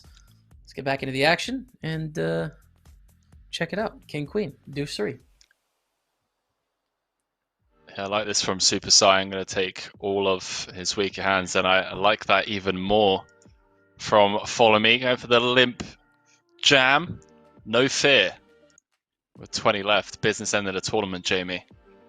Well, what can you get for 10k? You get yourself a little, well, a nice little Ford Fiesta. Yes, absolutely. Maybe not a new car, but a used car.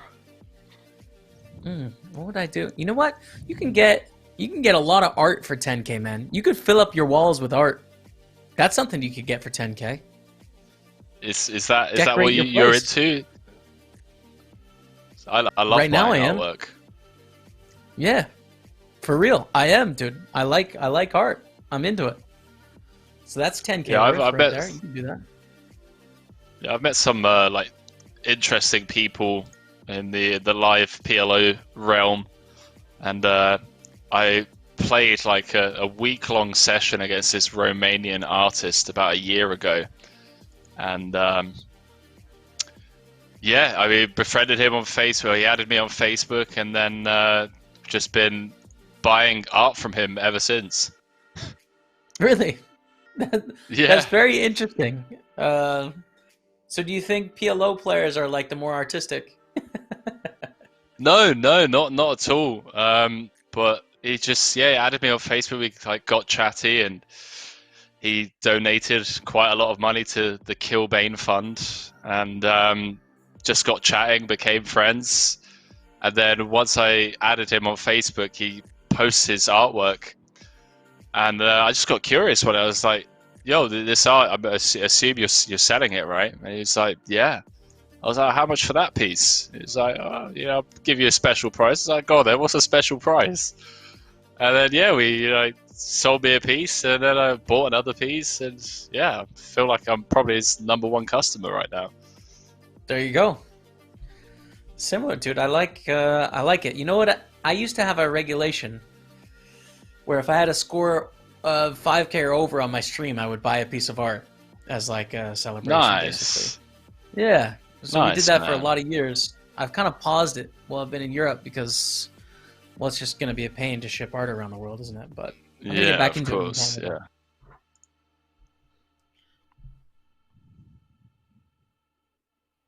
King's getting no action. Did Egtoy? No, he didn't limp. Sorry, I thought he limped there for a second.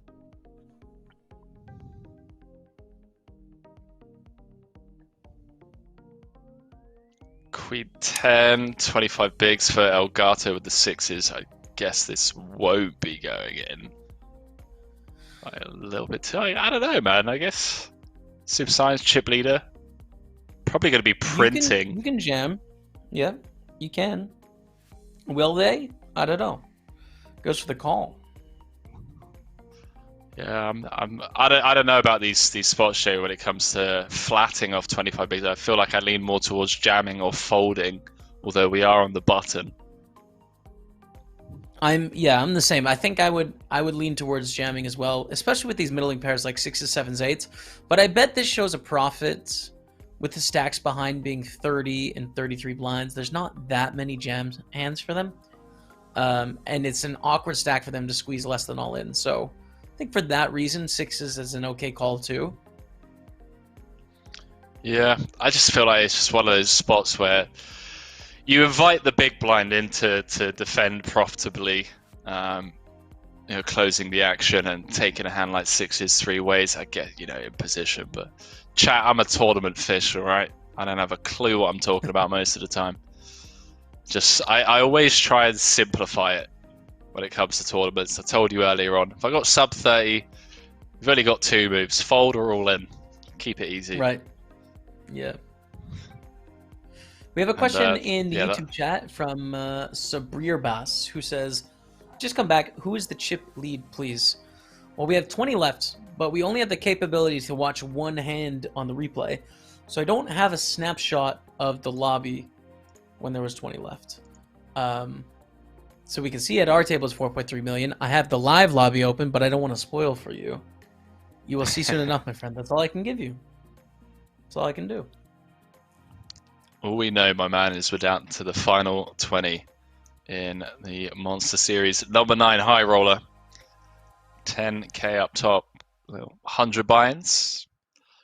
That must be pretty sweet. I mean, it's going to be early hours of Friday morning when we crown a winner. You just go to bed, 10k richer. I bet you sleep like a baby. Mm-hmm. It would be nice if we were 10k richer after this stream too, wouldn't it, Henry?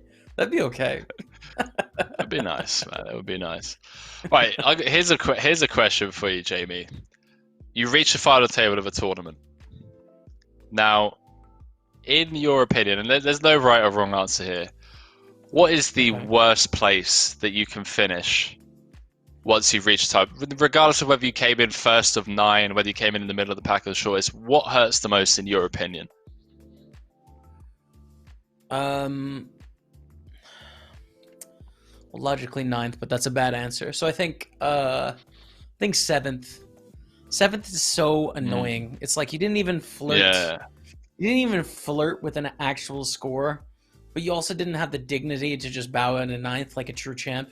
It's like you held on for 2 measly pay jumps and then busted in 7th when, the real players stuck around to play for it all. That's my answer. Yeah, I can get behind that. I could get behind that. Because 7th's enough for there to be a little bit of hope. You get the first bust out, you get the second bust out, and then you start dreaming, and then you're out in 7th. Yeah. Got a question in the chat. I'm gonna let you answer that one, Jay, because you're the pro streamer here, my man. Hey guys, any advice for becoming a streamer from Risk It for the Biscuit? It's a good question. It doesn't really relate to poker, but I'm gonna hit you with it anyways. I think the key, my friend, is you're gonna have to try making different content. You're gonna have to get out there. Try and find something that people like to watch, and you have to do that through trial and error, and telling your friends and your family to watch, and start off with 6 or 7 viewers and see if you do well on one day trying one thing or doing another thing. Maybe you sweat some poker one day, maybe you play another day, maybe you play spins the next day, whatever, and just kind of workshop it. But once you start to get a bit of a following, it's going to be about providing value to the people that are choosing to spend their life and their time watching you. It's not lost on me that the people we have watching, I don't know how many we have. We might have 100 over the 3 spots, or we might have 1,000. I'm not sure, but they're human beings that have limited time, and they're choosing to spend it with you. And you got to take that seriously. And you're also competing against virtually everything else. You're competing against Netflix. You're competing against going to the fridge and making a sandwich. You have to be better than all of that.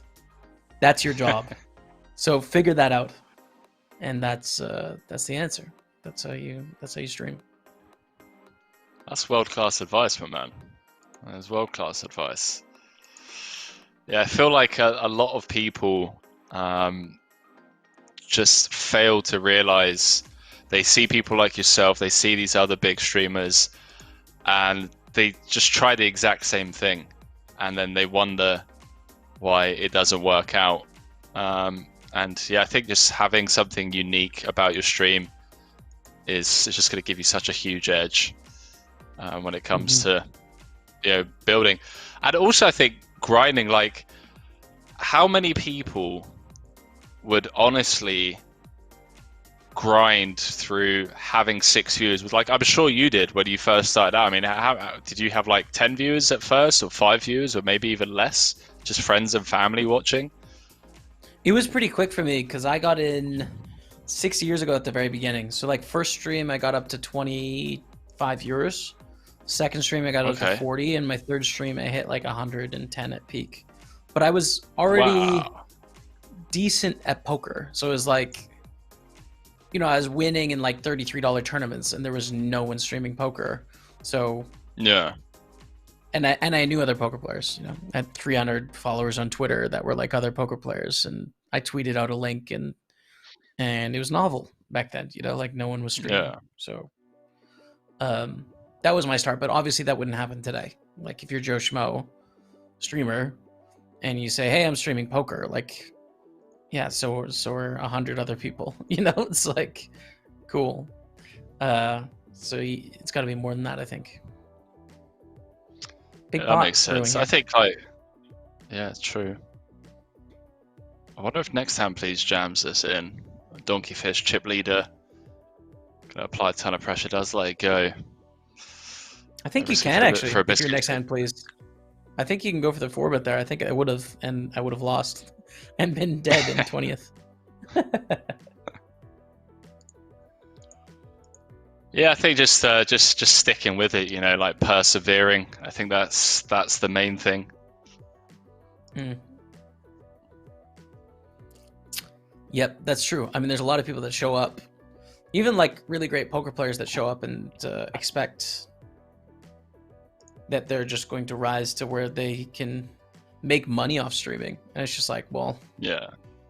I mean, if you can get to that point, it's not going to be the easiest money of your life, for sure. It's going to be harder than doing a lot of other things. But it is so fun and rewarding as well, so. Yeah, it's a grind, man. It's definitely a grind. Last year, I streamed or commentated on 110 days, so 1 in 3 days, and like there were periods where it was, you know, 30 days straight, 8 to 12 hour streams, depending on like the poker festival that I've been invited to. Then you have traveling in between, and then try to be a professional poker player at the same time, you know, like looking after your bottom line and whatnot. It's a grind, man. It's a grind, and yeah. Shadenko getting fortunate there with the chop. So we've got a new table here. Shadenko, follow me.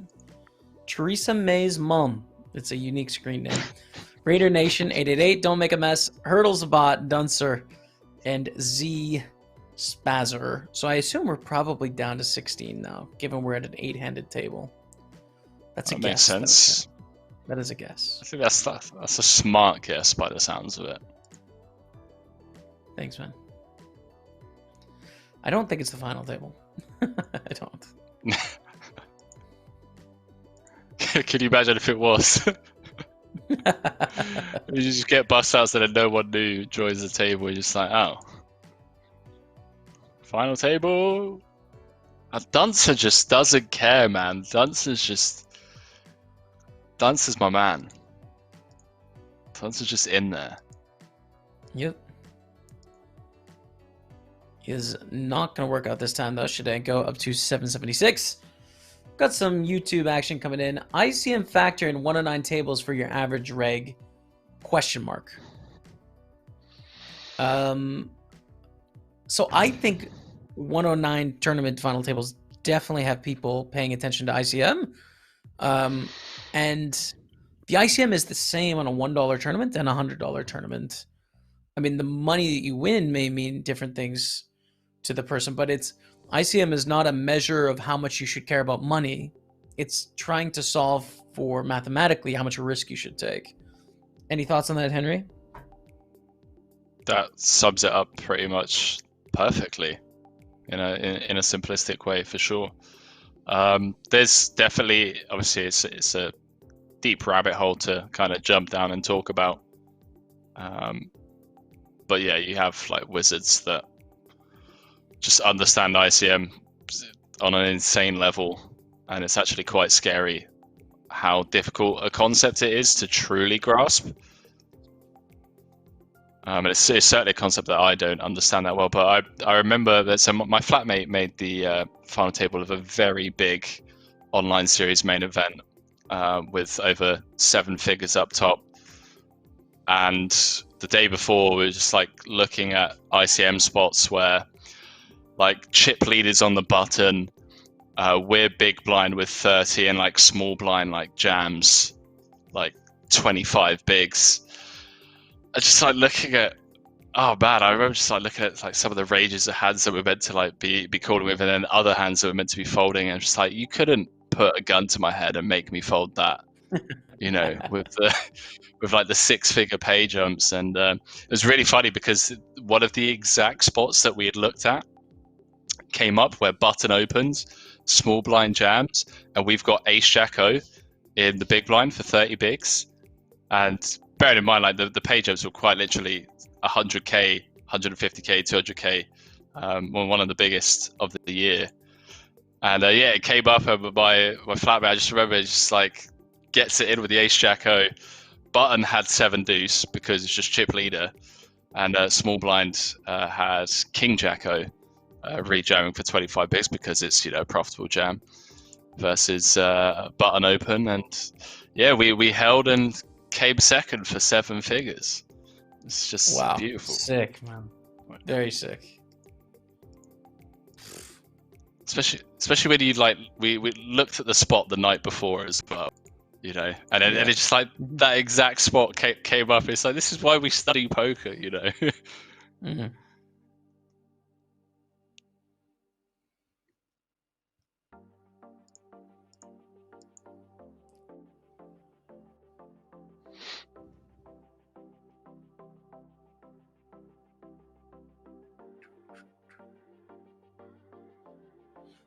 Duncer flopping the gut shot here in the Jack 7-7, but we can see Spazzer ahead with the king high. Min bet call into 300k. And this is where you're kind of in no man's land with the king 5, I think, if you choose to bet the flop, because this hand to me is in the middle of, you hate to check call, but you're also getting exploited if you min bet and then just check fold the flop or the turn.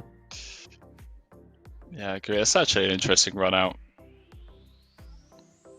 Duncer gonna have to bluff at this. Does go for the half pot. Ugh, it's just tough because you just can't represent anything if you're Duncer. You have to represent an ace high value bet. And Spazzer sniffs it out. Good call. 5.4 million. King high. 2 pair and king high, I guess. 15 left, boys and girls.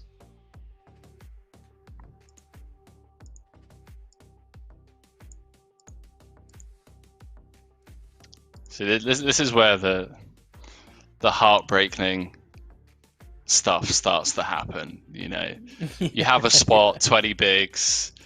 You know that it's profitable. You know you have to get in.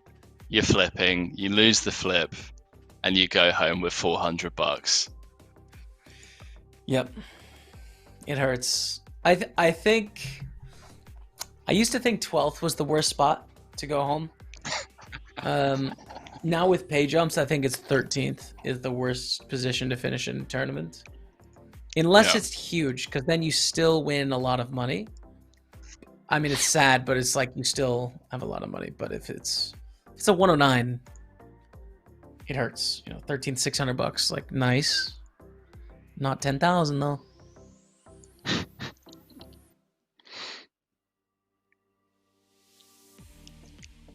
Huddle's bot with the lead on the turn. Obviously a mandatory call for the Spazzer.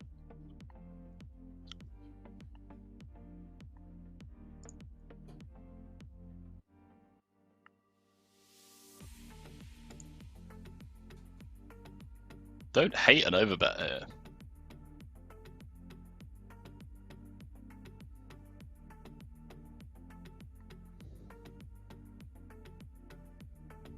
Right, let's just check through. I guess we beat Miss Diamonds. Unblocked diamonds.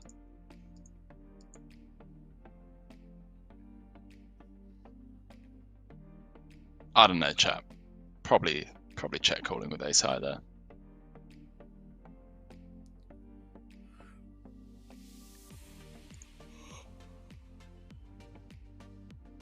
Jamie's yawning, boys and girls.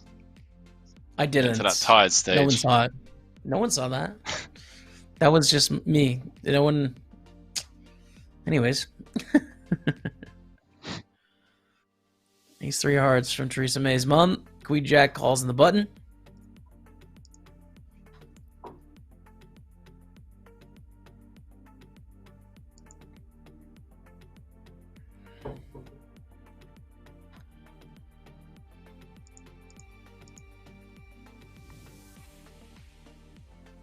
A bet of 355 from Dunser and takes it with the top pair of jacks.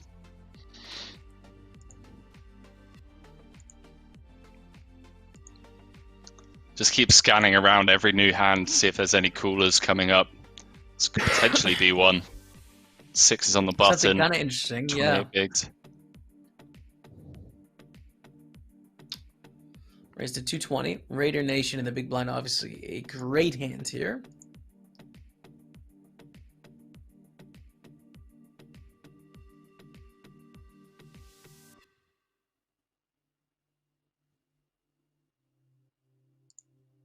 Jam. Well, that does not give much of an option to Hudless Bot, I don't think. I think you have to fold because of there being some payout pressure here with 15 left. Against their range, you may run into some 2s through 5s, wow, but no, just calls. Calls it off. GG's. There we go. 8.6 million. Wow. That's a crazy pot. That's a crazy pot. I did not expect a call there for 27 blinds. And just like that, down to final 14. Do you think we're just performing really well though against like a jamming range? Or is it just a case that we're always flipping and, you know, other times obviously drawing to 2 outs and we can just edge fold kind of thing, save our 27, preserve our stack? I think we're flipping against pair range. Like, I think they have 5s through deuces, but then I also think they have 7s through jacks. And, yeah, you know, basically flipping against the rest. And I think payout pressure at 15 left is a thing. You know, like, I think ICM is a thing, even at this stage, even though we're not able to model it well. I think it's still important to preserve, basically, and like fold your flips, fold your marginal equity advantages in this spot. So I would fold 6s. I think with me, it comes down to how competent I think my opponent is. Like, if I think Raider Nation's good enough to be jamming ace deuce, ace 3, ace 4, ace 5, button versus big blind, then I'm probably clicking call. Yeah, sure. The thing I think, well, what's interesting is I don't think you see people jam like 27 blinds with ace deuce off. Maybe in the high rollers, but like I don't think you can expect it here. And then also, yeah, I think people have a 3-bet folding range, 27 blinds deep in that spot, which makes a lot of those bluffs not in the jamming range, in my opinion. So I don't know, man. I don't know. I think it's an ICM fold, but it's close. Like, you're calling 8s. There's no question. Calling 8s. Chat, if you ever get in a spot like that and you're worried about your friends, your family calling you a nit, ICM. All right? Yeah. It's just those 3 simple letters. Say to them as ICM Fold chat. Just give them the nod.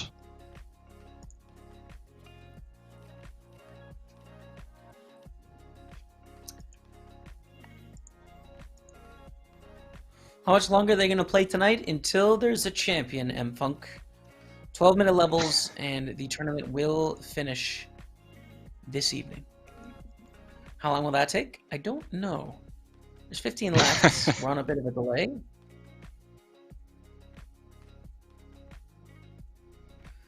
We're in for one, Henry.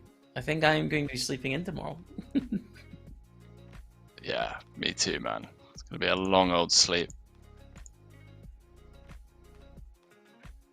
We might still be here tomorrow. Well, it's coming up to... It's 3:30 in the morning.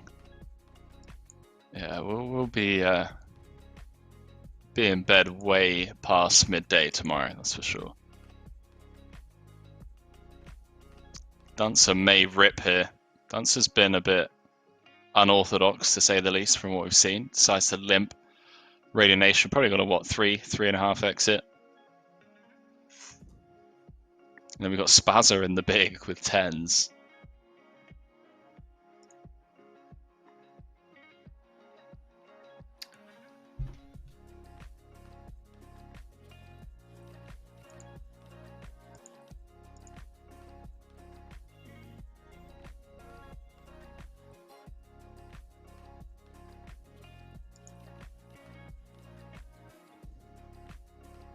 So whiff for the ace queen.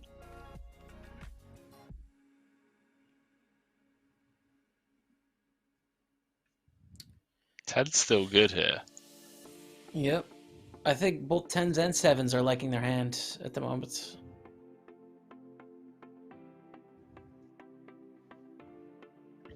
Yeah, Duncer could be in trouble, JB.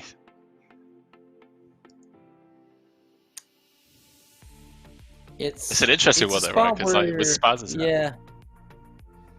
Yeah, they can have 8x and 6x in the big blind. But they can also have a lot of misdraws. It ends up going check there, we see, and Z Spazzer is going to take the pot. Duncer now on 1.9 million. We have a question from Chris McCabe on YouTube. I'll throw this to you, Henry. What does ICM stand for? And also SPR. Please explain.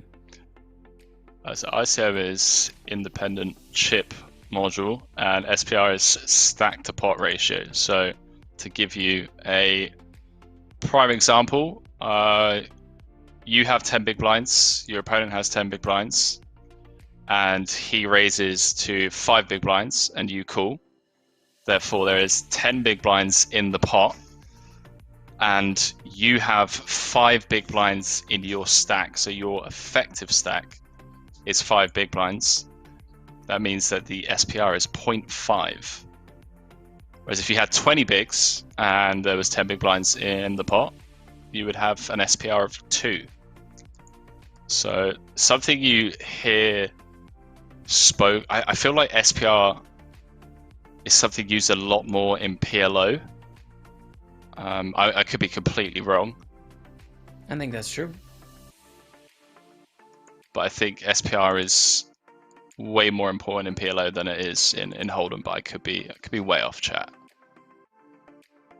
Because in PLO you have a lot of geometric bet sizings being used in order to set up river jams, because obviously PLO is a pot limit game. Whereas in Holdem, boys and girls, you know, you can just smack your opponent with the 4x overjam whenever you feel like. And Shadanko gonna need some help from the deck. He's gonna be out there.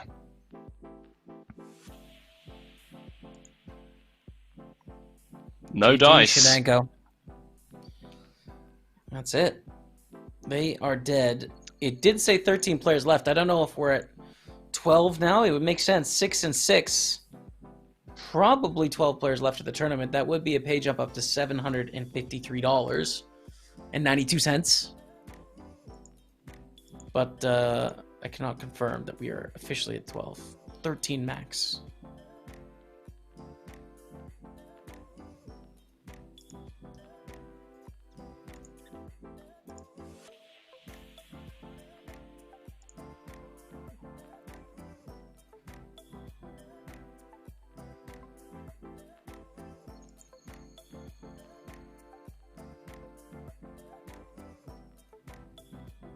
Real business stage now. Who stood out Yep. for you, Jamie? Is there anyone that you really like in the looks of? Well, we've jumped a lot around to different tables, so we've gotten little samplings of a lot of people. I would say Theresa May's mom, I play with them quite a bit. It's a memorable name, obviously. But they always seem to be doing well against me, so I think that they're likely to do well here. That's my take on it. What do you think? Who do you like? I'd say Spaz has been pretty solid. Raider Nation as well. Haven't seen too much of Theresa May's mum, but I trust your judgment, especially if you've played against them a few times. Who else did we? I'm trying to think who else we had on the outer tables. I feel like a lot of the other players are on the other table, or they're busted, that we've had throughout the day. That's true. I tell you what, I love Dunster though. Dunster's an action player. I agree with you. We got a question here from Chris McCabe. It says, awesome, thanks. Can you delve a little more on ICM, please? We touched on it a little bit. We'll definitely be talking about it on this final table, but to give you an extreme example, right? It's a formula as to how you need to reduce your risk when payouts come into play. So let me give you an extreme example that will illustrate ICM. So in this example, there's 9 people at a final table, okay? The chip leader has 1 million chips, right? We're in second place, and we have 500,000 chips. And 3rd through 9th all have 1 chip, okay? Now, 9th place goes all in, 8th place goes all in, 7th place goes all in, 6th places go on all in, the chip leader goes all in, we look down at aces. Do we want to call? The answer is no. Why? It's the best hand in poker. Why wouldn't we want to call? Like, we're favored to win at all times. It's because there is 4 people that are all in with a chip, and you're likely to ladder up the pay scale 4 spots. So even though aces might be 80% against the other big stack, 85%, that 15% risk is too much because of the pay implications. ICM is a way of turning that extreme example into a nuanced adjustment to our strategy, where maybe normally we call off with ace-6, but in this spot we call off with ace-9 because of those adjustments. That's the general gist of things. Very great example. Chat. I'm putting it in with the aces, but you know, that's just me. I'm going out in 7th. I'm in. But yeah, there's like, you know, 100k pay jump. 3 people are all in. Yep. Oh boy. Spurs are going to get in a bit of trouble here against a very solid opponent. Probably going to call at least 2, depending on the turn card.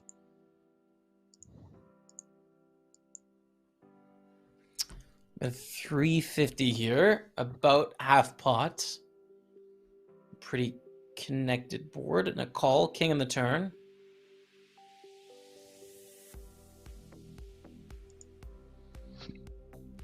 Guess that slows things down a little bit.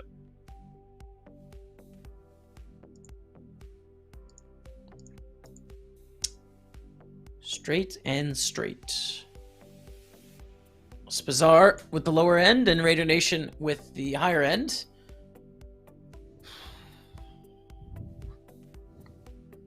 Now, does Raider Nation want to raise?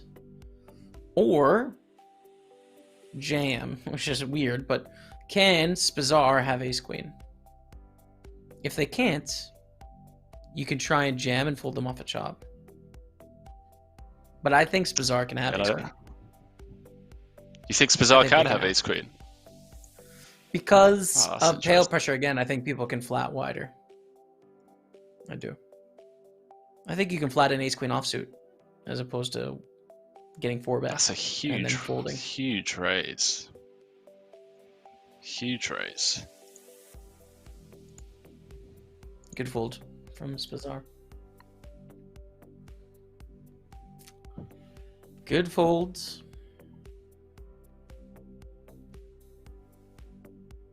I think you can flat with ace queen sometimes. You know, you're 50 blinds deep. Get a raise from the cutoff, but against 4-bets you have to raise. You have to 3-bet fold, right? I think you can justify calling with some strong hands sometimes in that spot, depending on the other stacks as well. Though we don't really know the other stacks. Yeah, that's true. That is true. 13 lefts. Yeah. On a pay jump. Looking forward to see the chip distributions when we get to the final table.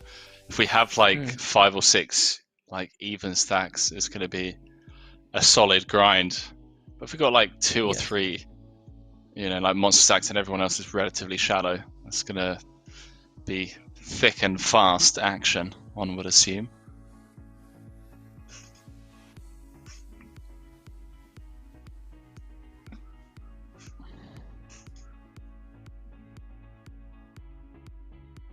It is not possible to switch M-Funk back and forth to the tables. It'd be cool if we could, dude. If we could, I'd just open up every table of the tournament. You know, when there's 100 left, we'd just be bouncing between all-ins, you know? But not possible at the moment. Oh, all-in. Oh, another all-in. Just every hand. Yep. By the end of it, we'd just be so bored of it. Like, right, we've seen everything. Chat. We've seen quads against quads. We've seen 1 outers, 2 outers, 3 outers, straight flushes against full houses. We're done.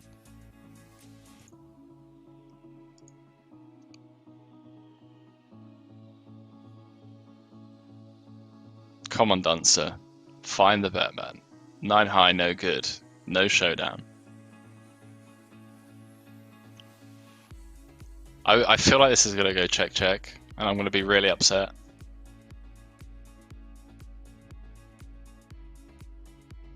But Theresa May's mum does have the Jack of Hearts. Okay, I dig it.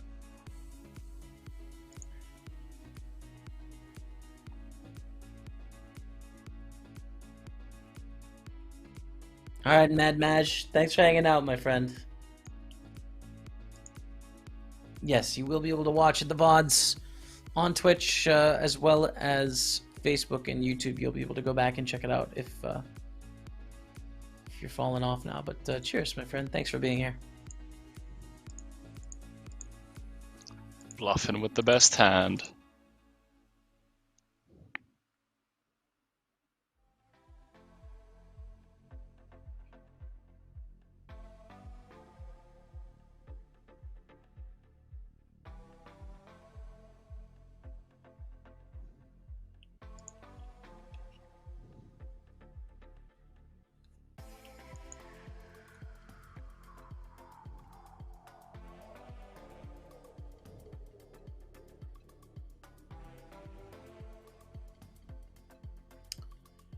It's a big one for Theresa May's mom. Trips, probably not going to get any money here, but, you know, still a decent hand.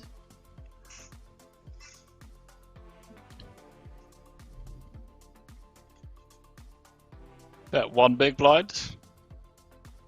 Oh, it goes big. Whoa. I really did not expect that.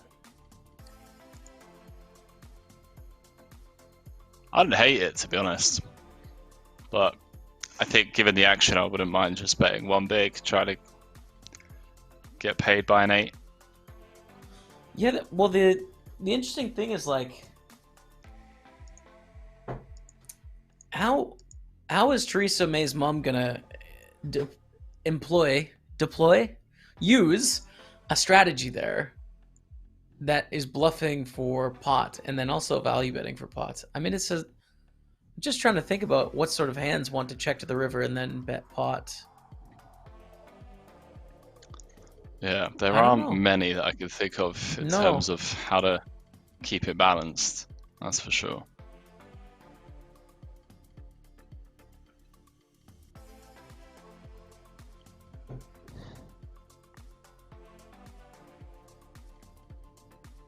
Scanning around for callers, could get some club-on-club violence.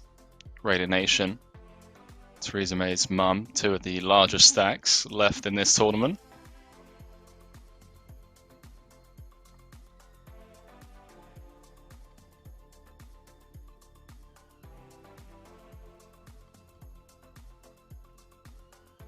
See if Spaza comes along for the ride, getting a great price. And well, flop's the best of it, Jamie. Middle pair. Easy win for 8-7. No, it's not that easy. Spazzer has to get the showdown as well, but as you said, we can see he has the best hand right now. Theresa May's mom, swing and a miss.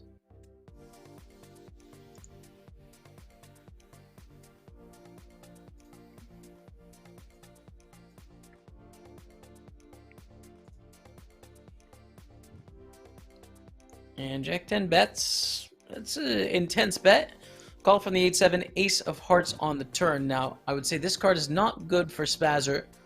Calling in the big blind is going to have a decent amount of 7x and 5x. Can have some hearts, but in general, I think the ace is going to benefit the button more than Spazzer. What do you think, Henry? Yeah, it's certainly going to favor the button more than Spazzer, but I would say that Spazzer has more flushes in their range than Theresa May's mum does.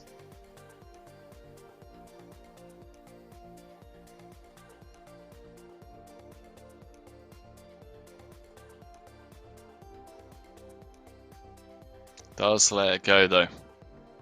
It's a well-timed aggression. Theresa May's mum picking up a decent one. It's such a troll screen name that we're going to have to say It's 100 times. Especially if they ship it. Oh, Theresa May's mum has won the Monster Series event number 9. The 109 High Roller. Great troll name.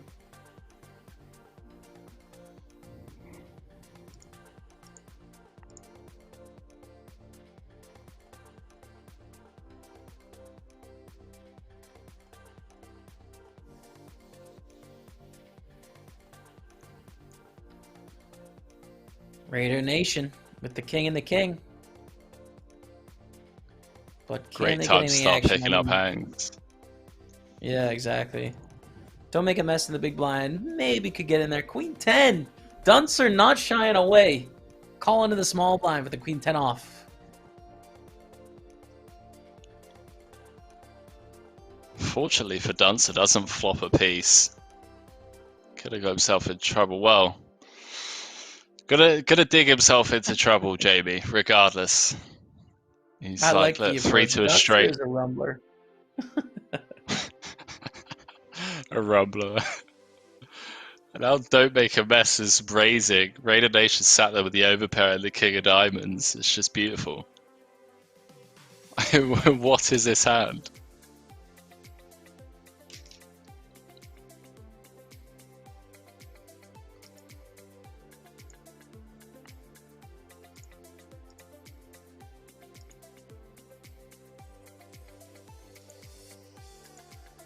Didn't expect the 4-bet there from Raider Nation because I think it really turns their hand and their range pretty face up here against the bet and the raise. I mean, we have a raise under the gun.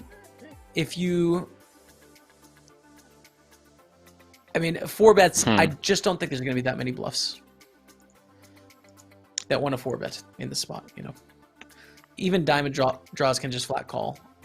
Jack on the turn, Wow. Oh, wow. Great awareness being shown by Don't Make a Mess, by the way. I'm assuming, I mean, I want to give credit where I think credit is due. Yeah, it feels like awareness, and as you mentioned, you know, a pretty face-up range. Is Raider Nation doing that with hands like Ace Jack, King Jack? I don't think so. No. And they need to if they're going to make that play, and I don't think they want to or they will. So yeah, I mean that's sick. That's a sick bluff with second pair. Turning it into a bluff on the turn and pairing the jack is like nasty. But like you said, Raider Nation, I mean their ranges face up. They can't have a jack. They never want to put in the third bet with just a single jack. Whereas Don't Make a Mess has a lot of jacks. Yeah, really crucial pickup there. And it's kind of a spot that Raider Nation dug themselves into, right? Like, have we just flat called the 3-bet? That kind of doesn't happen to us. We don't give Don't Make a Mess the opportunity to do that, basically.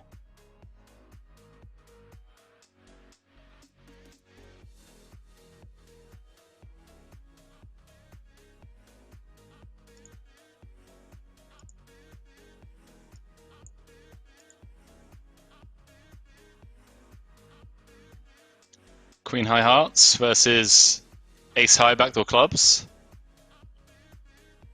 I'm going to call this hand a tie, although Queen Jack of Hearts is more excited at the moment. But hand strength, even though they're different, you just get a sense. I mean, they're tied.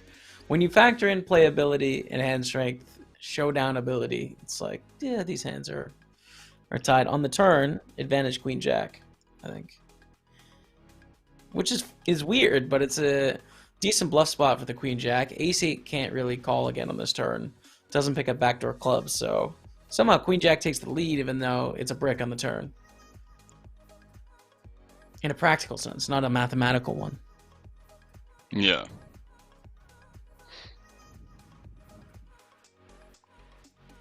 Theresa May's mum kind of running over the table a bit here, coming on this final table bubble.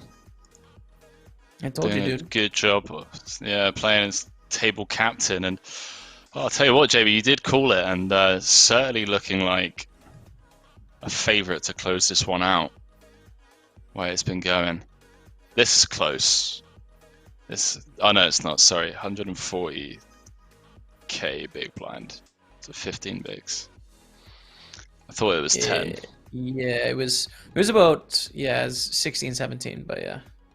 I think even at 10 you have to fold, probably. Because pale pressure again. Yeah. 11 left here. We just hit a pay jump, $753. Yeah, I think you gotta fold.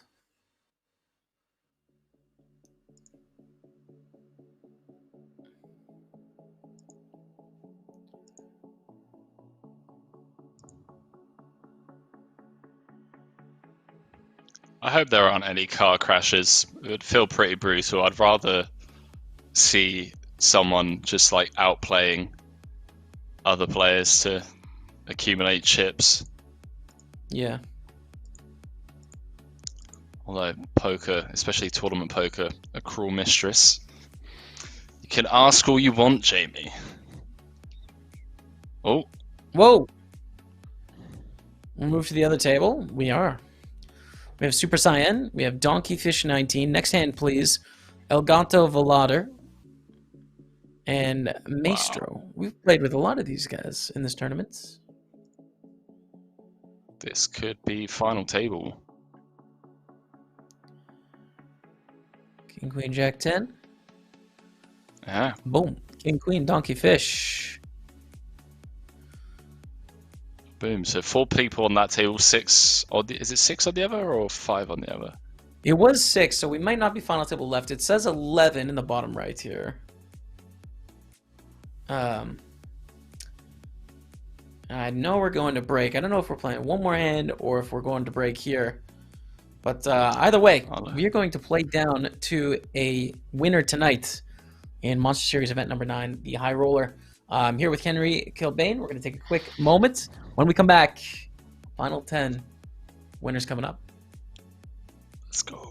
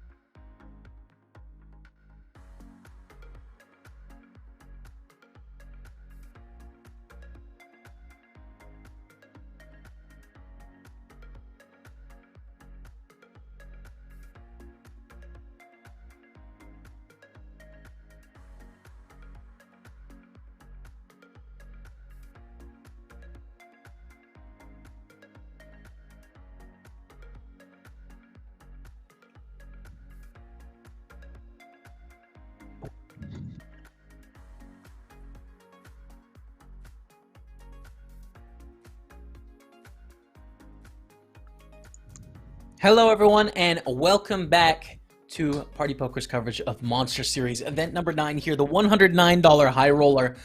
Now, in the break, we've gotten to the final table. That is right, down to the final 9 players. Let's take a look at some of the payouts here. You can see it all. $10,700 for the win, Henry. We ready for this or what? Man, I'm ready for it, but I'm already feeling sorry for whoever bows out in 9th, because although $907 is, it's a fair payday when you're that close to tasting 10,700 smackaroos. Feels rough, man, but let's go. FT hype. It hurts. Yeah, I mean, you want to break the 4-digit club. You do. So that's added pain as well. 8th place at least gets to say 4 figures. Hey, sweetie. Or hey, bro, 4 figures today. No big deal. 9th place, you're a 3-figure chump. That's how it is. All right. So we're going to find out right now who's going to go home, going to the final table. Let's get into it. What's up, Twitch? What's up, YouTube? What's up, Facebook? 9 left. Blinds are 100,000, 200,000. And there'll be some interesting, very interesting final table spots with payout pressure right away. Yeah, both flopping 2 pair. Or a second pair. Just having a quick look at the stacks. Obviously, Theresa May's mum, Next Hand Please, and Donkeyfish kind of joint first, if you will. And then a drop off to Raider Nation and Spazza sat in the middle of the pack. And then you got the 3 shortest stacks. Don't Make a Mess, Maestro, and Super Saiyan. All going to be eyeing those pay jumps, but Duncer blasting with the worst of it.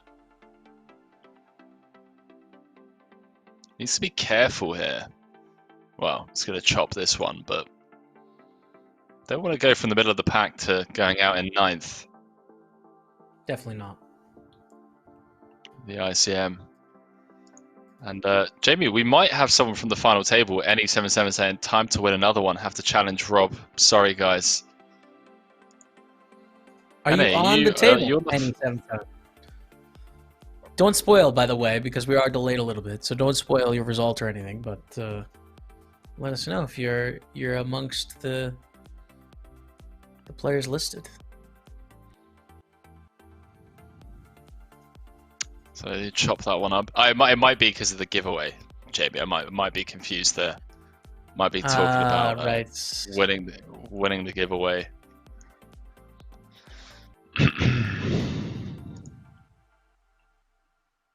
Discipline fold from Spazza. See a lot of people make the mistake of getting involved there. 33 bigs from UTG with the 5s.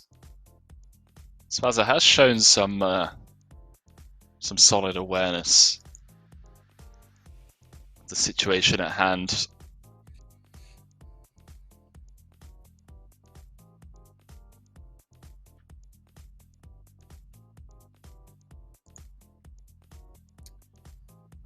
And, Super Saiyan. Yes. Yeah. It's an all-in moment. I'd do the same with the King 9. Donkeyfish giving it up. There's the chips for Super Saiyan. Yeah, slam dunk, get in. Pray to R and Jesus to not bow out in 9th. Is Super Saiyan a Dragon Ball Z? Am I right on the reference there? I feel like it's a Dragon Ball Z. Super Saiyan. I believe. Am I wrong? So. I think so. I believe Chat, you're right, man. I really say at late time, everyone's already asleep. It's early hours of the morning. It is. It's 4 a.m. for you, right? Yeah, man. Look at this, by the way, from... Wait, this Spazza just... Woo. There's 8-2-5 in the middle, I'm confused. Did Spazza just fold from the big? I don't know. Just mucked. Spazza just folded. I've never seen anything like it. Was not interested. And meanwhile, we have 7s full of 2s here from Duncer and Donkeyfish. with a top pair calls a really small raise on the turn.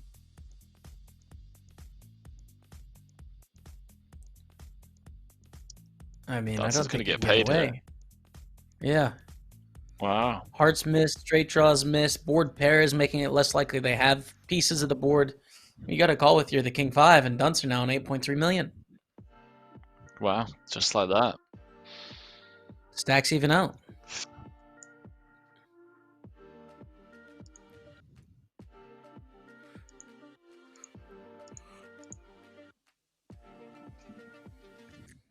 Maestro loving life.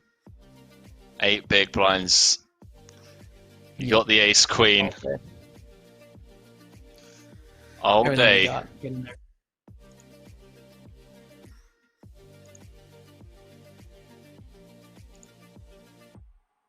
And next hand, please. Interesting one. Like, do we want to keep the short stack in, abuse the ICM situation, or do we just run it? We do.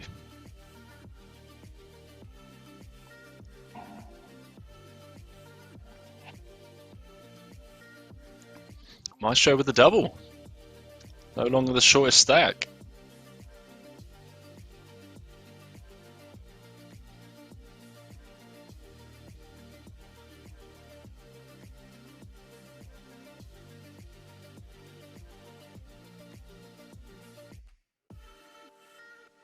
Queen 10 offsuit. I mean, not a great stack here. I think giving it up is the right play. They do fold. Super Saiyan kind of in the same spot, to be honest. You don't really want to jam here for 14 blinds given the other stacks of the table. And min raising kind of sucks too. That said, gets around to don't make a mess in the big blind. Queen Jack of clubs. Peels.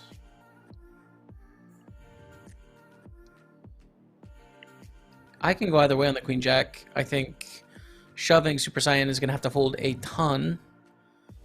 A lot, but then you're also going to run into the nuts and bust 8th or 9th sometimes. But I think probably shove is a little bit better as one of the two shortest stacks and just force them to fold a ton. I think it's worth pointing out that just how short Super Saiyan is opening off of in terms of stack depth. Like, yeah, that to me, personally, just like screams, you know, monster opening off. I believe it was like 14 bigs at the time. It is really scary. You're right. I mean, the thing for Super Saiyan is they should never do that with even jacks, right? Their value range for min raise calling should be so tight because of the payout pressure that it's man, tournaments are just weird, aren't they? There's so many different little factors that changes things. It's sick. And you know, the funny thing is, Jamie, like I've been saying for years now that, you know, I don't play tournaments, I never will, but I know there's going to be a point in my career. I'm 25 at the moment. I know there's going to be a point in the career. It's probably going to be the next 5 years where I kind of just go all in on tournaments. And I don't know whether that's going to be, you know, in 6 months' time or in 2 months' time, in 2 years' time, but I'm just trying to deny it as long as possible that it's not going to happen, and it eventually will. It will. It always does. Who retires without playing tournaments? Even Doug Polk, dude, plays some tournaments. You're going to play tournaments. I feel like it could have been this year had Corona not happened, especially off the back of WPT final table at the start of the year. I was like, wow, tournaments, hello. And then we went into lockdown. But had Corona not happened, I may have started flicking in some more live tournaments.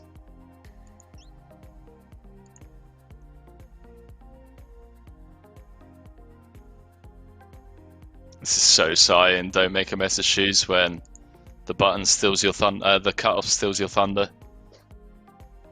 Yep.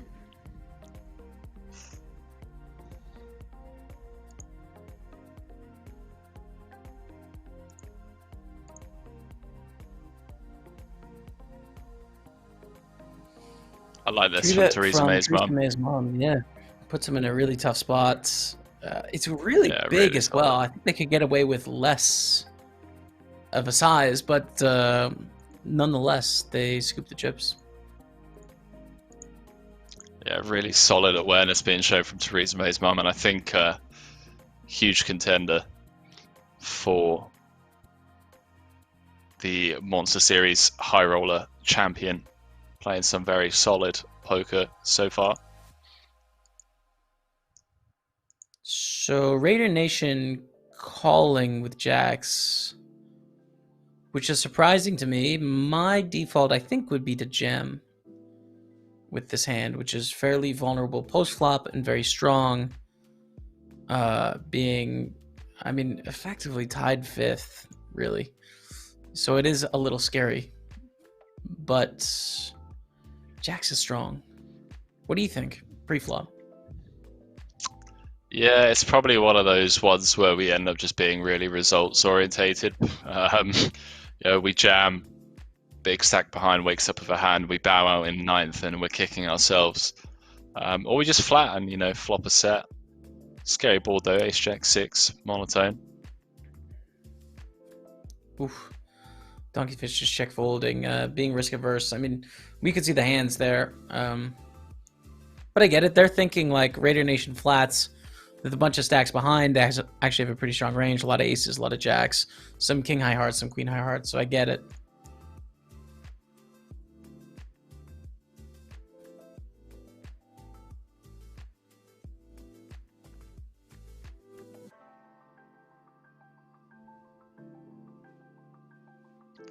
Congrats to all the winners. So that's 7 go. tickets we've given out now into the $33 Monster Series. Let's go. It's the most profitable stream you could be in. It's a printing stream, chat. Oh boy, Duncer's in trouble. From what we've seen from Duncer, Duncer is in trouble.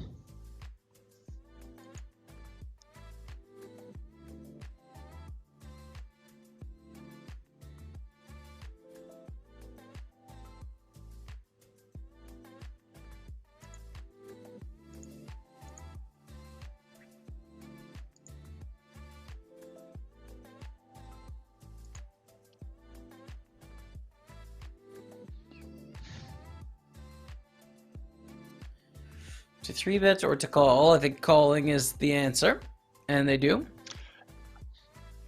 Yeah, I think from what we've seen from Duncer has been taking the passive route pre and then getting a bit creative post flop. Yep. Ace high flop would be an absolute disaster, as well as like a king 10x board. Fortunately for Duncer.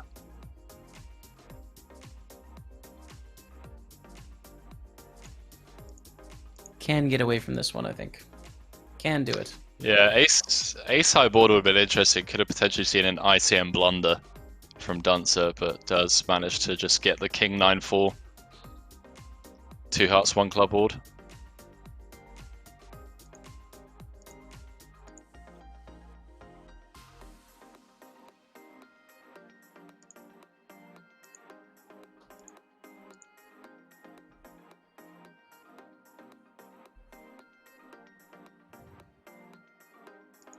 Oof, aces. But can they get action? Maybe Theresa May's mom with their big stack. Maybe next hand, please. Maybe Maestro, actually. Maybe Maestro wants to shove this ace-9. There's all sorts of stuff that could happen here. Theresa May's mom raises.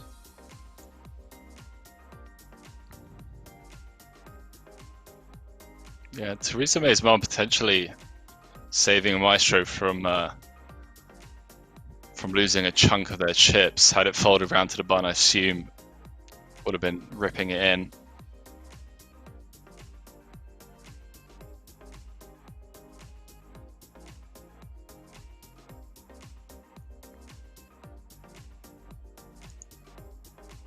Congratulations, Andy, on the ticket. That's awesome. The aces get through 4 million.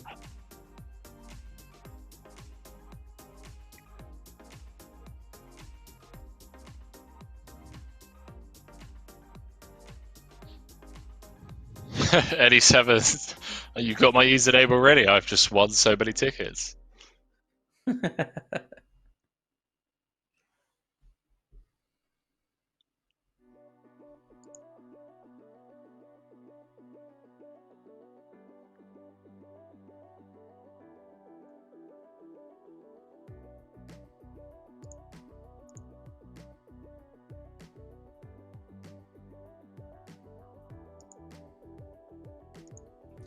Super Saiyan with the Ace Jack, going for the raise. Another spot I'm going to jam here. I think a hand you don't want to raise call given the other stacks at the table. And is very profitable. So I think this is an ICM. Just jam, don't induce. But they take it anyways.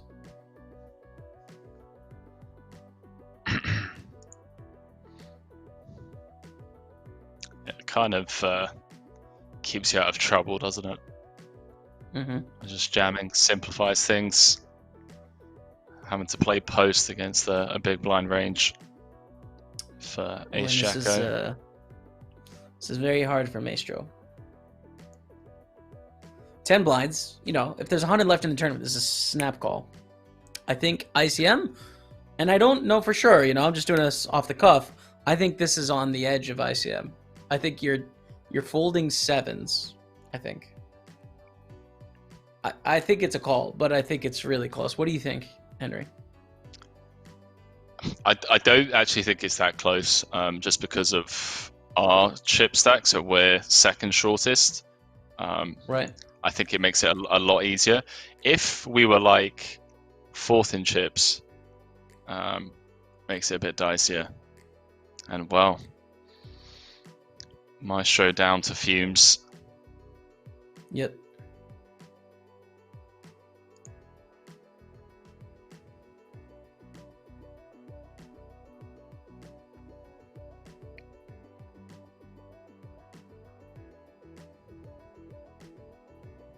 Ace 9 for Donkey Fish.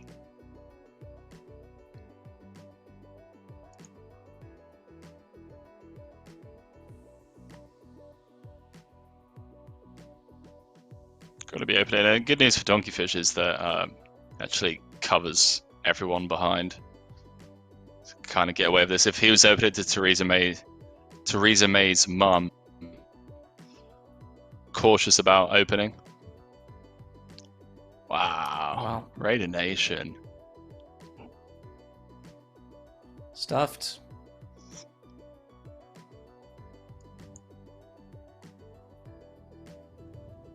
$6.8 million for Raider Nation. Clearly not afraid. Not afraid of a bit of action, and we continue here. 9-handed. Payouts again. You can see them in the chat. $907 locked up. $10,700 for the win. As Dunser gets involved. Uh-oh. Danger.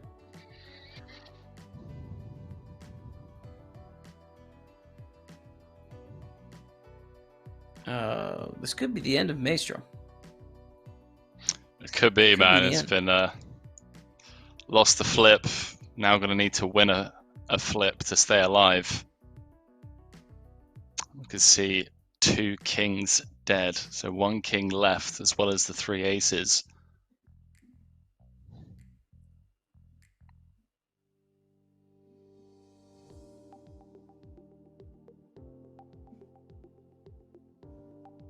Can you imagine if Duncer just YOLOs this in with the King Jacko? Wow. That is going to be it. Super Saiyan hitting the set of jacks. Maestro out of there with the Ace King. No good on the turn. We are down to 8 left in event number 9. Some GGs out there. Pretty brutal. GG. Bowing out in 9th. But then there were 8, Jamie. Then there were 8. And interestingly, from the start of the final table, we had 3 very clear short stacks. Things have kind of evened out in the middle of the pack. Theresa May's mum, the only real clear runaway chip leader. And everyone else now currently battling for second as it stands. Duncer won't be folding King 8, in my opinion. Well, times have changed. A little more cautious conservative Duncer as the stacks I mean, they really suck for most of the table because the difference between second place and last place is like 3 million. And then there's an 8 or a 6 million gap at that point, 6.5 million gap to first place. So Yeah. Theresa May's mom, this is about as great of a situation as you can design for putting in aggression, 3-betting, opening, etc.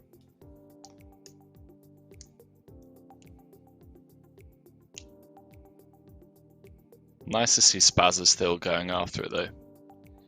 I wouldn't mind seeing Theresa May's mum versus Spazza heads up. I feel like both of them have shown a pretty high level of tournament awareness. Mm. I mean, Dunce is just really disrespectful flat from the small. Flops the gut shot against top pair. Was patient the hand before and now wants in there with the queen eights. Maybe it's late for Duncer too. Maybe they've had just, you know what? It's time to gamble. Could be.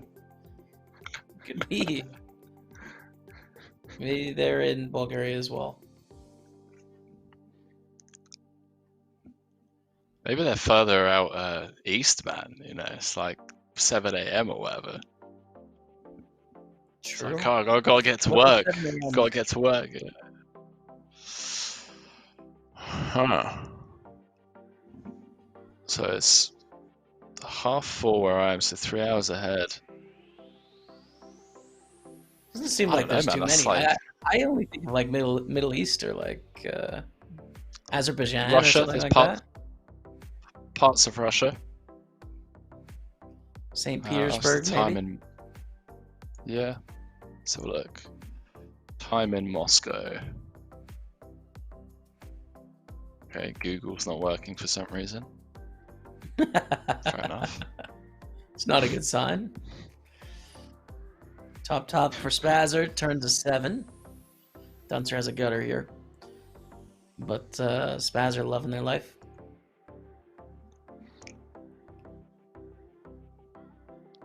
Okay, it says I got no internet connection. Oh, we can see you. It seems like everything's going well, Henry.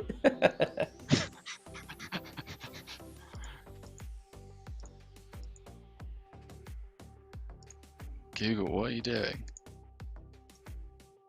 Chat, what? Let me look. What's the time in Moscow? Yeah, chat. What's the time in Moscow right now? 5:30. So where is it 7:30? It's got to be two time zones east of that. Now, what's the time in Azerbaijan? Azerbaijan east of Moscow? I don't know. It's 6:30. We're closer. What about I think Nepal? we're going like too far. Yeah, I feel like we're getting towards Indonesia territory. India's 5 hours ahead of the UK. How does Nepal Nepal is on a half an hour. It's 8:09 in Nepal. I don't understand that. Kazakhstan? I'm as confused as you are, man. It's 8:30 in Kazakhstan. All right, I don't know, Chad. I don't think it's 7:30 anywhere, Henry, is what we're learning. It doesn't exist. Man, look at this from Donkey Fish, by the way. Queen 4 tray. Goes for the check raise.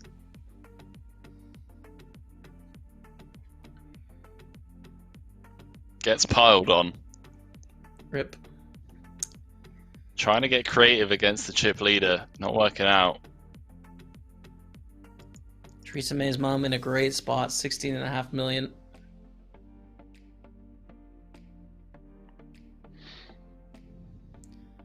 It is 8 a.m. in Delhi, India. Yeah. That's close enough, man. Yeah. Close enough. Man, I love India's hands down. Oh, what a trip that was. Wow. You like India?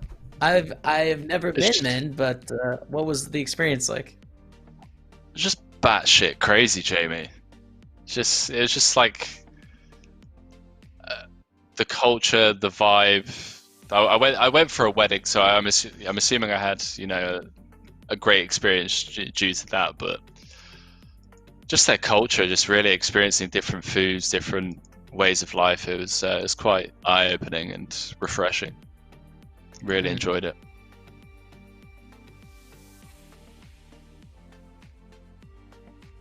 Spencer with top pair. Duncer's got a new #1 fan, and his name's Henry Killbane.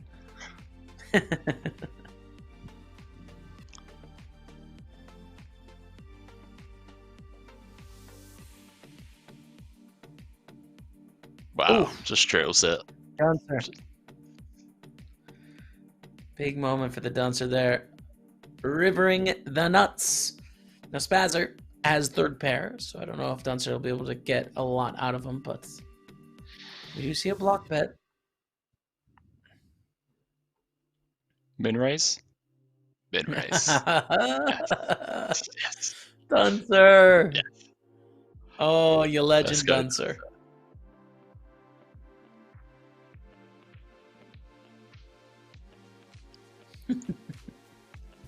Duncer's a hero. He is.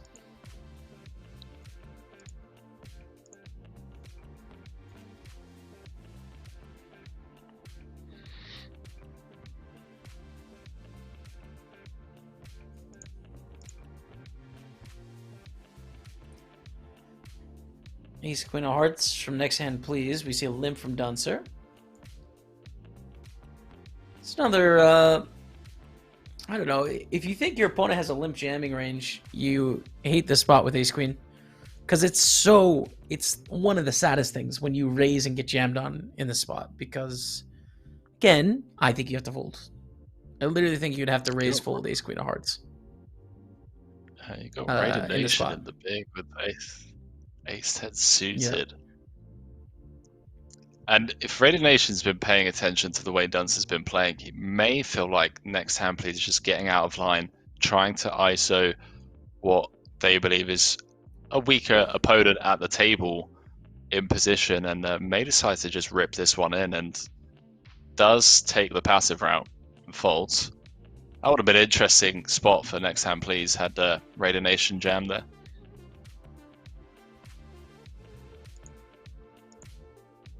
Jamie, I'm starving. Absolutely starving. I don't know about you, mate. Are you? I've been nibbling on breaks, Henry. I've been having little nibbles here and there, but nothing of quality, you know? Like a nice meal. I feel like I might have to get that Greg's sausage roll when we're done here. It's almost morning.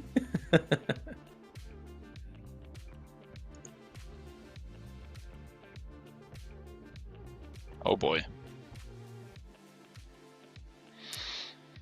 Danger for a Raider Nation.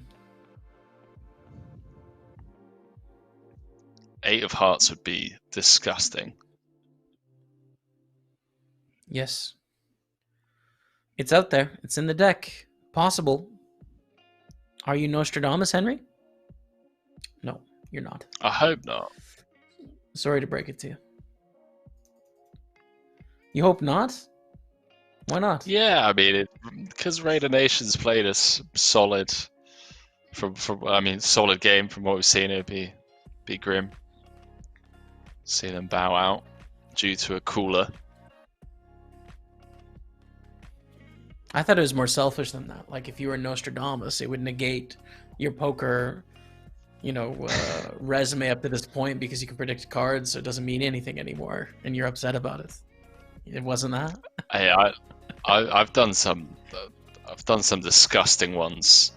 I want to say it was like the 100k super high roller, where I'm just I just like put it out there. I was like, wow, 6 of hearts would be a disgusting river card, because it was just like house over house or whatever, and it just like drilled in. And it's there's like 100k buy, and I was like, I apologize to everyone out there for doing that.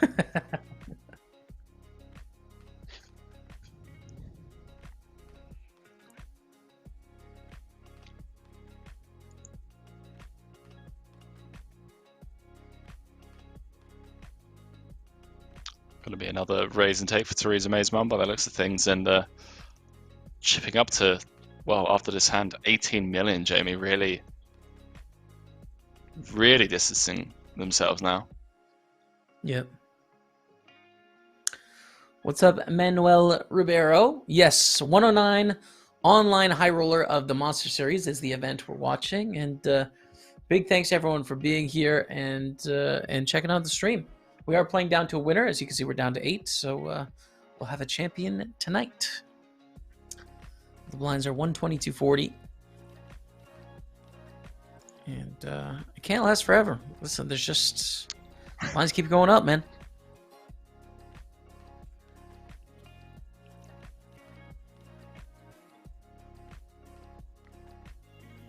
Yeah, shout out to everyone for keeping us engaged in the chat as well, keeping us company early hours of the morning. I appreciate people that stay with us to the end to close it out.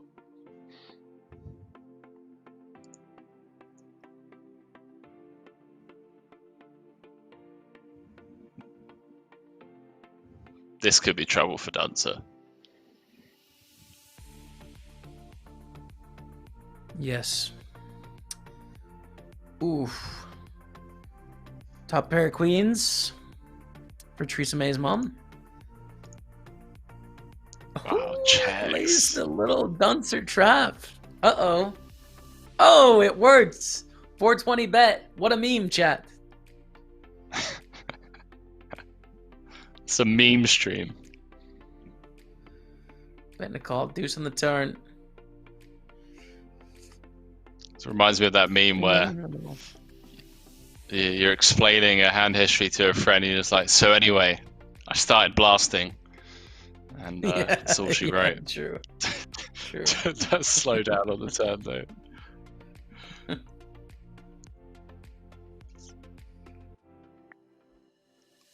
I like the small bet. Wow. Whoa, Gets paid. Duncer. Duncer looking it up, does not believe. Thinks they have a misdraw, but not today. Theresa May's mom, 21 million in the dream scenario right now. Not a And believer. if your next hand, please, you gotta be so tight. Like these 5-6 million stacks, you've just gotta be a nit. 5, 6, 8 million. I'm telling you, chat, you gotta be so tight. People don't believe it. You do. You can shove here though.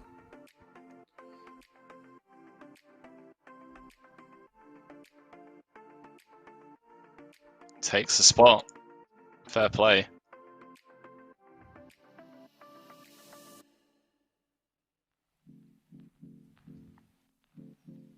I don't know if I'd have the nerves to take that spot, to be honest with you. No? Henry, man. The pair of sixes, 20 blinds, chip leader, he's opening everything. He's opening half a card if he had one, man. You gotta rip City it in there.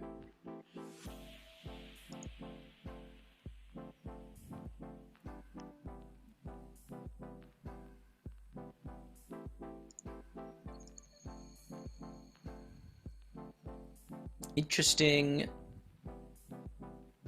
sizing here, right? Yeah, 560 is 2x.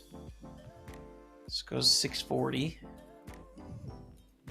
Sizes up a little bit from like the min raise or even the 2.1. Donkey Fish going for the jam with ace 3. We just have to call this off now, right? I don't think so. I don't think so, man. I think you can fold here too. Like it is 10 blinds, you know, we're definitely... Oh, okay. Call. Here we go. Ace 3 Prince. Ace 3 I does think chip print. EV wise, your ace 3 against King Jack there is going to win a little bit. Like a little bit. With payout pressure, even as, you know, a 5 million stack or 6 million stack or whatever, I think it's a fold. Even for 10 blinds. I do. I feel like I'm being a huge bummer here, Henry. I feel like I'm bringing bad news and just being like, gotta fold, gotta fold, gotta fold. But I believe it in my heart and in my brain. So I'm sorry. I know. I believe. I love the butterfly effect of tournament poker in the sense that Super Sign doesn't open button, Donkey Fish is out because blind versus blind spazzer calls off. It's just tournament poker is insane, man. Theresa May's mum making a disciplined fold there, by the way.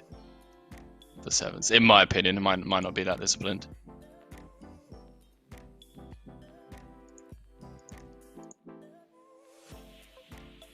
What's up, Dan Man Power Up over on YouTube? Says, yo, Jamie. What's up, man? How are you? Welcome to the stream. Thanks for checking it out. Shout out YouTube.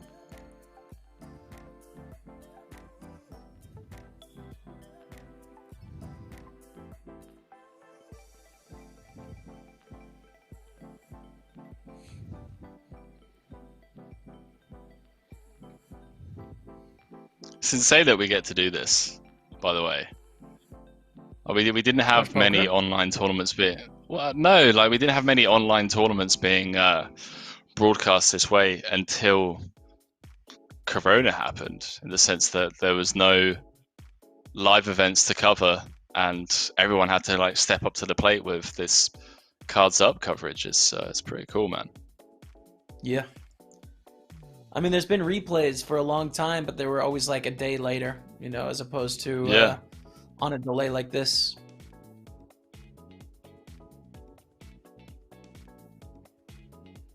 I think there's even more cool things we can do with tournaments on the delay and cards up coverage. That's all I'm going to say, chat. That's all I'm going to say. Am I teasing something that may be coming or could not? I'm not going to say anything.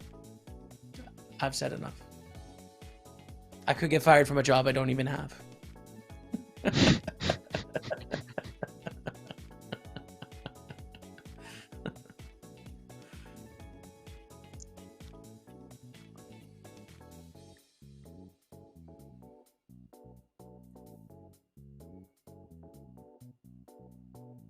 He's 4 diamonds here. I like the raise from Raider Nash. Now, can anyone else get involved here for the mid raise? Full fold. Duncer loves a rumble. Calls. Duncer's in. Ooh, this is spicy here. Raider Nash flopping the nut flush. Duncer with second pair. 1.5 million in the middle, and Duncer doesn't have a lot of chips. If I'm Duncer in the spot, I'm check raising. I'm check raising with my 7-8 against the C-bet. And if I'm Raider Nash, I'm calling. But that's not what happens. It was bet call. Henry. What's May going just on? jam this turn. Yeah. Jams in. Oh! Gets the call. Oh, Duncer. Up to 7 man, million. Duncer. Raider Nash. Rip. Very short. Rip indeed. Yeah, and 6s next hand. Next hand, please. With the ace queen, but look at this. Theresa May's mum on the button with ace jack suited. So I think it's a jam. Well, it's 4 blinds, but I think it's probably you want to ISO it with how much dead money's in the pot. Does not do that. Goes for the call. It's easy for me to say. I was kind of hoping ace jack Duncer jam, to ace overcall queen's that. gonna fold, but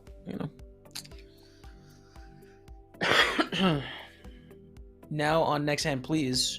Probably go for the jam themselves. I would not. I don't need. I can see all the things here. I can see calling. I can see raising. I can see jamming. I don't want to see a fold. Let's not fold for 4 blinds. Yeah, I feel like a fold would be pretty absurd. There's the You raise. raise less than 1. That makes sense, just in case Theresa May's mums has some traps. Kind of gives us enough wiggle room to get away from it and still have a comfortable 40 big blind stack. Well, sorry, no, blinds are 280k. And wow, would have been an absolute cooler had next hand please just flat called. Raider Nation's gone. GG out in 8th place. Is going to take home $1,074. That means for us, we are down to 7. 7 left.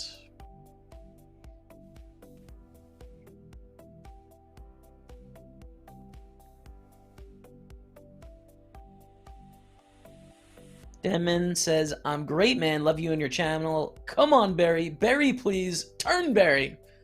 Dan loves the berries. He loves the berry call. I can't take credit for that one, but I do use it a lot.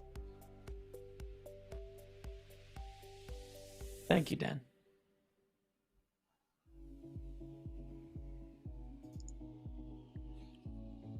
Dunce are just getting frisky again on the button. Getting punished this time. Next time, please, having none of it. And yeah, a couple of hands chipped up nicely, separating himself from the rest of the pack. Comfortably in second.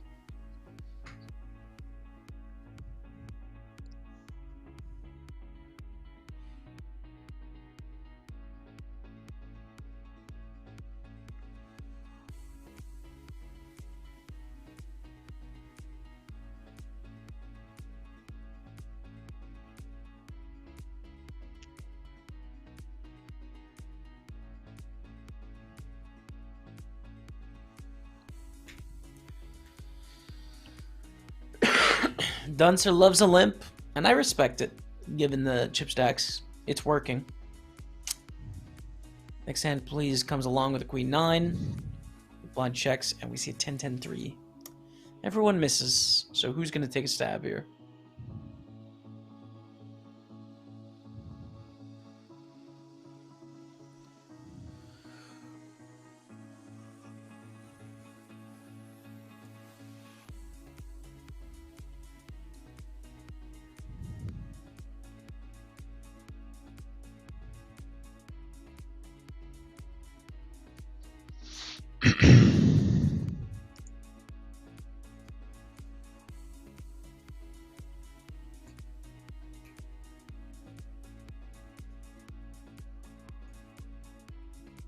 Nice.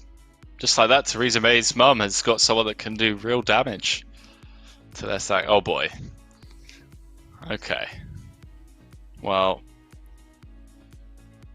Is this the I mean, end anything. Yeah.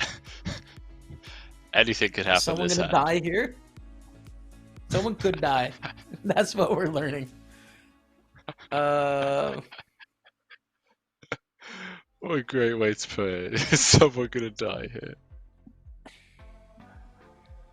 Nines are ahead. Nines Prince. Dunce is gone. GG Dunce. So we have a new chip 7th leader place in town. Out there, 1319, 1,319. We are now down to 6. 6th place taking home 1831 is the next payout. Again, 10,000 for the win. I hate to be the bearer of bad news again. I think Ace Jack's a fold. Don't at me. I think it's a fold. It's a fold. You gotta fold everything, dude. Imagine it in PLO, Henry. Imagine in PLO what you're supposed to be folding if I think Ace Jack's a fold there. I mean, you can rot, mate.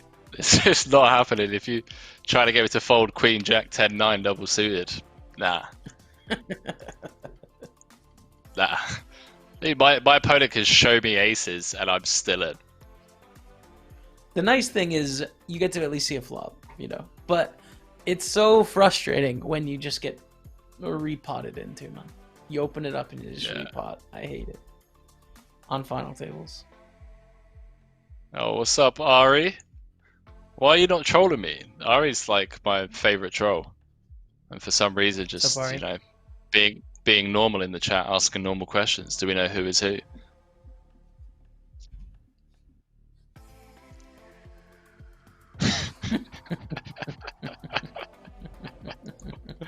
So Jamie, this is something that you haven't heard before, but Ari came up with the following during the Galfon challenge. So when I was commentating without a camera and then people discovered my social media, that's a sick run out, by the way.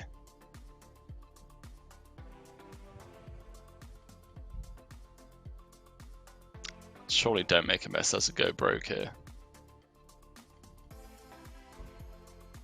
I mean, it could go check even. Check would make sense. Ah, okay. So Ari fouled my social media or something and then came into Twitch chat the next day and asked me why my voice doesn't match my face. This was about a year ago. Okay. All right. Right. Like, I still don't know what it means, Jamie.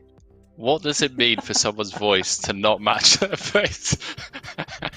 I am going It's been to like change Ari's name right now. Ari/common at. This is just for me. You know, you can change people's name on Twitch.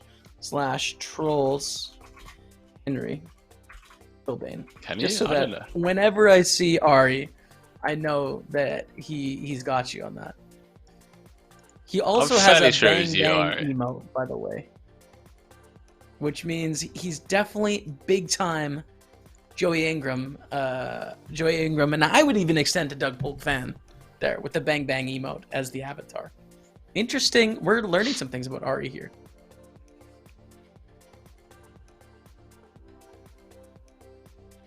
Could have some big stack on big stack blood. Yep. 8-7 deuce, 2 clubs. Pretty dry boards. Next hand, please, has to decide, do I want to keep betting, be able to represent all those overpairs and strong hands, or do I want to check, realize some showdown value, keep the pot small with a non-pair? Goes for the check. Yeah, and Jack of Diamonds on the turn. Theresa May's mum jumping into the lead.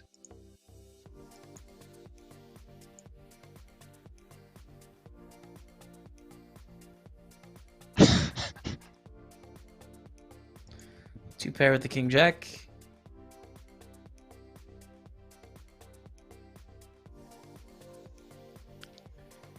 Takes it down. No more money. Okay. Next hand. So he says, that's wasn't me. That's with an S, wasn't me. Is this a guy, Ari, I should believe? Should I believe in Ari, or is Ari a liar? In your opinion?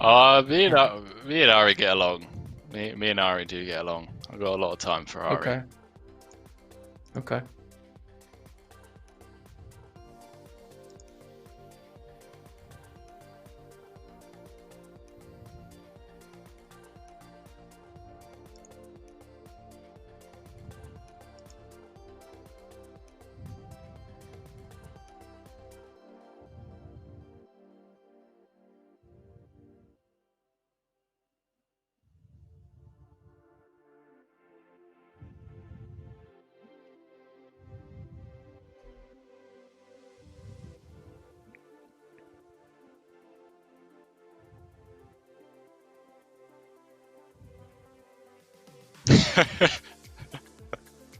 Is this Gin Rummy? Hello. So, go on, my man. Go for it. No, it's all you. I was gonna ask you, and I want you to be brutally honest, right? I'm from the UK, so I'm giving you permission. Name one thing you really love about the UK, and one thing you really dislike. I don't want to use the word hate, but something that you really dislike. Okay. I mean, you've put me on the spot. I have. I think the thing I like most about the UK is the cultural aspect that's shared between England, Scotland, Northern Ireland, Wales, and probably Ireland, is the like get on with it mentality. Everything is so dramatic in North America. It's so dramatic. And you guys just get on with life in a way that is refreshing and calming, I would say. So I really like that shared mentality. Yeah. And I'm copping out on the second one, but the thing I don't like as much is the it seems like people really protect themselves from feeling at times, feeling emotions, or making themselves vulnerable. It's the flip side of that calmness is the lack of risk that is taken with emotions. People aren't interested in getting excited or getting hype. There's always a rain cloud over me, and that's funny, and that's life, and we just get on with it. And sometimes I wish people would just, I don't know, be vulnerable and get excited about things. So there's the answer. I think both sides of that. Nice, man. That's was yeah. I think. So I don't know how much time you spent in London, but people in London can definitely be pretty, cold. And you can't exactly complain about the weather, right? Because it gets pretty cold and windy in Canada. So Yeah. normally, I like my friends from like Bulgaria or warmer parts of Europe. They're like, oh, the weather, obviously. Yeah. But yeah, man. You know, it's funny when I Googled the weather, it comes up with the rain forecast instead of temperature in the UK. In Canada, you obviously need the temperature because it's either 30 degrees or minus 20. Here, it's just like it's either raining or not. Like the temperature isn't included. Oh man, that's brilliant. Ari said it's okay. You can say you don't like your co-host. All right, Ari. It's 5 a.m. man. Leave me alone. Jamie, do you like haggis? I've never had haggis. Do you like haggis, Henry? I've never had haggis myself. Rip haggis. I don't know. It's just one of those things I'm okay without. I don't think I'm like missing an experience in life without trying haggis. I could be wrong. I can live with it. Next hand, please. 8-7 suited on the button.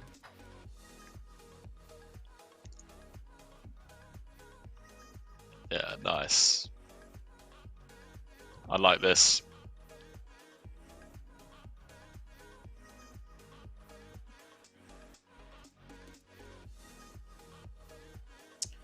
Show Donkey great fish. ICM awareness. Yeah, and you know what I'm going to say. Donkey fish should fold, I think, because of the stacks. But it is going to win chips. Again, 50 left in the tournament. You've already called, and you're celebrating. Given the payouts, I think it's a fold. They do go for the call, though, and they win, which changes things a lot. Finds the hold, and that makes things really interesting because now we got 3 chip. I guess Dogfish is a clear third.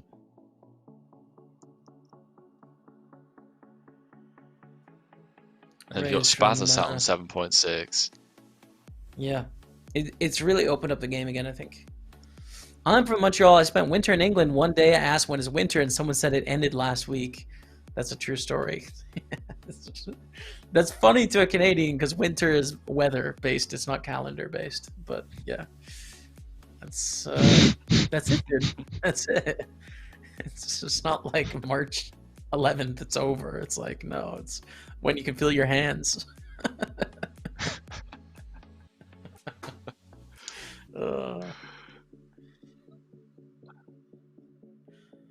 All right, ace 5 going to go for the bet here. We have a bottom pair from Z Spazar. I don't know why I'm saying it that way now, but we are. Whoa! And a raise from the deuce 4 here. That's actually extremely solver approved as it goes. Yeah, yeah. I have the best hand. A lot of bad turns and rivers. Good hand to bluff, and then I have 5 outs to improve to a really strong hand. Wow. Theresa May's mom. Peels. Holy smokes, Ace of diamonds, man. boys and girls. Whoa. Ace of diamonds.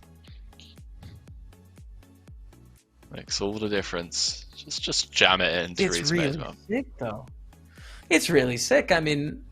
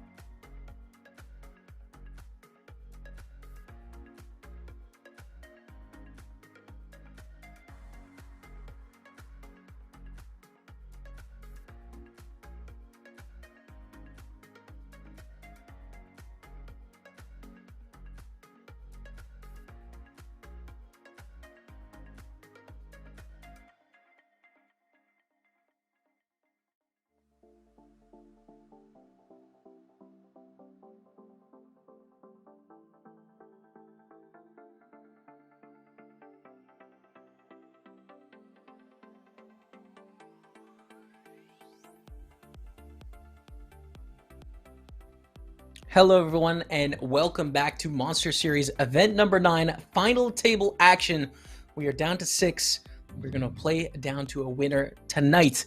Very soon, we're going to have the champion joining me, Henry Killbane, on the call. Thanks for hanging with me all day, man. It's been a crazy event. You ready to get back into it? Oh man, I appreciate you, having me, and it's been a blast. We got to know Jaime Staples a bit, and we're getting to rail a Monster Series champion be crowned, even though it is 6 a.m. or 5 a.m.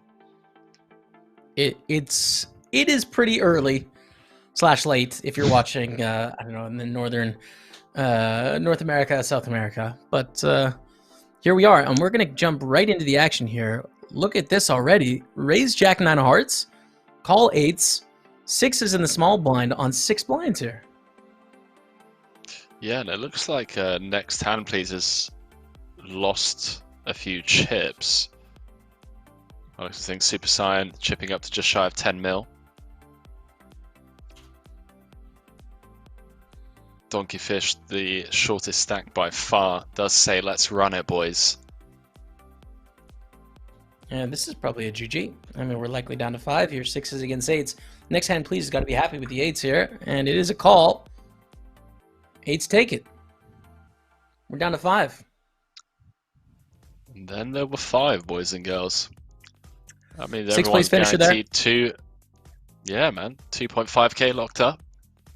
Exactly. Yeah, 1831 for 6th place. 2,500 for 5th. Now the big money is in play, though. The next 5 play for $7,500. You know, you could finish in 5th place 4 times before you get to 1st place. You know, it's hard to do. It's hard to make a final table, so it's so important you close these out when you get a chance, and we are the lucky ones to get to watch it happen. Got going on here some blind versus blind action, limp, or a complete, sorry, from Spazza. The Queen Deuce.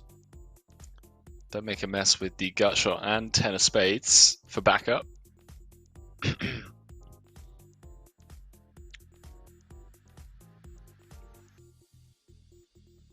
wonder if we're meant to raise this combo. Be really interested in looking at this closer. Yeah, I like it. There it is. And easy win it there for Don't Make a Mess, who's been fairly quiet at this final table. Has been kind of sneaking through, looking okay.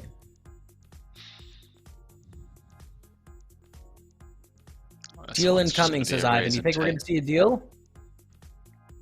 I don't think so with this current stack distribution. Potentially if we get 4-handed and we have everyone on like 15 mil, could happen.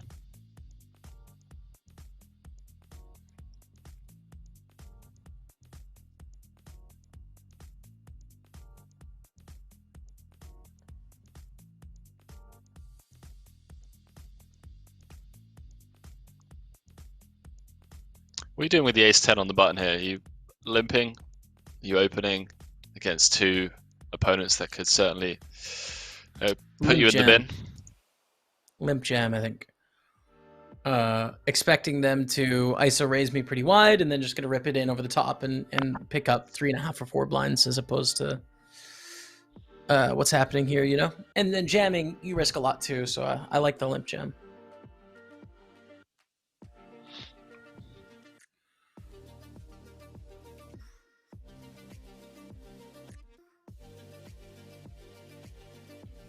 Probably limp call with like some big pairs.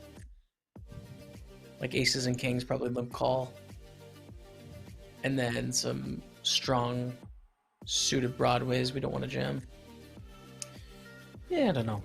It's interesting, you know? It's so funny looking at final table spots like this, because you're trying to design ranges with that ICM pressure in mind. And they're kind of fluid and on the fly, and you have to try and make them make sense. Not easy to do. Bet with the 10 high here.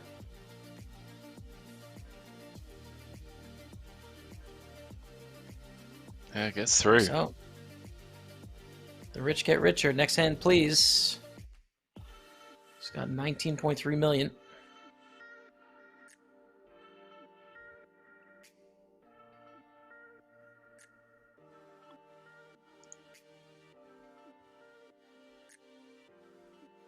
I assume just jam 23 bigs. You can, yeah, you can profitably jam 23 bigs. I think limit will also show a profit though. I don't know which would be more profitable. Yeah, I don't know which is better here. I think with ICO we just get to jam like quite a lot of our range. With Spazza on 13 bigs. As for the check raise on the Queen 7-6 Rainbow, I don't think Super Saiyan's going to be going anywhere just yet. Middle pair, backdoor straight, backdoor flush.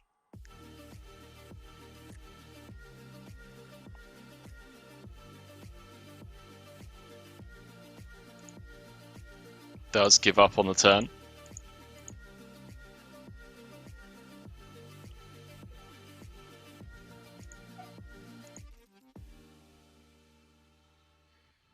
Check, King of Diamonds on the river. Do they go for it now? Is this a scare card? It obviously is to a 6 or a 7. Some trade draws missed. You fire it here? It's probably one that I fire like for quite a polarizing sizing. I don't think anything less than kind of like par or 8% achieves much. But we are specifically targeting 7x, 6x. Don't think a queen's ever folding.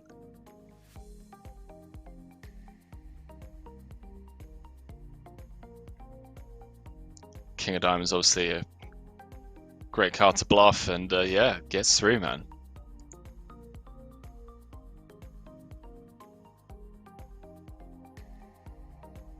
Well played. Next hand, please.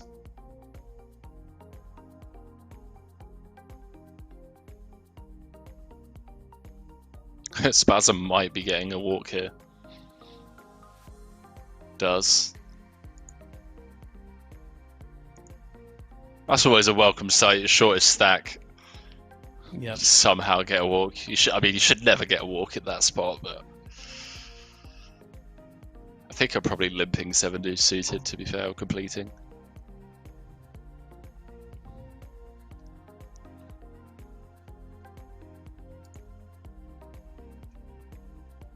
I think this is also profitable to jam because of the payout pressure on Don't Make a Mess as well. But limp will also be plus EV. I don't know which is better again. I find these spots really hard to suss out which is the better option. I think I would have jammed in that situation as the shortest stack for 14 blinds.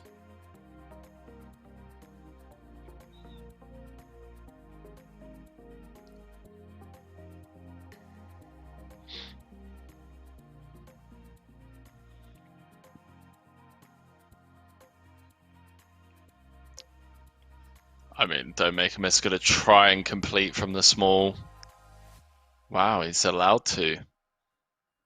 Okay. I mean, Queen 10 off, I think, is it. one of the nuts, playable hands post flop that you like checking back. It's like you definitely can't raise call. It's just so sad when you raise and get jammed on. It's just like you just cry. I was leaning more towards us just piling it in with the ICM pressure.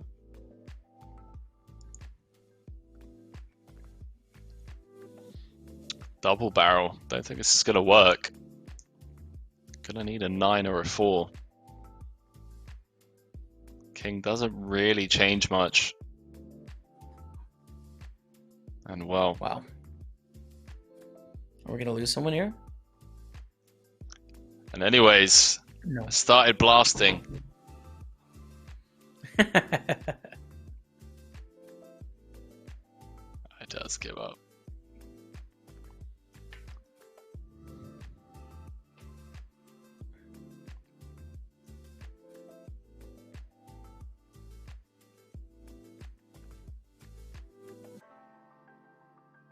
Go like 1/3, try and get paid by an 8.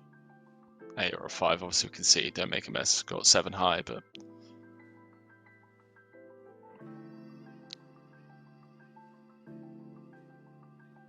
yeah, a bit too greedy for my liking.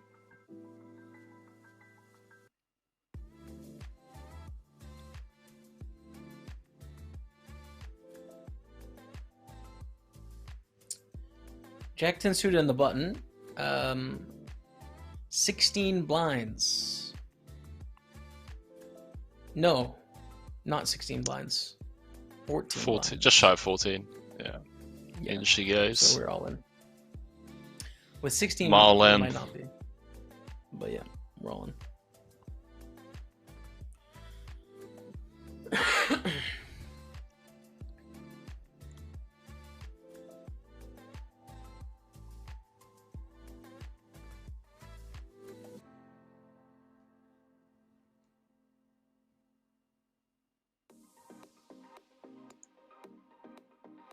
Little something for both. Gut shot versus bottom pair. We've seen next hand please play these blind versus blind confrontations pretty aggressively. Wouldn't have been surprised to see a check raise had Super Sign decided to bet on check 2.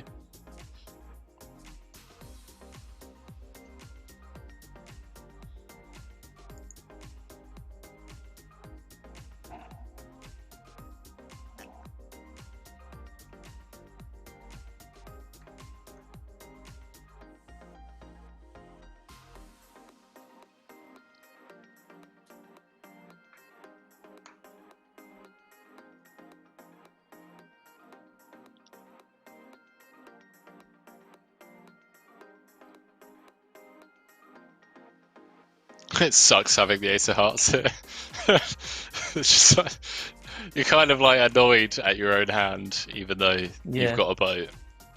It's like, oh, why do I have to block the nut flush and Ace High as well? Like blocking next hand, please calling range.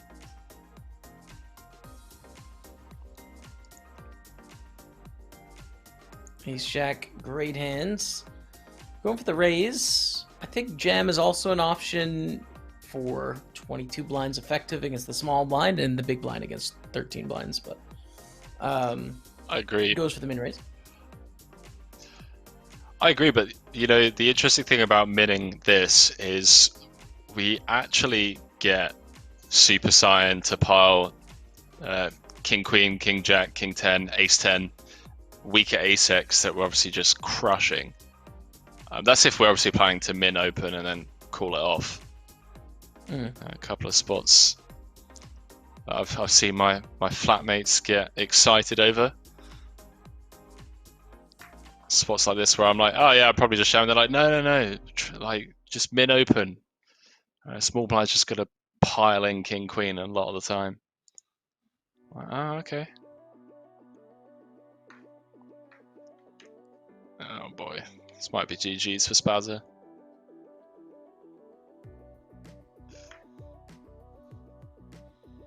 You think Jamie rip Spazza? I think next hand please is gonna do something first. First against seconds. It's not the end of the world when you're up against Ace King, Ace Queen, or whatever. No, they fold. Okay. I mean, if I'm Spazzer, I fold here. They flat. Interesting.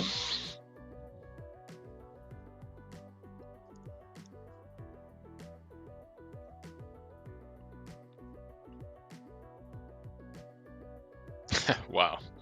Well. Okay. The sick thing is that that's weird. I mean, who has the most aces in the range? Theresa May's mom can obviously have them, but she has jacks is her actual hand. Is Spazzer gonna flat any ace X in the small blind? It's very weird if they do, honestly. It's just not the hand you expect to be flatting. Ace X isn't known for its playability, really. You know, you'd expect more this hand. And then the big blind has all sorts of stuff. So, like, what do jacks want to do? That's what I can't suss out.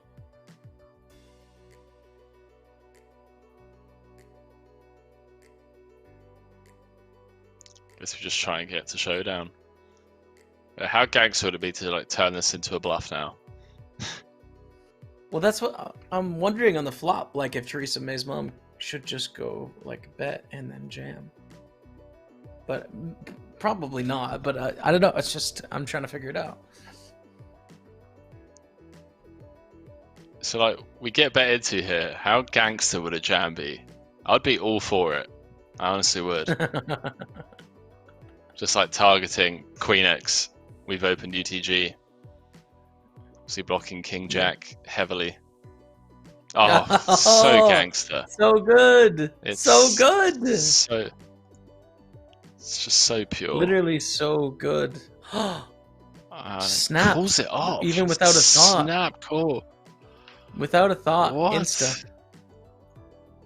I mean, that should work, I think. I think it should work.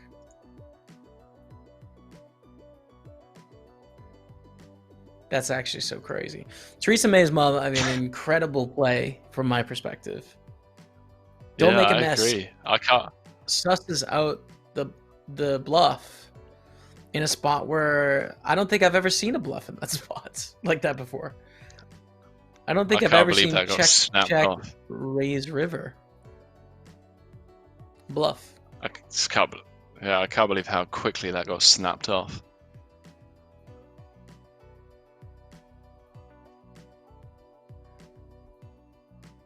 That's such a disrespectful call.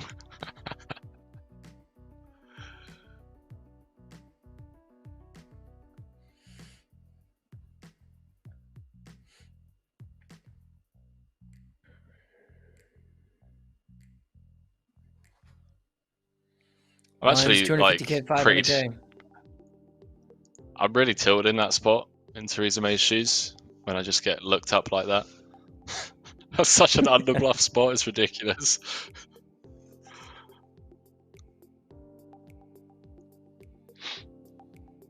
Spaz are in trouble, gonna need help from the deck. There's an 8. Doubles up. Wow.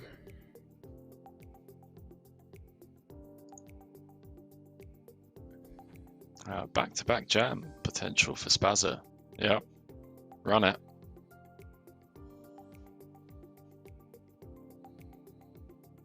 Arena saying, does it seem to me or not knockout tournaments less dynamic? I think knockout tournaments, there's just more spots where you can gamble and call, so it's less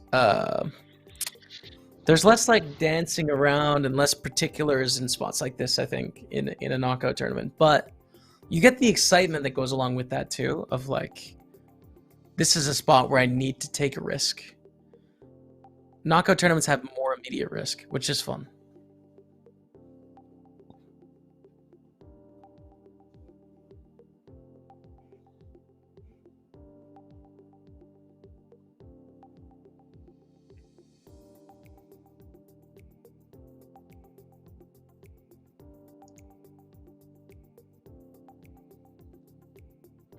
All right.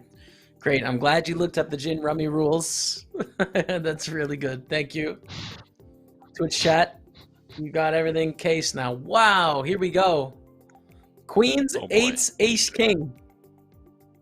5-handed.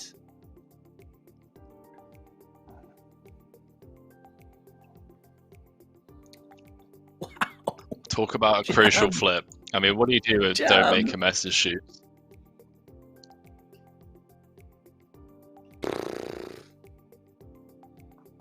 Call. Ace king's a big hand, man. You're dominating a lot with ace king. What do you do with Theresa May's mum's shoes, man? Wow, this would be sick. You fold. You're folding the queens. Yeah. Yep. Kings plus, I think. I don't even, dude, I don't want to call it, but it might be aces only. It might be. I don't want to call it. It might be, though. Wow. Good folds. Sick. Wow. I mean, Wow. fair play. This is a high-level poker from play. Theresa May's mom. I mean, some incredible decisions from my perspective. The Jack's hand was gangster, and I mean, not many people can let go of queens there. 24 bigs effective.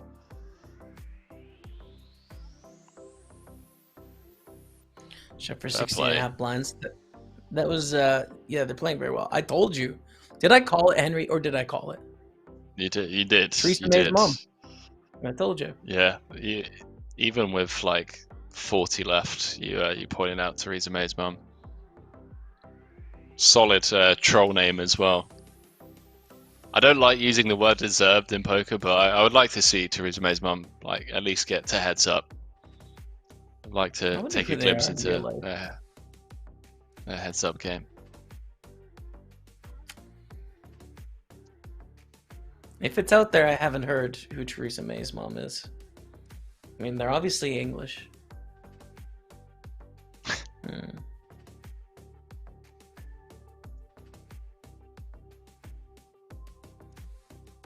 Maybe it's like, does anyone know Harry Lodge's screen name? Harry Lodge? Do we have an outing on his screen name? It could be Harry Lodge. He's good at poker, man. I don't know. I honestly don't know. Harry Lodge is very good at poker.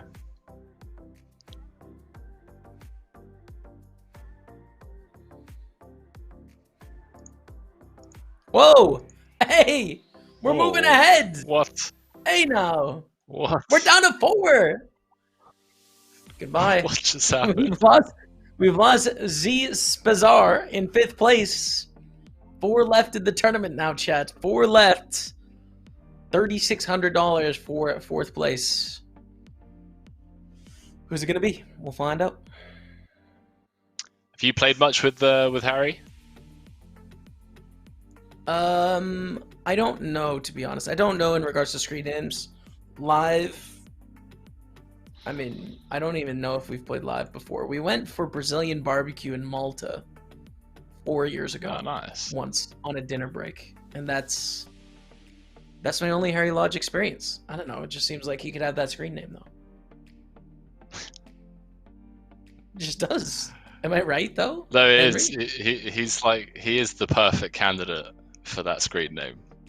He really because is. Because it can't be like Ben Heath, because he's not playing a 109. You know, has to be someone that still plays a 109, can grind from the UK, and has an ounce of troll in them. It's Harry Lodge. I mean, I don't think Harry Lodge is playing many 109s, to be honest, man. Like, the guy has got all the money. See, when I met with him, I don't think he was playing as high, so maybe I'm off there. Yeah, I mean, Harry's playing 10Ks. He plays the biggest stuff? Okay, I'm behind the times. Yeah. But there's definitely a Harry Lodge name. Potential.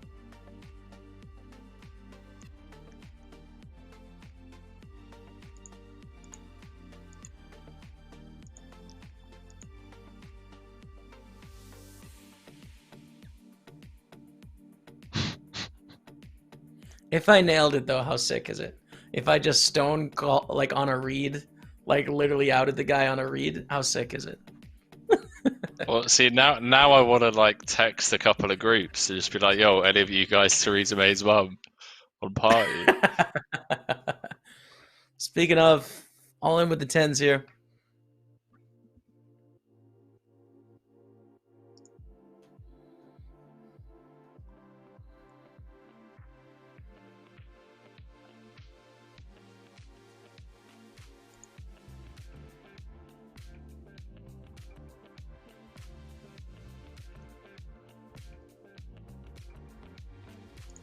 Also had to make the screen name during the Theresa May days.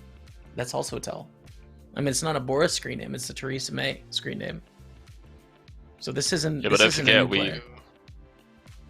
we were allowed to change our screen names on Party like a year ago. That's true. That's true, actually. True.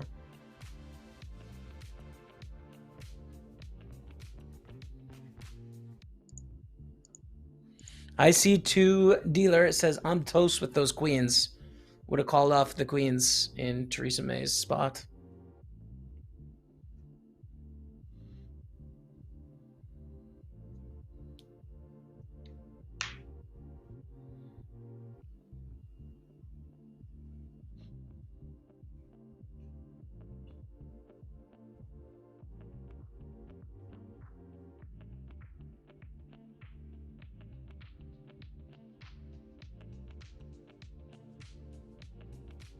Little diamond on the turn to spice things up. Next hand, please. Should find a way to win this hand, although don't make a mess. Defending the big, certainly with a range advantage on this board, some would say.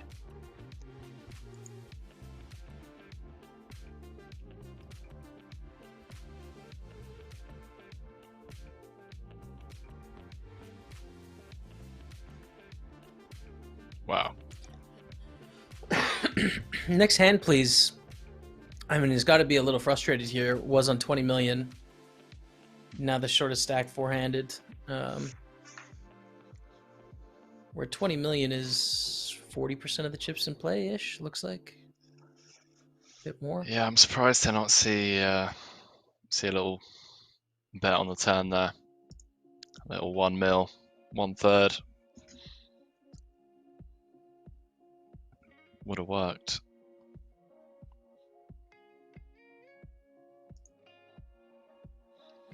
Who do you want to win? So Says guaranteed. Altovirus. I'm gonna have to say Theresa May's mum. Been very solid. I'm gonna agree.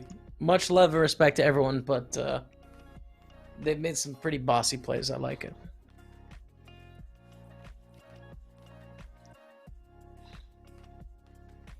Anyone that can just take that jack spot and just realize it's just a gangster bluff spot. Tip my hat.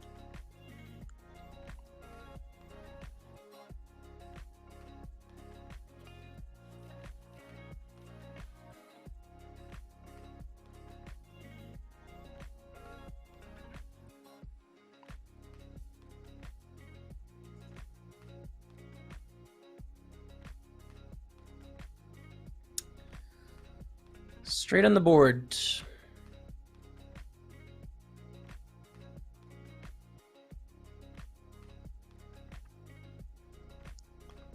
In before Theresa May's mum bets pot. Yeah. There it is. But we know Don't Make a Mess is not going to fold. I mean, they called with ace-5 trip aces so fast in that spot. In such a sick situation. They're not folding straights on the board. It's just not happening.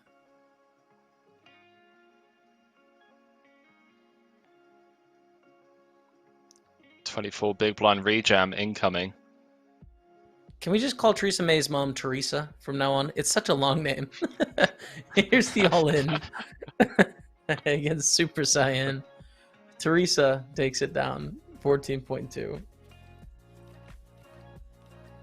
All right, IC2 dealer, back to work. See ya, Jamie. See ya, Henry. Break time is over. Have a good shift, my friend. Yo. Thanks for tuning into the stream. Anyone out there watching this final table, we have more Monster Series coverage coming up this series. Let me get you guys some information. Next up, Thursday the 12th of November is a Monster Series event number 21 Super High Roller. I believe I'm doing that one as well. If I don't final table it, which I plan on. But I don't know. Something like that. When 16th of November as well, that? we have the main event. The 12th of November is the Super High Roller. Okay. I believe I'm booked in for that as well, man. So we may be... well, I'm hoping we don't run it back. I hopefully see you making a deep run in it. Yes, that would be great. We'll see. And the main event is on the 16th of November of this Monster Series. 300,000 guaranteed.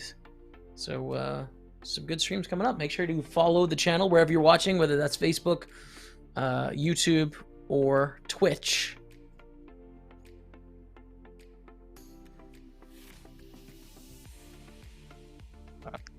Don't make a mess, just getting out of line.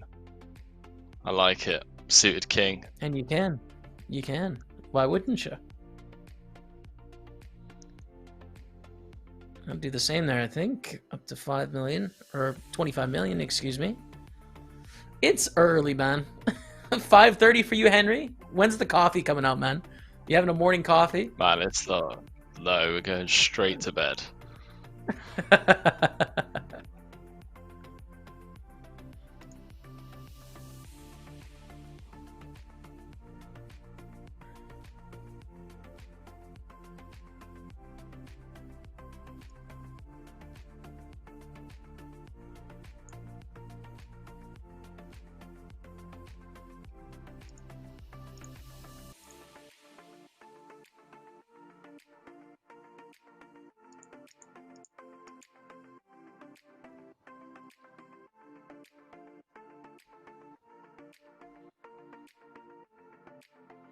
Let's get a 4-way all in so Henry can get some sleep. I wouldn't complain about it, man. I would accept that at this point. A little gamble is fine. What about you, Jamie? I'm sure you're gonna crash straight away. I'm exhausted, dude. You know what I think I'm gonna do? I'm just gonna fire up one of those mindless iPhone games, veg out on the couch, probably with a little snack, and then just fall asleep to election banter. I think that's my plan. I'll be asleep within 30 minutes, but that's what I'm gonna be doing after the show. And that's honest. That's such a great term. I've never heard that before. Veg out on the couch. Well, that's a. I'm gonna use that, man. Veg out, man. I'm gonna use veg that. Out. Man. Oh, just in case there is a full 4-way all in, all of a sudden it's been great fun calling the action with you, my man. Henry, we will always share this. Like, that's the thing about commentary for 8 hours in the 109 Monster Series High Roller. It's a moment that you always remember that. So yeah, we'll share this forever, Henry. It's been a pleasure. It's just you can't talk to someone for 7 hours and forget it. It just doesn't work like that. Just a moment in time, chat. A moment in time. It is. It's a moment in time. You nailed it. That's exactly how you use it. Moment in time. Got him. Ari said, "You guys best friends yet?" We're getting there. Did Henry try to make holiday plans with you yet? Yeah, I'm on my way to Sofia. I'm on the next flight. I'd really like to go, actually. I had a toss up between. I was moving from Croatia, and I needed to go somewhere where I could get a visa. Basically, like reset my visa, not in the Schengen. And it was a toss-up between Romania and Bulgaria. And I think I had some account issue with Bulgaria as a Canadian, so I went to Romania. But I was this close. It was a flip. Like, I was pretty interested. This was before Rebecca, too. I was talking to some girl in Bulgaria. I was like, I'm probably going to Bulgaria. Just didn't happen, man. And then I met Rebecca at Wales, and life is history. Yeah, I remember your brother telling that story, because you had to then leave Romania right at the time. Yeah. For online reasons. Man, you guys, I missed that day. I missed those days, like the vlog squad of the poker world. That was so cool. You know, it's funny. This is my second time I'm moving because of poker regulations. This is the second time I've literally had to move out of a house and like move my whole life to get around regulations. It's really frustrating. There's so much red tape around doing what we do, you know. Yeah, it's pretty grim. 2 pair here. Theresa May's mom calling off the raise. There is so many chips in the middle right now. 9 million. Yeah, Super Saiyan kicking themselves for not getting involved with the King Ten of Spades. Yeah, man, still in the house. Yeah, man, thanks for being here. You've been with us the whole time, my friend. How long have we been live here? Like 7 hours, something like that? It says 3:30, but it had to restart. It's been 7 hours. Yeah, man, you're a legend. Thanks for being here. Senya, you guys have made a great commentary team. Appreciate that. It's been fun. We've had some creative plays, if you will, from players. We've had some gangster plays as well. We've had the whole shebang. Bluffs, hero calls, callers, the lot. Joel, no regulations in regards to players, just in regards to being a sponsored content creator in the UK. That's it. So there's no change for you as a poker player in Scotland. It's just for me, the streamer. That's all. Yes, pretty rip.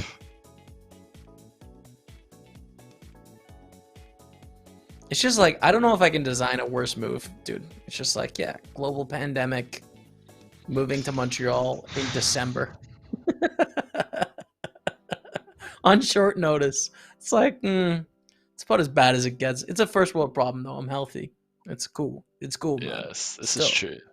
That's true, but I just think it's just BS that regulations like this could be implemented in 2020. Yeah. Sucks, man. It sucks because it's gonna potentially kill future up and coming stars and that. Yeah. That won't get into streaming because of these regulations. It's the same with the nonsense that's going on in Germany at the moment, where you have to have this like emergency button on your tables. You can only play 4 tables at a time. I think it's just ridiculous. Yeah. Although no one's really complaining, chat, about Germans not being able to play because, you know, they just put us in the bin all the time. Yeah. Although I can't think of many German PLO players. If the German government could figure out that like their GDP is increasing because they're just smashing us, they would like take away all regulation. We are vacuuming up the world's economy through poker. And next hand, please, gone from overwhelming chip leader to out in 4th, and wow. I mean, if it's your tournament, it's your tournament. $3,600 cash there for next hand, please. Next payout is going to be $5,177, all locked up, and then $7,634 for second, and the win at $10,700. And how sick is this? Super Saiyan's dead. Are they dead? It's got to be over for them, right? Need a J ball. We need a hook. No dice. Wow, what a flop as well. Just go broke. Yeah. Like, there's just no getting away from it. You are the weakest link. Got the ace of clubs for backup.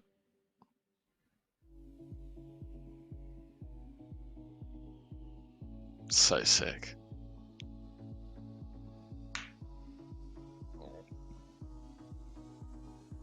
I continue setting the trap.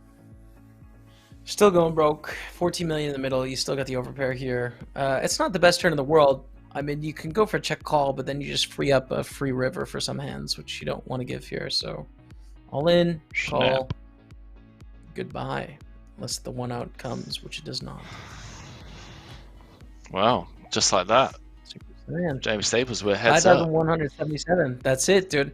So it's now a just about $3,000 heads up match. 7,600 to 10,700. And it's for a Monster Series title of event number 9. The High Roller. Don't Make a Mess versus Theresa May's mom. Big deficit for Theresa May's mom. Can they come back? What do you think, Henry? Well, if their performance up until now has been anything to go by, certainly and with a chance, although 5-1 chip deficit is certainly quite the uphill challenge. And interestingly, Don't Make a Mess was, 1 foot out the door, one of the shortest stacks with 7 left, and courtesy of that huge bet, huge bluff from Theresa May's mum.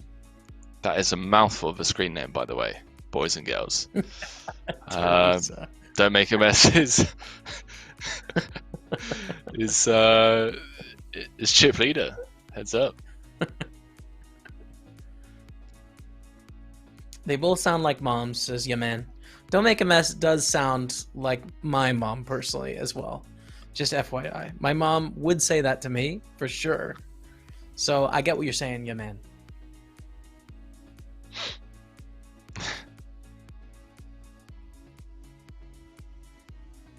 Sevens, nice, but not up against a nice hand here. Yeah, it's going to be really interesting if Theresa doubles. If Theresa can find a double, then we've got ourselves a battle on our hands. Limp, jam, cool. GG's.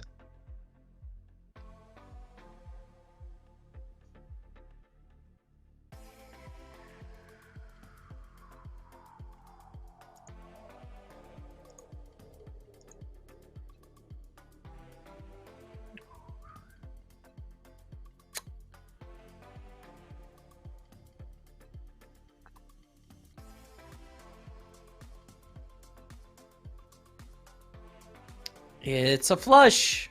It's not a big one. Don't expect any action here. I mean, Theresa could bet.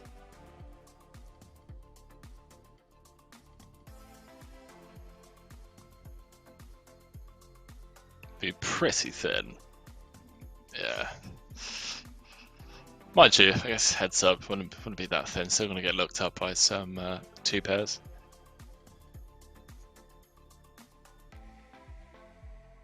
Ace 5 of clubs, beautiful hand, goes for the limp. Limp, jam, cool. I don't think that's optimistic thinking from you, tired Henry, over there. I don't think Jack 8 wants to go for the 17 blind ripperine. Heads up, man.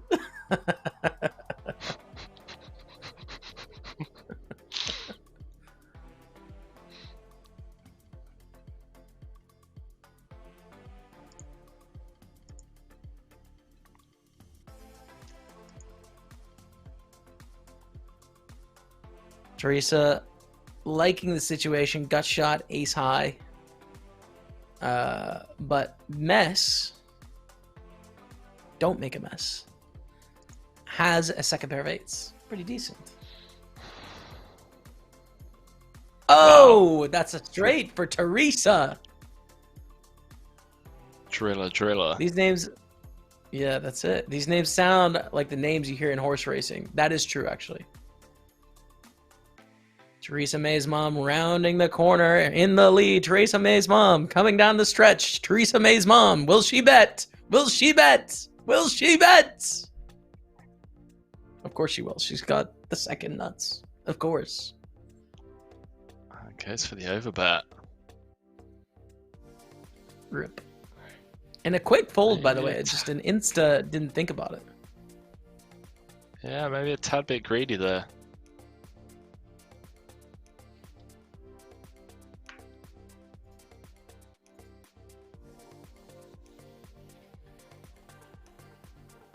This might be a rejam spot. 21 bigs. Don't think we call off. No.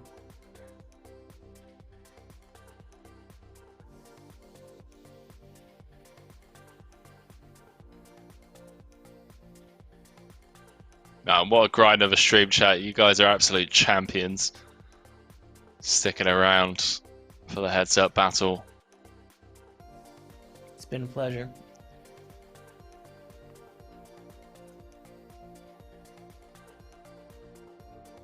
Shout out to Facebook. You guys haven't got much love today, but we appreciate you, Facebook.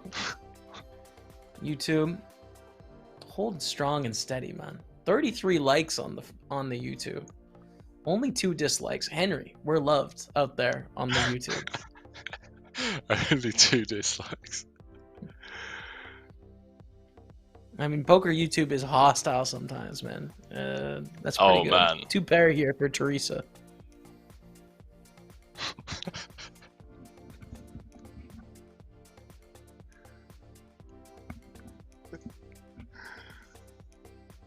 I think I'm getting delirious. Just finding 2 pair for Teresa extremely funny.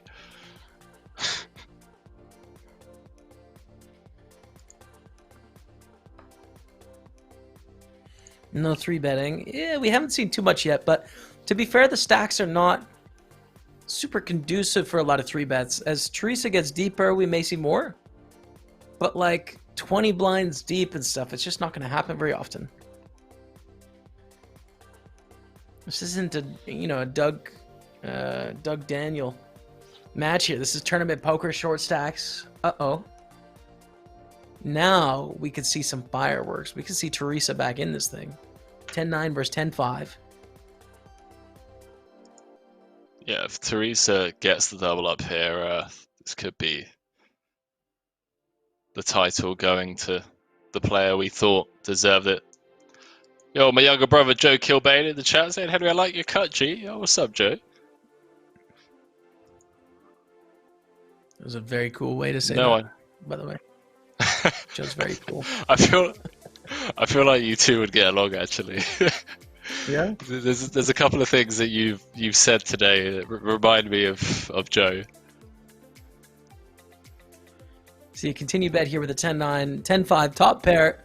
Pick up the flush draw, the gutter. Loving things. 8 on the river. We can see Teresa. Got it on lock.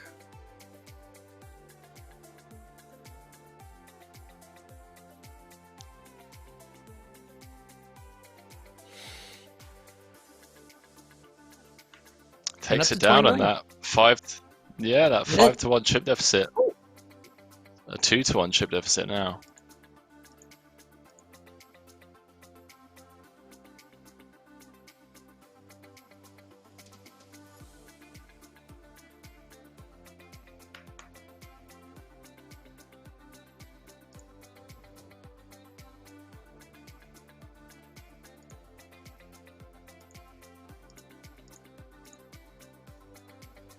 Chipping away, slowly but surely. Limp raise call. Wow. King, queen, deuce on the flop. That's the nut flush for Don't Make a Mess. And Teresa has completely missed.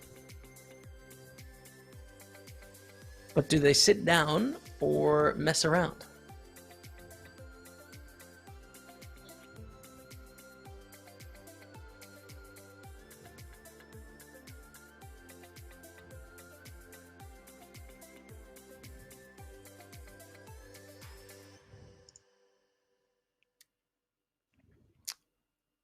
Raising a call. Yaman says, Jamie in Montreal playing poker so cool. I'll find you, dude. I'll be there. I will be walking around the streets. Post-pandemic, you'll see me strutting up and down St. Catharines, man. Sipping Tim Hortons. Gonna love it. Can't wait. I'll see you there. Yaman. And Yaman's been a trooper today. He's been out here.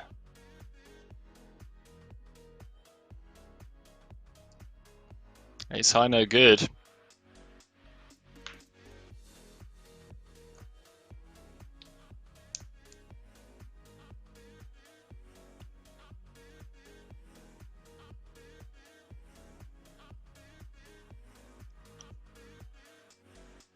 Could get extremely creative with the 4 blocker. You'd be pretty good, yeah. I would like it with the ace-4. Against the small sizing as well. I'm into it. But no, and Theresa May's mom up to 20 million, sorry. I thought that the stack hadn't added yet, but nonetheless, still a great distribution here. Yeah, just plodding away. Ari comment reminding me that this is not PLO. And that I don't need to turn everything into a bluff. I know, chat, I know. We have a question from Rachel Thorpe on YouTube. Would you like Teresa to double up or get to your bed? Henry, I have to throw it to you, man. I'm putting you in the tough spot. I would like to see Teresa win. I think she's just played some world-class poker, and it's been a...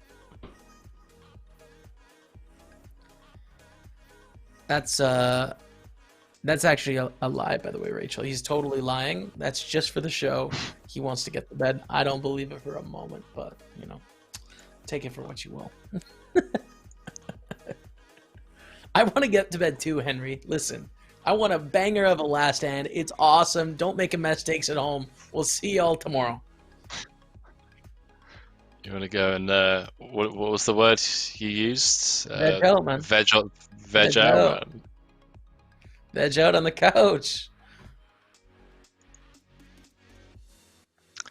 Teresa's been solid, man.